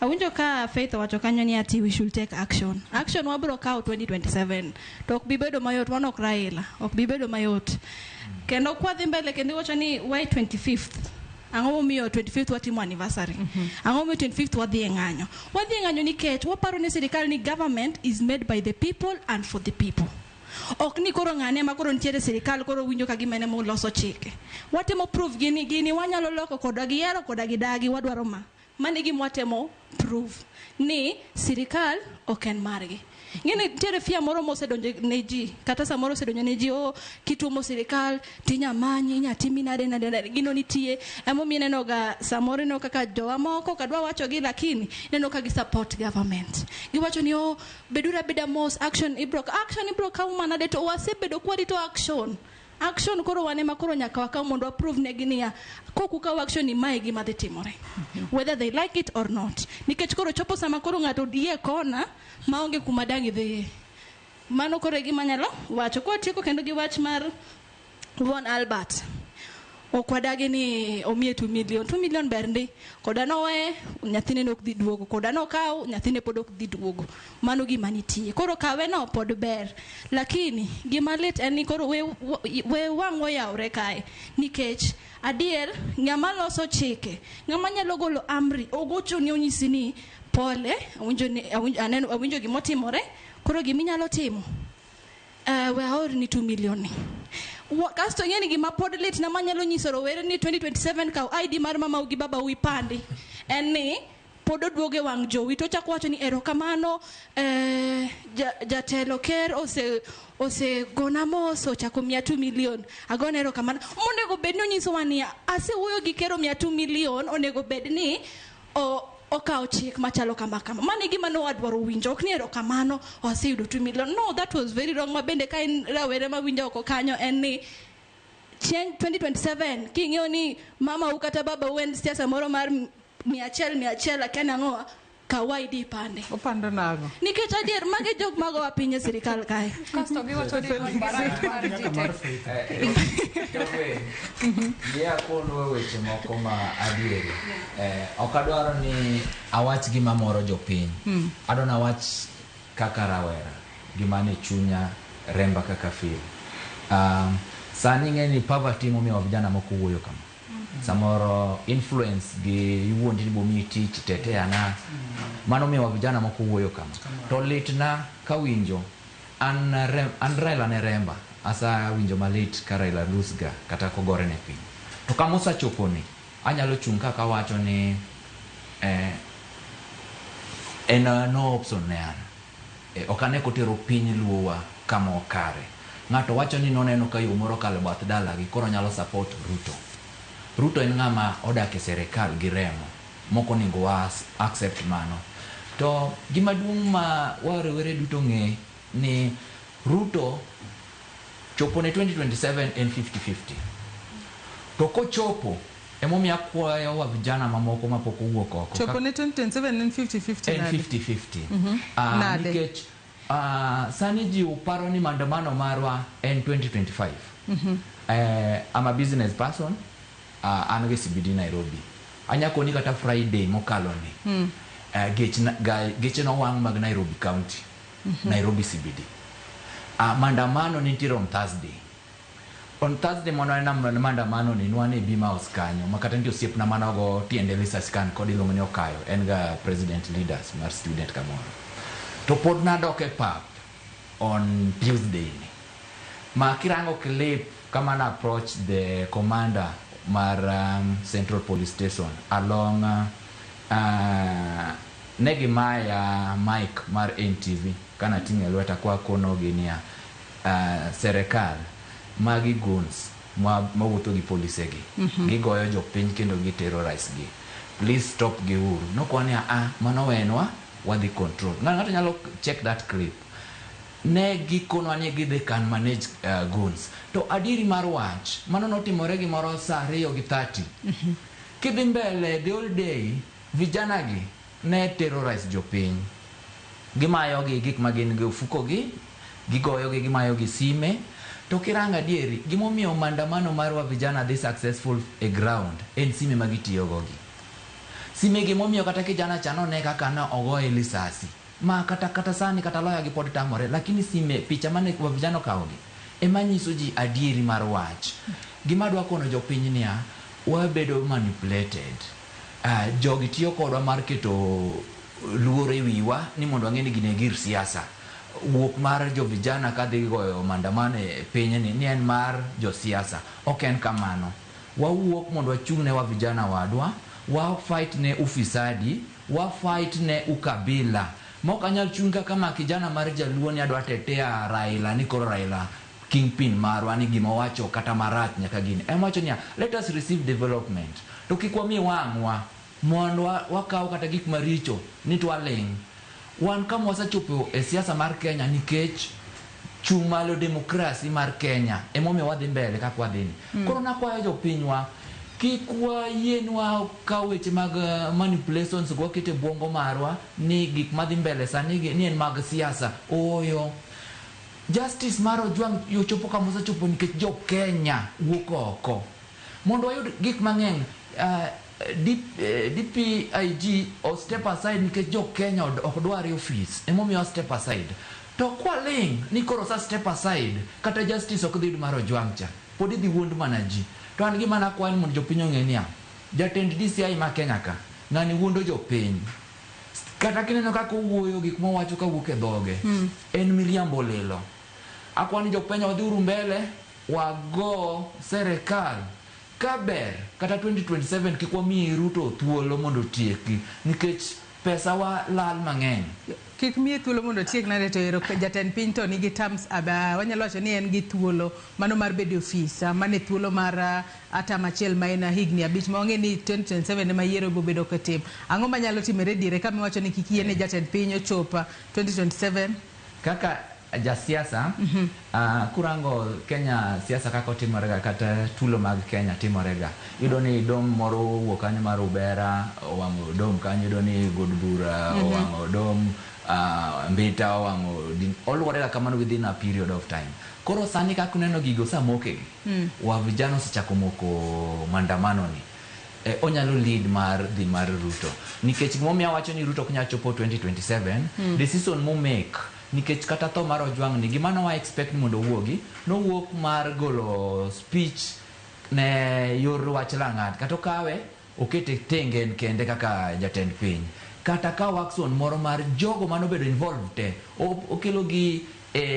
okelo gi mbele ji kapok otiko kata 1 week ok ni wuoyo gi jajwal ni chakende sani mano nyalo wacho ni jonyuol temo sawito nyithindgi od justice koro orito ga kata no neno last year kano maandamano okaw ga time mare malong mar making a decision to mano men nyiso niya en poor management mare mano madhi keto bedo downfall mare koro gima timore sani maandamano this sani right now in the town CBD Nairobi mano kudanga wuondu to akono ni Tuesday kata kapok ochopo 2025 maandamano dhi mar 2025 no onyalo bedo mar golo Ruto e office ma 2025 or 2025 no 25 25 onyalo bedo mar golo Ruto e telo ka jopiny kia. Ay, mano bende madwa kele penjo machielo ni agenda mano mar wuok e ndara 25th kata tarik 25 mano mar juma manyien en ang'o? Agenda bro bedo mane ma bro miyo rowere adwa ni mak paro no gi kanyo inyisa ni wadhi e yweyo moro madundo mak paro no gi kanyo wadhi e yweyo moro madundo kwa duogo ote bende abo bedo kasomo nyakwara Mugia Jwang kidhi mabor. Sani koro ken anniversary en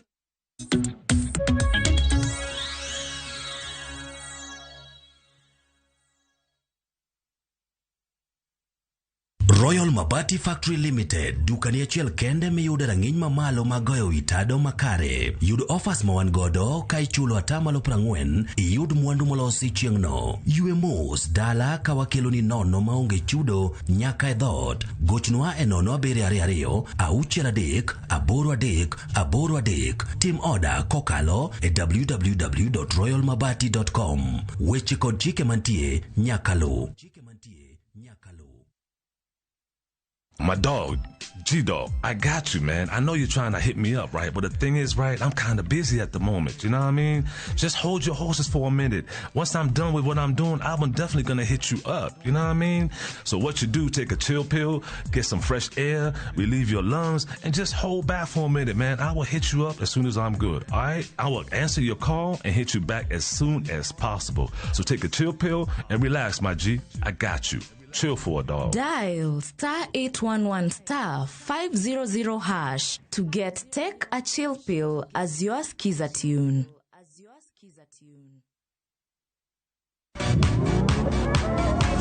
Ado manyien kod talanta manyien duto romo kamoro achiel. Chakre thum mag pinywa nyaka mag pinje maoko.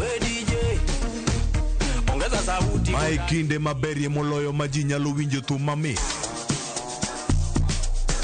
Puonj jothum manyien kendo tim nyasi ne jothum muhero. Mae en ndiri mar jothum kod kit thumbe duto. Pado manyien wuok tich nyaka tich abich saa 5 onyango.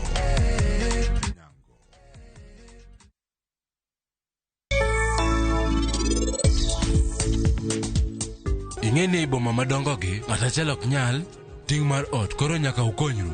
Rajiv kowuok Ibogati mang'o koro ber ka in bende somo mondo ikony jaodi mar Rajiv gi ting' mar ot. To ere kaka an anyalo dhi e college sani? Wachna gimomiyo iwuondo parinet.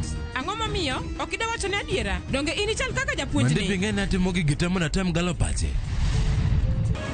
Kawuono e odiechieng' mokwongo matiyo gi nying Rajiv. Parinit Rajiv Bajwa.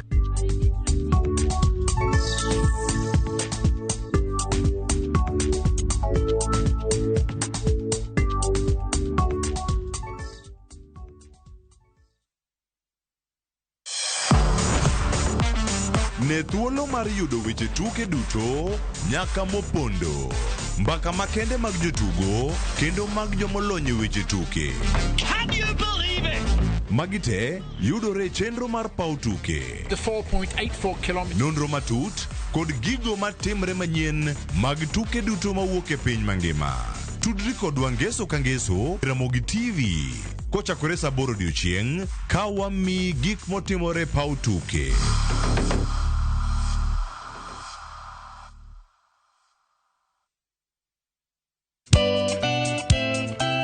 Ngeso Kangeso saa 11 mamidhiambo.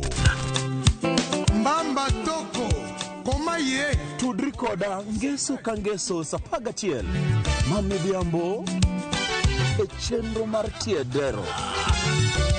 Oka kama wabro budho manyanga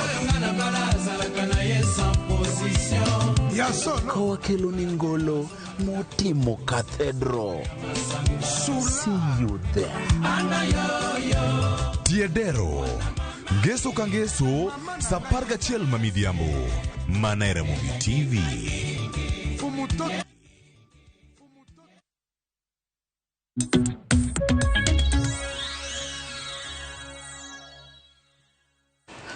Machiegni kendo nyakwara Mugia Jwang' e telo mogik e twak mar wecheno mar mbako romo kinyi makawuono med tudri kodwa kokalo yorewa duto te mag tudogo kinyi makawuono. Asomo kuom ote ma nyakwara Mugia Jwang' chwalonwa kokalo yorewa duto te mag tudogo kinyi makawuono. Ote makamago abo bedo kasomogi achiel kachiel. Kinyalo mana ketna moko kuom ote ma nyakwara Mugia Jwang' chwalo. Bila shemotho ng'isa ka ni greetings Joyce aluo twak mar chal mar Kenya kendo amoro. Ng'isa ka ni Joyce amoro kod rawere ma pacho kae kendo welo mane studio.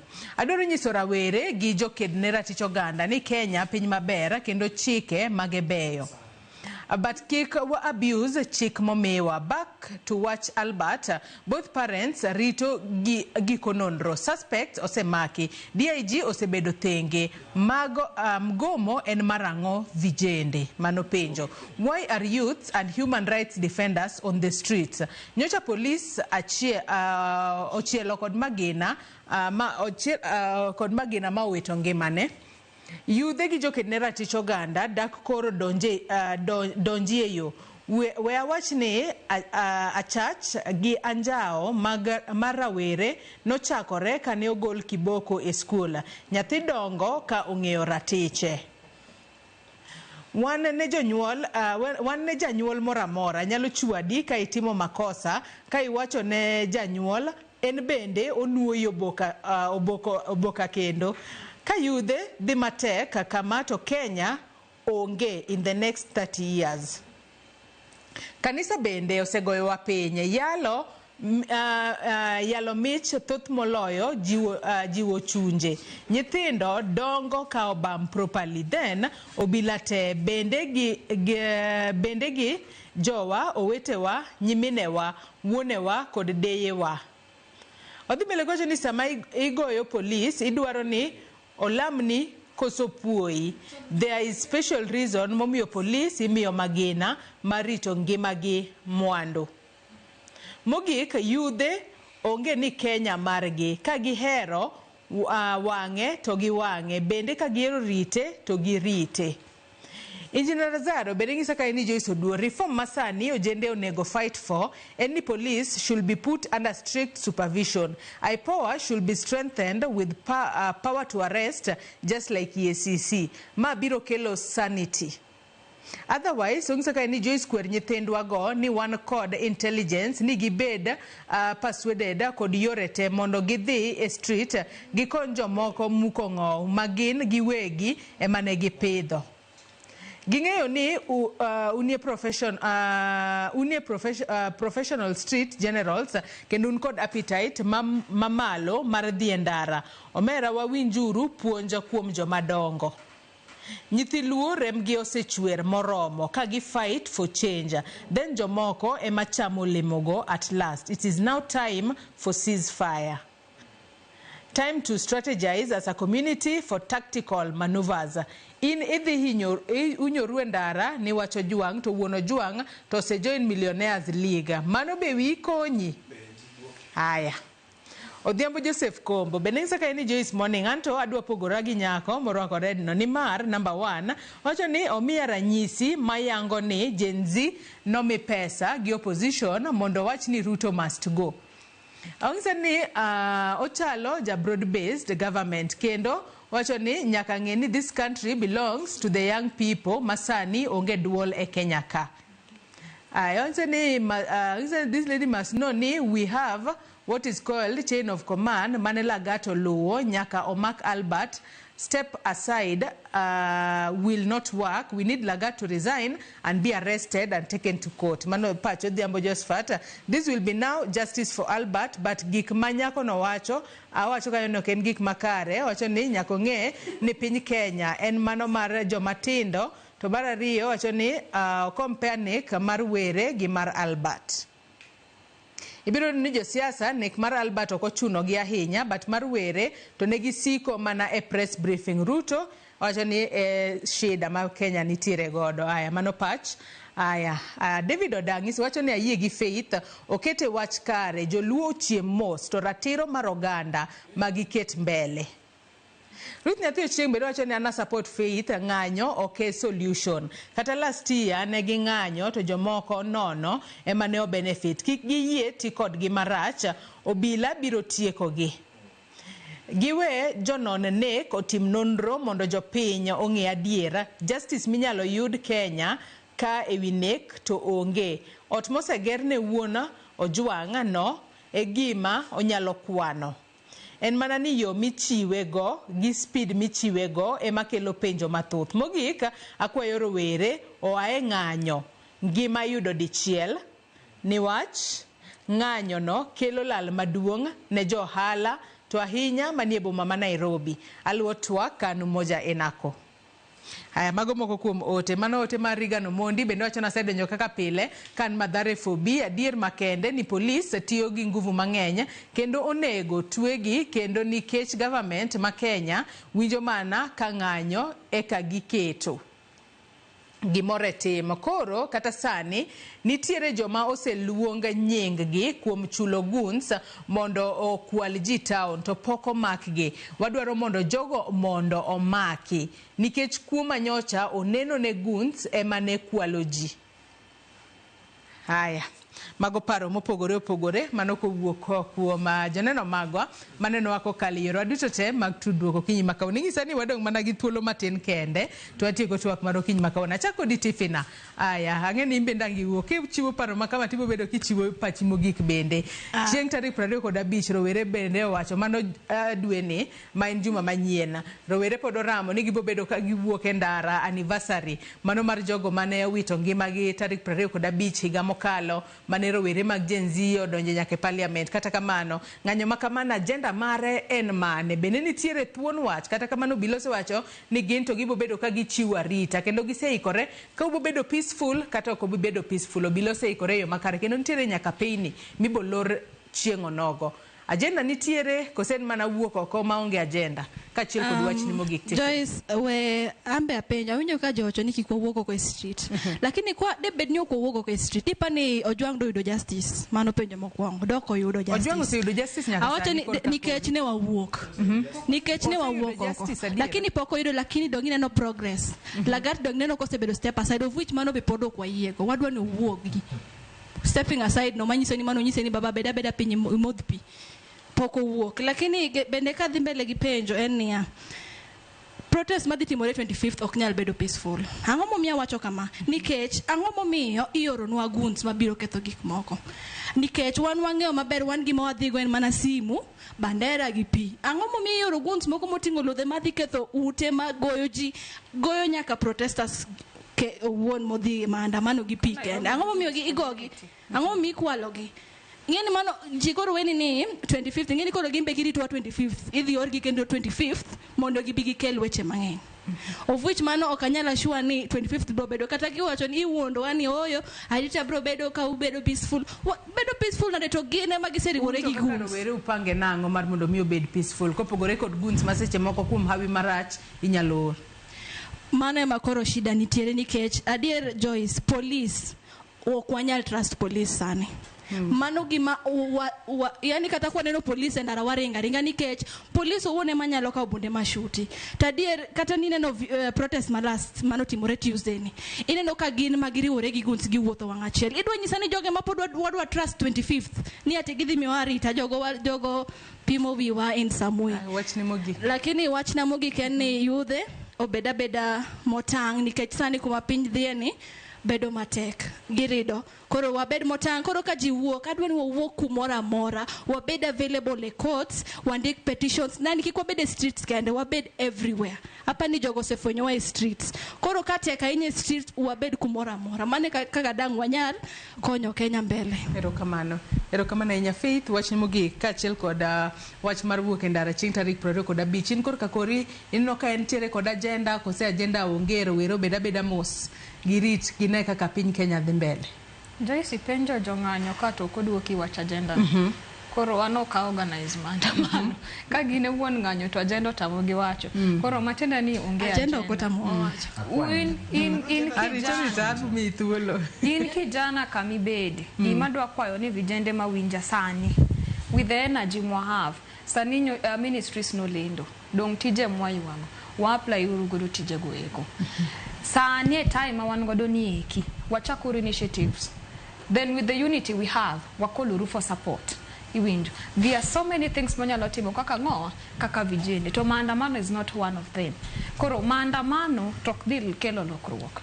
Ibro dhi maandamano to weya nyisi neno hype ma jopiny mini en ga hype mana Rex no mi hype sani koro jiwane justice for Albert iwicho jopiny dhi hype for 1 week for 2 weeks tidhi wei kanyo liel jonyuol ni madhi bedo gi liel jodalo we mane gi liel to in wach no ruma kamano iwinjo koro vijende beduru ot timuru gik munyalo timo ji kik dhi ndara maandamano ok dhi timo ang'owa ok dhi konyo because use try maandamano it's not working koro ideas mwan godogo to bende ng'enia nitie gima badwa wacho we are not the generation that we think we are.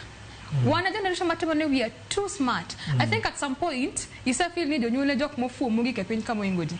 But the more you grow up ifonyo niya jonyuol gi career very wise maingo jongo kendo. To kama wantiere sani gi Gen Z they think ni the smartest gina mane gi kuongo.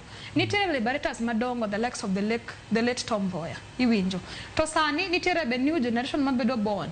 To the rage to giteko ma ungodo ni ntie jok mono sebedo godo kendo but gigiti nyalo achieve kokale okang you can't just come to create distraction to create chaos to de kamano koro ji beduru we uru dhi ng'anyo miuru sirikal support mondo tim gik manyalo timo iwinjo sirikal bose winjo you saw the report mane police notimo ne gindiko ni we are sorry to the family of Albert iwinjo machane ne gineno niya not imore gise accept na gin gi makosa we are sorry magi chak gi wacho ni next time biure maandamano if you have planned your demonstrations peaceful we will be there to protect you but koro uno di biro and then because create chaos in CBD Nairobi business community be wacho nango okwadhi chung to andwa ngowa the pain because that is how it has been happening wambe wadhi biro kanyo gi ludhe to wadhi goyo no wacho ni reka ni kata ni business community rakudhi biro gi ludhe machal the same way biro gi bandera machal unaona so it's the same unity kaka umunyo bandera machal tu nyio placards machal kaka geme ginyewa ngo ginyeo ludhe machal koro mogik niya mane oganda na maluo te vijende te woguru eng'anyo energy ni gima sano ningo apush niya wanda ine kar stima kata ang'ombe mi uto tungu ta podonge stima un kaka vijana mami uru makuru nango un kaka vijende maiye kocha siaya iye kono buyoma umakuru dangera ka stima chopo koni iwinjo in kaka mbadi in ka finance ere giminyalo timo na katoka vijana this is what we want youth groups manidala sani serikal no chone they roll out a plan mar pa ward imyo youth group 70,000 ere ka gini wa make sure ni wani makongo trap makicha ko roll out program ni tichake gi Nyanza wa ko kikele malo koni uwezo fund sani I'm sure mine wakira ntire funds moko ni uwezo fund this is I think mambadi nyalo ti initiatives moko miju youth moko tije katapa 10 kamano gidhigi spread this information ni mine nyalo yudo pesa in these ways so we can do a lot of things let us remain united but purposefully okne united to cross scale ero kama na nyaroni wach ni mogi kachel kod agenda maru chieng tarik 20 kod 5 otek nikicha faith pod engenzi donge faith engenzi mano pod wadwa thou give that mindset for the next probably 50 years koro we still have a long way to go watch na mogik especially on 25th anakwayo vijende nikech article 1 of the constitution on the power belong to us right we can either success wanyalo tiyo kode directly or wanyalo delegate to the leaders donge koro in this case ne wasa delegate power to the leaders these leaders are our servant ang'eyo ni seche moko pod watindo wanyalo bedo ni waonge gi house helps but seche ma in gi house help ni tido ka gimoro kotimore kaka nyathi owang' ibiro yudo ni nyathi otugo gi mogo nyathi odhi hospital koro ni atich kaka injoys kidonjo tido ka nyathi ni owang' ng'ami kungo penjo mokwongo en ng'ama ni wen ni nyathi orit ni nyathi donge to konge kod duoko maber inyalo miye chance kata inyalo fire mondo ikel ng'at moro ma competent mondo orit ni nyathi story ni ok en story mar nyathi kende nikech wachalo kaka boss mag sirikal mwandiko to seche mwamiyo sirikal teko mondo mi oritwa to wayudo ka nyathi onegi kama ne onego beni irite then we question right 25th an gima nyalo wacho ni seche ma vijana dhi wuok oko, wadwaro ni ji owuok oko peacefully, ji oting' bandera, nikech that is within the right momiwa. To seche mwating'o bandera, wakwayo sirikal kod county government mora mora, obed ma Nairobi, kuonde tete ma ji dhi wuoke, ka wang'iyo anniversary mar akina Rex Masai, ma Faith wi osewil go anto ya pok owil gi Rex Masai, mwadwaro ni Rex Masai mondo mi oyud ratiche, mondo wang'is sirikal ni waweyo wayie tiyo kodu, lakini wadwaro ni mondo uti kodwa. En gima lit mogik. Yes, en gima lit sana kapod wabedo kae kaka rowere, nikech until gini ochopni e ot, until ochopni e ot koka ibiro ng'eyo lit mare, lakini kapok ochopo to nyaka wawuo, nikech wakia ni kiny en ng'awa. Kiny samoro nobed an, kiny samoro nobed kata kijana ni, nikech Orengo nowacho 2017 ni sirikal chamo jogi. Sirikal masani neno panishwa kaka vijende, kino chak panishu, sirikal sacrifice. Omiyo vijana wuoguru oko, wuog peacefully, unyis ukwed telo maricho. To moloyo ni DG Eliud Langat kik duoge telo. Eliud Langat kako dhino. Eliud Langat kako dhino. En odhi adhiya kamano, wakel ng'at moro at least chieng' moro ka diponi accusation obedo made. Nikech sani wiji owil nyaka gi gimomiyo ne ojwang'o wacho ni Eliud Langat nonego bedni ne nigi makosa. Thuolo marwe marumo. Remi, wachne mogik. Okadewo mang'eny nikech dala kucho nyisaga ni kikawo letigo e kidi onge gimitimo. Mara en ywak ne jowa. Injinia Lazaro owacho wach moro ma ka ng'ata mobedo e panel ni neno mbele dino seneno, ok wariek malo jonyuolwa, kendo ok wanyal neno kiny gima pok gineno. Mwatimogi nosetim, onge gima nyien e bwo wang' chieng'. Omiyo kawuok tanyiso jowa ni lweny mwadhiye ni ok en marwa. Ndalo mane wadhi e ng'anyo Joyce, noluongwa kinyisowa ni sisi watu ya maandamano, sisi watu ya kuharibu vitu za watu, sisi watu ya sijui nini.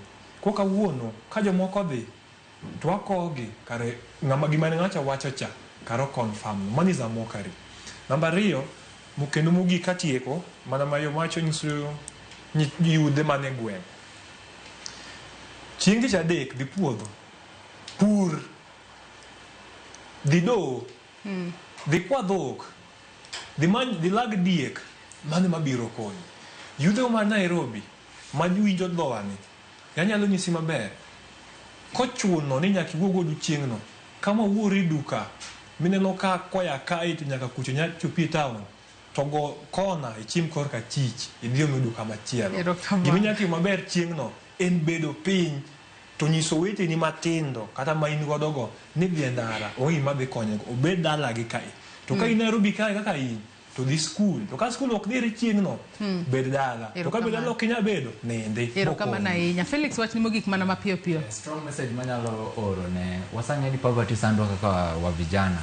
To gima nadwa kwayo niya, kik ng'ato yie ni miye pesa ni dhi gogo jowadu kaka aseneno kabedo. Ten warning ne Gaucho, aneno kitiyo kodi gi serikal bro tiyo kodi in bende. Koro nakwayo ni wa vijana waikre uru ne 2027, jomany kura, jomany ID, joma ongego. Wadwago kura, wachange the system mar serikal ni, eko wanyalo. Kik warang ni president kende, wanyalo keto ng'ato to system no will not favor him, oko bitiyo. Koro problem ka ni wakauru kura, wadwa change uru system, na wa vijana wa contest position amara machunyi nintirego. Obed mbunge, obed ang'o, wadhuogu roko from MC nyaka president malo, wa vijana kauru kura mondo dhu umanya positions gi serikal. To maduong' moloyo te, wabeduru kwalemo kwalamo ne Nyasaye. To jo oganda wa Dagoretti South, akono ni an kodu nyake ballot 2027, kiku give up. Ankodu. Erokamano ahinya. Obilashe Mothou kendo bende ng'isa kae ni ka youth accuse the government and the police of being rogue and unruly, koko giketho mwandu magitimo koro miyo kara koro gichal. Two wrongs do not make a right. Nyakwara Mugejongi kanye machopo gode giko mar twak marwa okinyi makawuono. Agoni erokamano ahinya kuom kawo thuolo maru mar mondo mubi e studio wabed kod twak maket kod Nyakwara Mugejongi. Imbende agoni erokamano ahinya kuom ote magi.